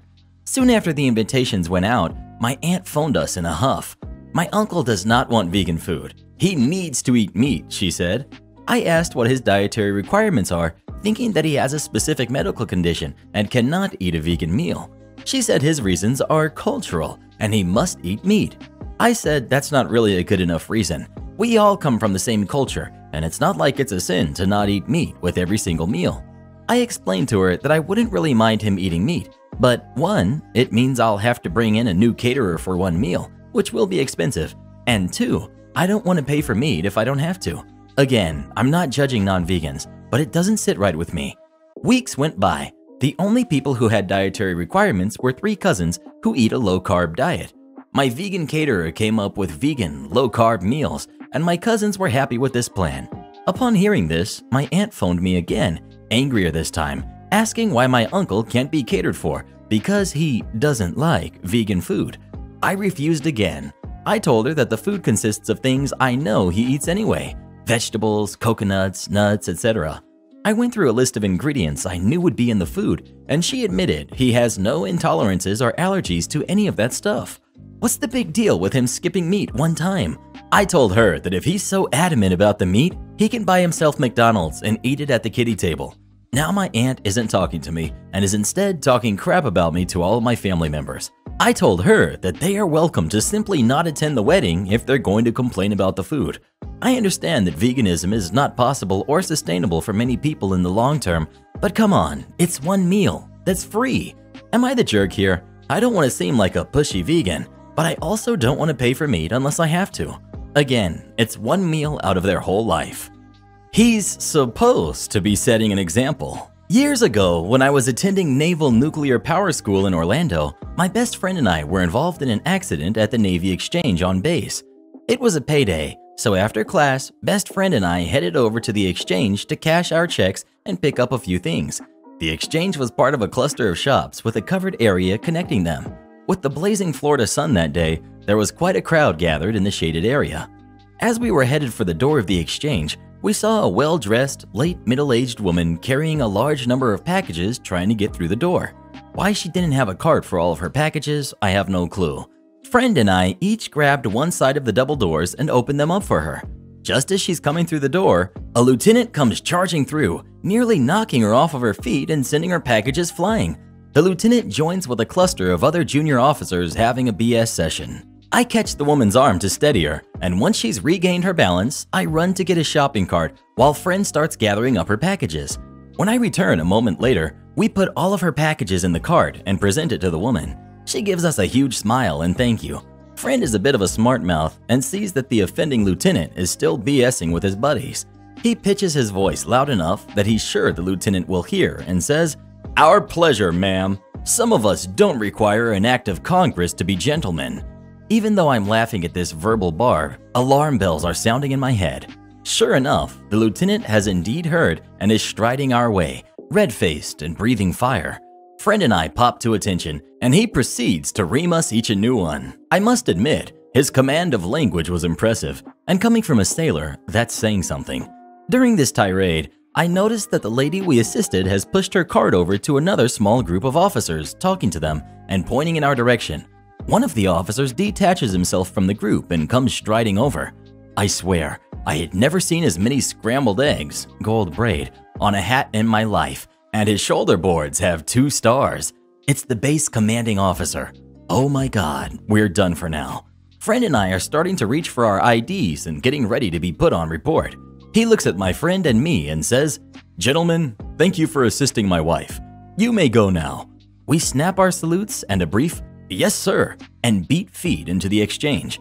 We look back through the glass wall to see the lieutenant standing at a very rigid attention while the admiral reduces him to a quivering puddle. I don't know what happened after that, but it's likely that he had very limited advancement potential and wasn't very happy with the choices of duty stations he had available to him. Yes, Karen, just for you, we will change our $1 million system. This is a story that happened a year or 2 ago. I can't recall exactly. I work in customer service for a card company. Due to not wanting to be too obvious as to where, there are some slight changes to the story, but not enough to change the events that occurred. A customer called us because she wanted to open a 3rd card in her name with us when our limit is 2. Our system lets 2 applications through and then puts it on hard lock. We couldn't even get around it if we tried to. She had tried to apply for this card and obviously had been denied, and now she was calling us. After explaining to her that unfortunately we cannot open another card in her name, as those are the rules and how our systems work, this is where she informs me that no, she only has 1 card. Concerned, I start asking questions, like has she lost her card? Do I need to block it and send out a new one? Does she want to cancel it, etc.? No, she was aware that she had 2 cards, but her other card was used by her son. Well, okay, I said. If your son is over this age, then we can get him a family card under her account so you can use both of your cards. No, he wasn't old enough, so that wasn't possible because we need to be able to verify them in our public registry system, which happens to be at a certain age. And she lost it here on me. I explained to her that unfortunately she would have to wait until her son turned this age to get a card in his name. I was at this point getting fed up with the situation because she wasn't particularly nice in her tone or choice of words. At this point, I had to inform her that by lending out a card with her name on it, that she was violating the terms of service of the card and loses the right to dispute any and all possibly wrong transactions or fraud on the card, as she willingly would have given another person permission to the card. Common sense, right? Nope. She then yelled at me that what she wanted to do with her own account was her business, and if she wanted to open a third card, then that was her business and not ours, and that her son needed that card because she was a single mother and XYZ. We're not a bank, mind you. We're a credit card company, and you'd be better off opening a bank account for your son and funnel in some money there. I said that while she was right that we wouldn't force her to comply with the terms of service, well, we could, to be honest, and we couldn't, at this point, do anything about her son using her second card, but by telling us this, she forfeited the right to dispute transactions, and that if she chose to give her second card to her son, then that was her choice too. But we have already opened a second card for her, and our systems are not compatible with a third one. The application would not even pop up for us as the system automatically deletes it as a duplicate. She was furious with me, threatening to close down her account and wanted to speak to a manager. Here's something I'm glad that is different in my country and culture. The demanding a manager is a weak request and doesn't mean you have a right to speak to one. Honestly, my manager at the time had no clue about anything we did, and you'd just speak to another colleague about it. So I just told her that was unfortunate, that whenever she wanted to close her account, we were just a call away, and I was not going to register a complaint because this is clearly stated in our terms of service and how our systems work.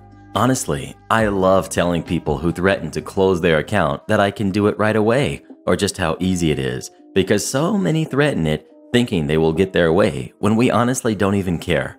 So many people change their minds immediately.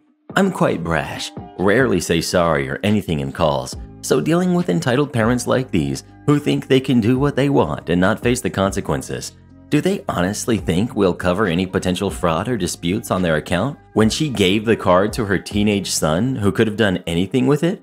Or that we'd just change $1 million to $1 billion computer system and back office / workflow management just for her? When realizing I was not sympathetic to her complaints and that she was getting nowhere, she hung up on me, and I don't know what she ended up doing. Brother tells me that I can consider myself an only child over some keys and money. Cast, not real names. We've got me, we've got my brother, Richard, we've got my cousin, Julie, and we've got my cousin's husband, Hale. Backstory. I rented a house with my cousin Julie and her husband as well as their 2 kids because they were on the verge of being homeless and I was also at the end of my lease. 3 months in, they illegally evicted me because I told them I'd have someone over in my room. I paid my half of the bills. We got the place together, and they didn't like that. My brother bought me out, and I had 5 days to leave. It was the beginning of January, but I'd already paid rent, so I was promised my rent and security deposit back. My brother claimed he would be paying it, but I had Julie and Hale sign an agreement that I would give the keys to my room and the shed back after rent was paid at least. Also, it said I'd be paid security deposit as well. My brother has a history of not paying people back, including our father, grandmother, and aunt, Julie's mom, so I already don't have much trust here. My brother gave me $230 of the $500 rent in February. The end of February comes, and I ask when he's going to pay me more, as he said he would have done by now. I'm paraphrasing here, but Richard. I will let you know when I have more money. I want the keys back now, though. Me. Not until you pay at least rent back. Richard. That's ridiculous. I should have the keys to my house. Don't make this more difficult than it needs to be. Stop being petty and immature. Me. Julie and Hale agreed to this and signed an agreement. It's not my fault they didn't tell you, apparently. I'm not being petty. I just want my money now that I have to find a place. You chose to buy me out. Richard. I can't believe you. I only wanted to help Julie and Hale since you were going to leave the house anyway. I just want my money. Then I'll give you the keys as they agreed. Picture of signed agreement. He ghosted me for a week until I texted him again asking when he'd be paying me. I'll be paying you with my taxes. If you want it sooner, then you can ask Grandma for it, and I will pay her back. Me. Are you serious? You already owe Grandma over $1,000. This is your debt, not hers. I'm not asking Grandma for money. Then you can wait. And where are the keys? On my keychain, where they are all the time. I already told you that I won't give them over until I get my rent back. You can take your time repaying whoever else you owe money, like Daddy, but not me. I'm not doing this with you. Considering you threatened to hold money back if I dragged my feet, moving out, this is ridiculous. Just pay me back, Richard. Richard. I just filed my taxes. You'll get your money when I get my taxes back. Don't ever talk to me like that ever again. You can consider me lost as a brother. Congratulations. So, if you're hard pressed for it, ask Grandma. Otherwise, you can have it when I get my taxes, and I expect you never talk to me like that again. Reasons he can't pay now, and why I'm being disrespectful, and this is my fault? Me. I'm not doing anything. If that's how you feel, no, that was your choice. This was all a choice you made, and there are consequences to kicking me out like that. I have nothing to say to you. You'll get your money back when you do. Have a good day, and consider yourself an only child. Me. Sorry if you're upset by my wording, because I still wish the best for you, but I literally got betrayed by my brother, so my wording is the least of the offense. I was just at the end of my rope. I still am because I'm hurt, but that's besides the point. I'll text you in 2 weeks, or you can tell Grandma and she can talk to me. He has left me on red. This was last week. I love you, bud, but I'm doing you over. I'm a millwright who specializes in rebuilding natural gas turbines. I run with a very top-tier caliber crew where everyone has a role to fill. My role is overseeing anything that's lifted with a crane. My technical title is rigging. If a load falls, it's my fault. If someone gets hurt while I'm in control of a lift, it's my fault. If equipment is damaged while I'm in control of a lift, it's my fault.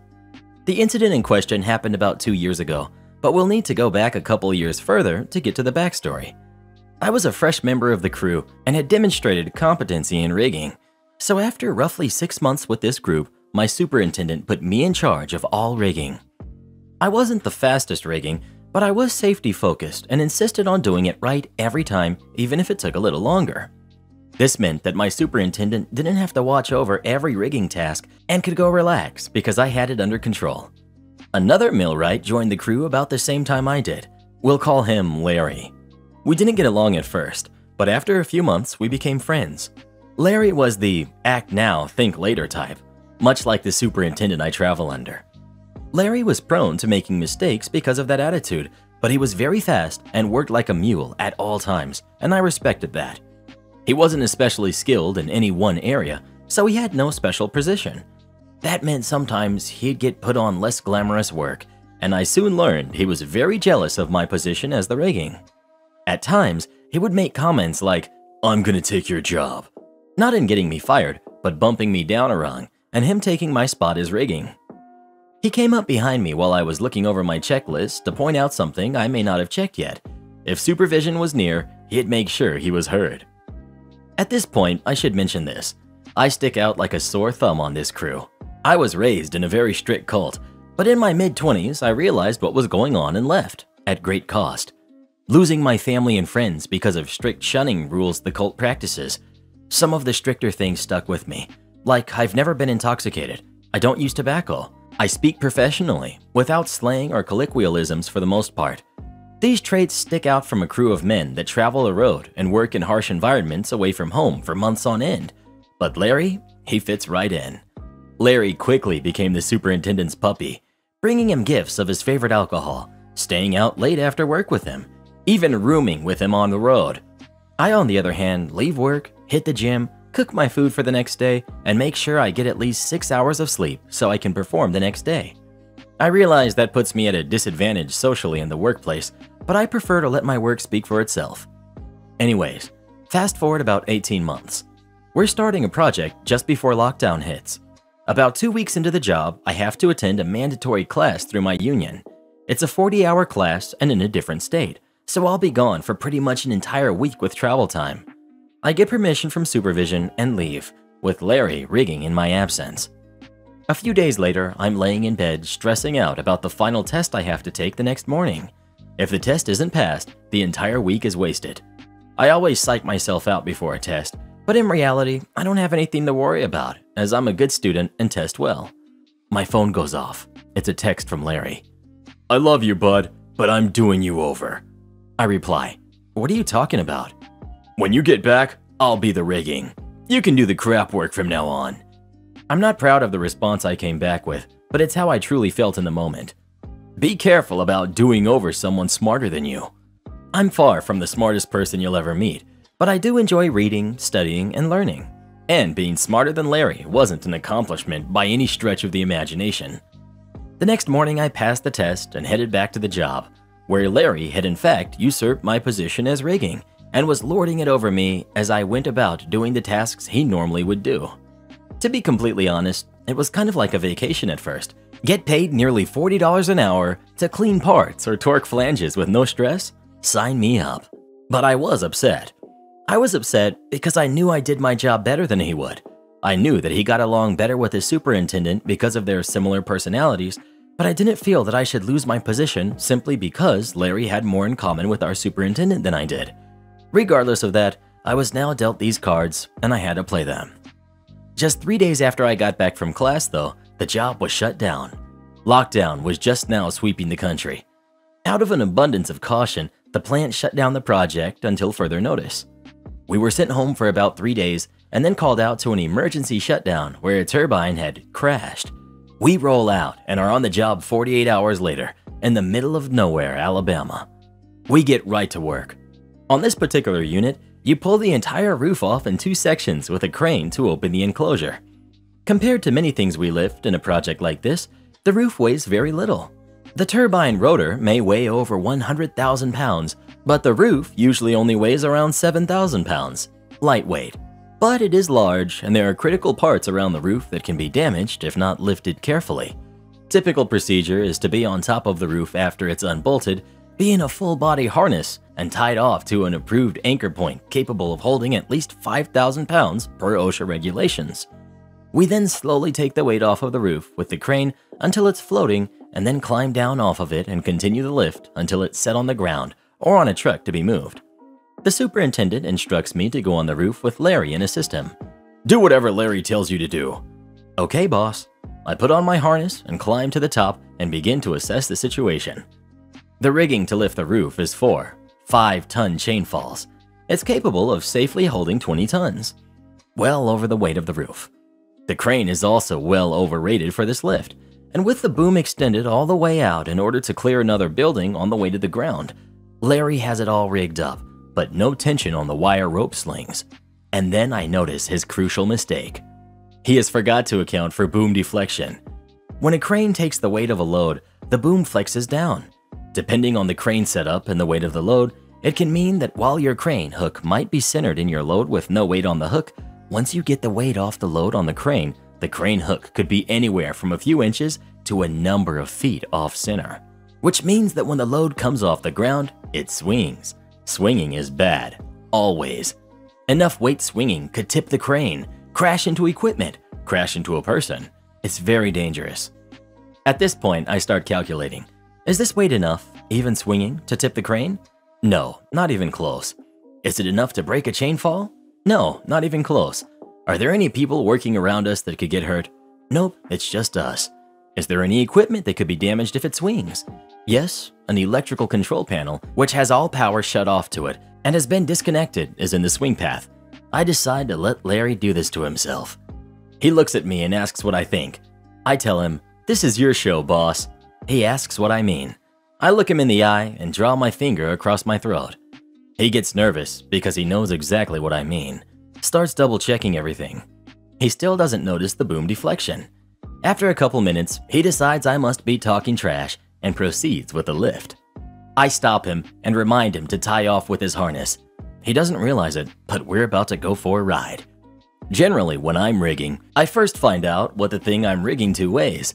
It's a vital piece of information. If I know what it weighs, I can have the crane operator track how much weight he has on the crane, and I'll be able to know when the object should start to pick up.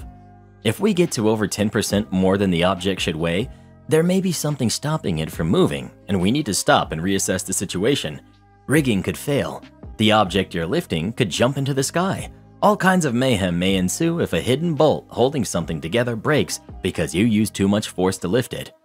I ask Larry if he knows how much the roof weighs. He doesn't. I do, but I don't tell him. He starts signaling the crane to slowly hoist up. The operator complies and starts lifting. I'm watching the boom get pulled more and more off center. We're probably 2 feet from the center of the load at this point, meaning a swing that could travel nearly 4 feet. I stop Larry and ask him to see how much weight is on the crane. 11,000 pounds, 4,000 more than what it should weigh. This roof is in a bind because we're not picking it straight up, but at an angle. It's either not going to move or we're about to fly. I brace myself. Hoist up slowly, Larry calls over the radio. Boom! The whole roof shoots a good 2 feet into the air and swings wildly towards the control panel. Larry and I are riding it like pirates in the crow's nest of a hurricane. We crash into the control panel, bending it over at a 45-degree angle, destroying most of its components. People start pouring out of the nearby trailers to see what the commotion is all about. The crane operator is yelling over the radio, asking what the heck just happened. I'm smiling. Larry is shaking. He sees me smiling and knows that I knew. We get the roof set on the ground and are met by our superintendent. He's chewing Larry out hard. He gets to me and asks why I let it happen. I just say, I just did what Larry told me to do. The superintendent is no dummy. He's seen a thing or two and knows exactly what went down. Larry is demoted and I'm reinstalled as rigging immediately. And a few shifts later, it's all smoothed over. Larry and I are actually good friends now. We've been through a lot together and have each other's backs these days. He's now the foreman on our crew and lets me do my thing. Feeling your way to the top is still a valid way of progressing in my field, but I'm happy for him. He's actually good at it. And I guess that's all there is to say about that. Am I the jerk for refusing to give my unborn son my husband's last name? Hello. I, female 26, have been married to my husband, male 31, for 3 years, and we're expecting a baby boy together. When I married my husband, I kept my maiden name, which he was perfectly okay with. We already discussed this and agreed that any future kids we have will automatically take his last name. His family considers this a huge deal, and I decided to just go with it. But recently, I started thinking about it a lot more and figured that it would be unfair for my unborn son to take my husband's family's name and not mine. I talked to my family, and they said my husband and in-laws are ridiculous to push this on me without a compromise, expecting I go with it. So I went home and told my husband that I've changed my mind about the last name thing and want to either have both our last names combined or my last name to be given to our son. He was confused, saying we had an agreement, and then asked what was the cause of this sudden change of mind. I told him, and he said I can't just do that, and called me selfish when I pointed out that I'm the mother. I get a say too. We went back and forth on this, and he said no way he and his family will let me do this to his son, as if my last name is a disgrace. We had a fight, and we stopped talking after this. He said that I broke and violated my part of the deal, and I should just deal with it now, but I won't accept it. Am I the jerk? Wow, there are a lot of men coming out of the woodwork and trying to shame you into quietly accepting the mistreatment here. You are allowed to change your mind on things. Sometimes a hypothetical situation is a different level of importance than an actual situation. Your husband has a right to his feelings, but so do you. A hyphenated name is a great compromise. I personally gave my kids their father's last name just because I hated my last name. But if I had liked it, I would have kept it and for sure given it to any kids I grew and birthed. I now get called Mrs. Husband's full name, which I cannot stand, but that's a whole nother aspect of the mistreatment we face. Not the jerk. You've offered a compromise with the hyphenated surname, and if you're guilty of selfishness, then he's guilty of the exact same thing. You're allowed to change your mind, and discussing hypothetical future kids is very different to expecting the arrival of an actual kid. Also, you're part of the deal. So, what were you getting in return for agreeing to give your future kids his surname instead of yours? Not the jerk. While yes, you did agree at first, you are completely within your right here to change your mind. It took both of you to make this baby, and you should both have an equal say in the name. Also, point out to your husband that it will be harder for you if your son doesn't also have your last name, as it will be harder to connect your relationship to him. This could lead to problems anytime you go somewhere new where you have to fill out paperwork on his behalf or travel alone with your son. Absolutely do not give the baby his last name. This tradition needs to end. It's 2021 for crying out loud. Can't stand people who want to live like we're still in the dark ages. Let me guess. This husband of yours thinks it's okay for him to goof around at work all day while you do the actual hard work around the house. I'd leave him, sis. Guys like him aren't worth a darn, and it's only a matter of time until the mistreatment gets even worse. Hey Reddit boy, you ever feel like we're walking around a zoo when we read some of these replies? Zoo would be an understatement, Karen. Zoo would be an understatement. Worry about your own department. Okay. I've worked at a national grocery chain for the past decade plus in various roles along the way. A few years ago, I was at one of the first stores in the entire company to have online ordering. I'm sure you've seen it near you. Order online, come to the store, we bring it out to you. When it first rolled out, I learned very early how to do every stage of the process, even though it wasn't my job title. It impacts everyone in the store, so I wanted to know the ins and outs of it so that I would be ready for what it meant for me. Early last November, my current store started doing online ordering. They couldn't get anyone to transfer from nearby stores, so they had to hire an entirely new crew and send them other places to be trained. This training only lasted a few days, then the system went live. Even the department head was one of these new hires.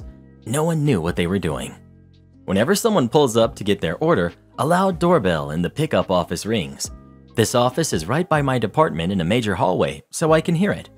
In the first week, this doorbell would ring and no one would come back to the department to get the order. They'd just keep shopping for the order they were working on. They had a phone on them that also chimed, but they ignored it. This led to long wait times and unhappy customers. I started paging over the intercom anytime a customer was waiting for pickup. I would get orders ready, so the pickup clerks just had to take them out, whatever. My department never suffered for this help. It was something I could do quickly and efficiently to help keep them afloat. Well, one time a customer called the store directly and I happened to answer it. She said her pickup time was at 1. She got there at 1 and she had been waiting for 30 minutes. She was upset. I got her name and checked the computer and saw that the shopping for her order wasn't even complete yet, and none of the pickers were shopping for that order. They were picking orders that weren't due for pickup for another 3 hours. I called my store manager and told her what was going on. She yelled in my ear, "Why are you even answering the phone for them? You need to stop making pages, stop hovering over that department, and worry about your own." Not what I expected, considering I had the most experience with online ordering, and these new hires had no idea what they were doing. My store manager knew this, but I said, "All right," and I hung up on her. I picked up the phone call with the customer and told her it would be a while and that I was unable to help her further. I also recommended she come in and speak with the store manager if she had any concerns. I went back to my department and started working. It only took a few minutes before I heard the store manager being paged to the front, and the shouting that ensued could be heard in every corner of the sales floor. But it doesn't end there. As I said, this program was rolling out in November, and Thanksgiving was just a few weeks away. I stopped helping in any way. No overhead pages, no staging orders, no answering phone calls, nothing. The amount of orders skyrocketed, and the department was constantly incredibly far behind. They routinely had to call customers and tell them they'd have to come later in the day or even the next morning. Pick time plummeted, wait time skyrocketed, efficiency ground to a halt. It was horrible. And I just kept my department in tip-toe shape, giving the new hires sympathetic looks when I would see their beleaguered faces. Eventually, the store manager came to me and asked for my help. I'd love to help, but I was told, rather emphatically, to worry about my own department. Now, I knew that I was in no position to say no. If the store manager told me to do something that I was trained to do, saying no was insubordination and a fireable offense. But that didn't stop me from reminding her that it was her who put them in that situation to begin with. I took great pleasure in the sigh she gave and the genuine apology that followed. I accepted her apology and went to help. The workers are much better trained now, and for the most part, the department is running smoothly. I no longer have to help as much as I did in those early months, but my store manager is happy to have me when the need for help arises. My entitled nephews stole from me one too many times. In a prior post in a different subreddit, I asked if I was the bad guy for wanting to call the police on my nephews for stealing from me, and the overwhelming support I got made me realize that standing my ground was the best thing for me to do. About midway last week, when I came home from work, I noticed a shed door was open and the padlock that I used to keep it shut with was broken, and I had a lot of bags full of soda cans in there. I and my friends tend to drink a lot of soda, so I built up a lot of cans over the course of about a year. And I was about to cash them in at the bottle drop soon because I like big payouts. It's 10 cents a can where I live, after all. But there was more than just my bags of cans missing from the shed, too. They took my gardening shears, a steel rake, 2 shovels, one of them being one of those folding camping ones, a full 2-gallon gas can, a cheap power drill I got for like $5 used, an electric hedge trimmer, and a small electric chainsaw that was also used. They didn't touch the lawnmower, weed whacker, extension cords, or the old radio I had in there. No idea why they took what they did, but I guess they figured they could resell them or something.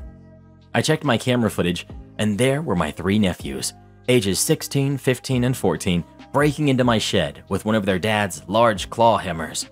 I recognize the hammer because it's bright yellow and black, and their dad has a bunch of them. It only took them a few hits to smash that cheap lock.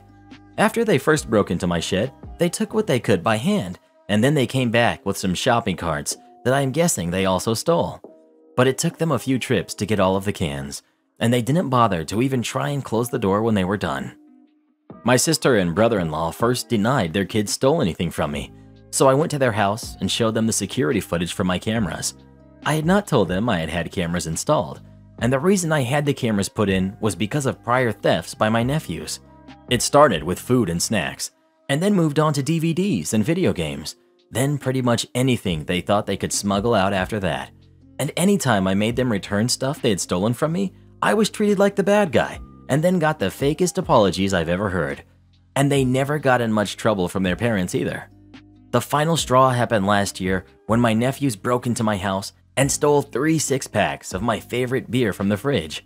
They used my hidden spare key to get in, and also used my bathroom and didn't even flush it, and also went all over the floor, and I'm pretty sure it was intentional.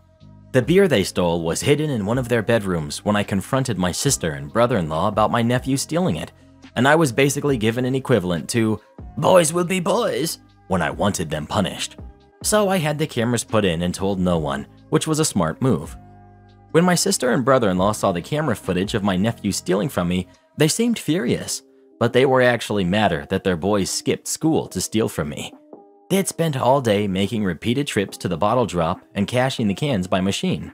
The bottle drop also pays by machine, so they just kept bringing the cans in until they cashed them all. And then they bought video games and junk food with the money. Said money actually amounted to nearly $200. With that and the destroyed padlock, I told my sister and brother-in-law that they now owed me $200. My sister and brother-in-law went from being angry at their kids to making excuses for them, and then being angry at me for wanting that money back when I know they have 3 kids and a mortgage. I said it was either that or I go to the police and press charges. They told me to get out, and I said they have 2 days to decide how to pay me back before I go to the cops. I got back everything else my nephew stole, though they had already used the gas for something else. But over the next couple of days, my sister and brother-in-law were blowing up my phone with a ton of messages, both verbal and text. At first, they were calling me heartless because it was right after the holidays and they have 3 kids and a mortgage. Then they started gaslighting me. They were even threatening me. And all of this would go in a repeating cycle. My nephews chimed in from another cell phone and were sending me lots of messages of their own, which were more fake apologies and gaslighting. My eldest nephew even sent me a picture of himself holding a soda can and giving me a gesture. So I guess they weren't taking my threats of going to the police seriously because family. When I last spoke with my sister and brother-in-law, they refused to negotiate any sort of method of repayment for what my nephews did, even when I suggested they just sell the video games that were purchased with the money from the cans. Then they had the audacity to say I'd actually tempted my nephews by having the cans in my shed to begin with. Oh yes, I'm the devil snake that tempted my nephews with a shed full of cans that just screamed money, money, money. So that was it. I went to the police station that morning and filed the report. Gave them a copy of the video footage of my nephew stealing from my shed. I gave them the broken lock they had smashed, showed them all of the texts, which were screenshotted and also given as evidence. Heck, I even gave them a copy of the photo my eldest nephew had sent me. But my nephews were indeed arrested on Saturday. Police came to their house, and my sister and brother-in-law were forced to let them in because they had a warrant. Apparently, all 3 of my nephews went from being little jerks to crying like babies when they were being put in cuffs. I know this because a neighbor I'm acquainted with that's sort of friends with my sister was there to see it. And shortly after the arrest, my sister and brother-in-law were blowing up my phone again. They weren't able to get their kids out of jail till Monday morning, and now the boys are being charged with larceny, willful destruction of property, and vandalism and harassment. The police took this whole case pretty seriously, as there had been complaints about my nephews for some time, but nothing was proven until now. The past few months, bags of cans have actually been going missing all over the area. Don't know if it was my nephews or not, but they're likely suspects. And with word spreading of their arrest, let's hope other neighbors with security cameras come forward with more footage. My sister and brother-in-law showed up at my house too. I refused to open the door and told them that this all happened because they are enablers who refused to hold their kids accountable for their actions. That made them just scream and pound on my door more until I threatened to call the police on them too. And since I've done it already, they know I mean it now. So they left without any more trouble, but they went back to blowing up my phone. I didn't block my sister or brother-in-law. Instead, I just decided to save all of the messages they send me because I've made the decision to take them to small claims court over this. I don't really need or want the money and have already replaced the destroyed padlock with a much better one. However, the kids aren't the only ones who need to be taught a lesson. In the end, I hope I put them in enough of a hole that they learn not to mess with me ever again. I also have the full support of my family on this. My parents, aunts, uncles, cousins, etc. They're all supporting me in this because my nephews have stolen from them too. And after banning my nephews from my house, some of them did the same. I'm going to push for my nephews to get community service. And the reason why isn't just because it's a good idea, but also because I know that they'll hate that the most. Whenever made to do any kind of work they don't want to do, they just stand around griping and act like the whole world is against them. So hardly anything ever gets done. Perhaps a few hundred hours of unpaid work will teach them some manners. They've been spoiled far too much. Do this next. Tap here on your screen to come see our new podcast playlist, where you'll find thousands of hours of the best stories you've ever heard. Or tap the one on the right. That episode is specifically just for you, based on other videos you've enjoyed the most.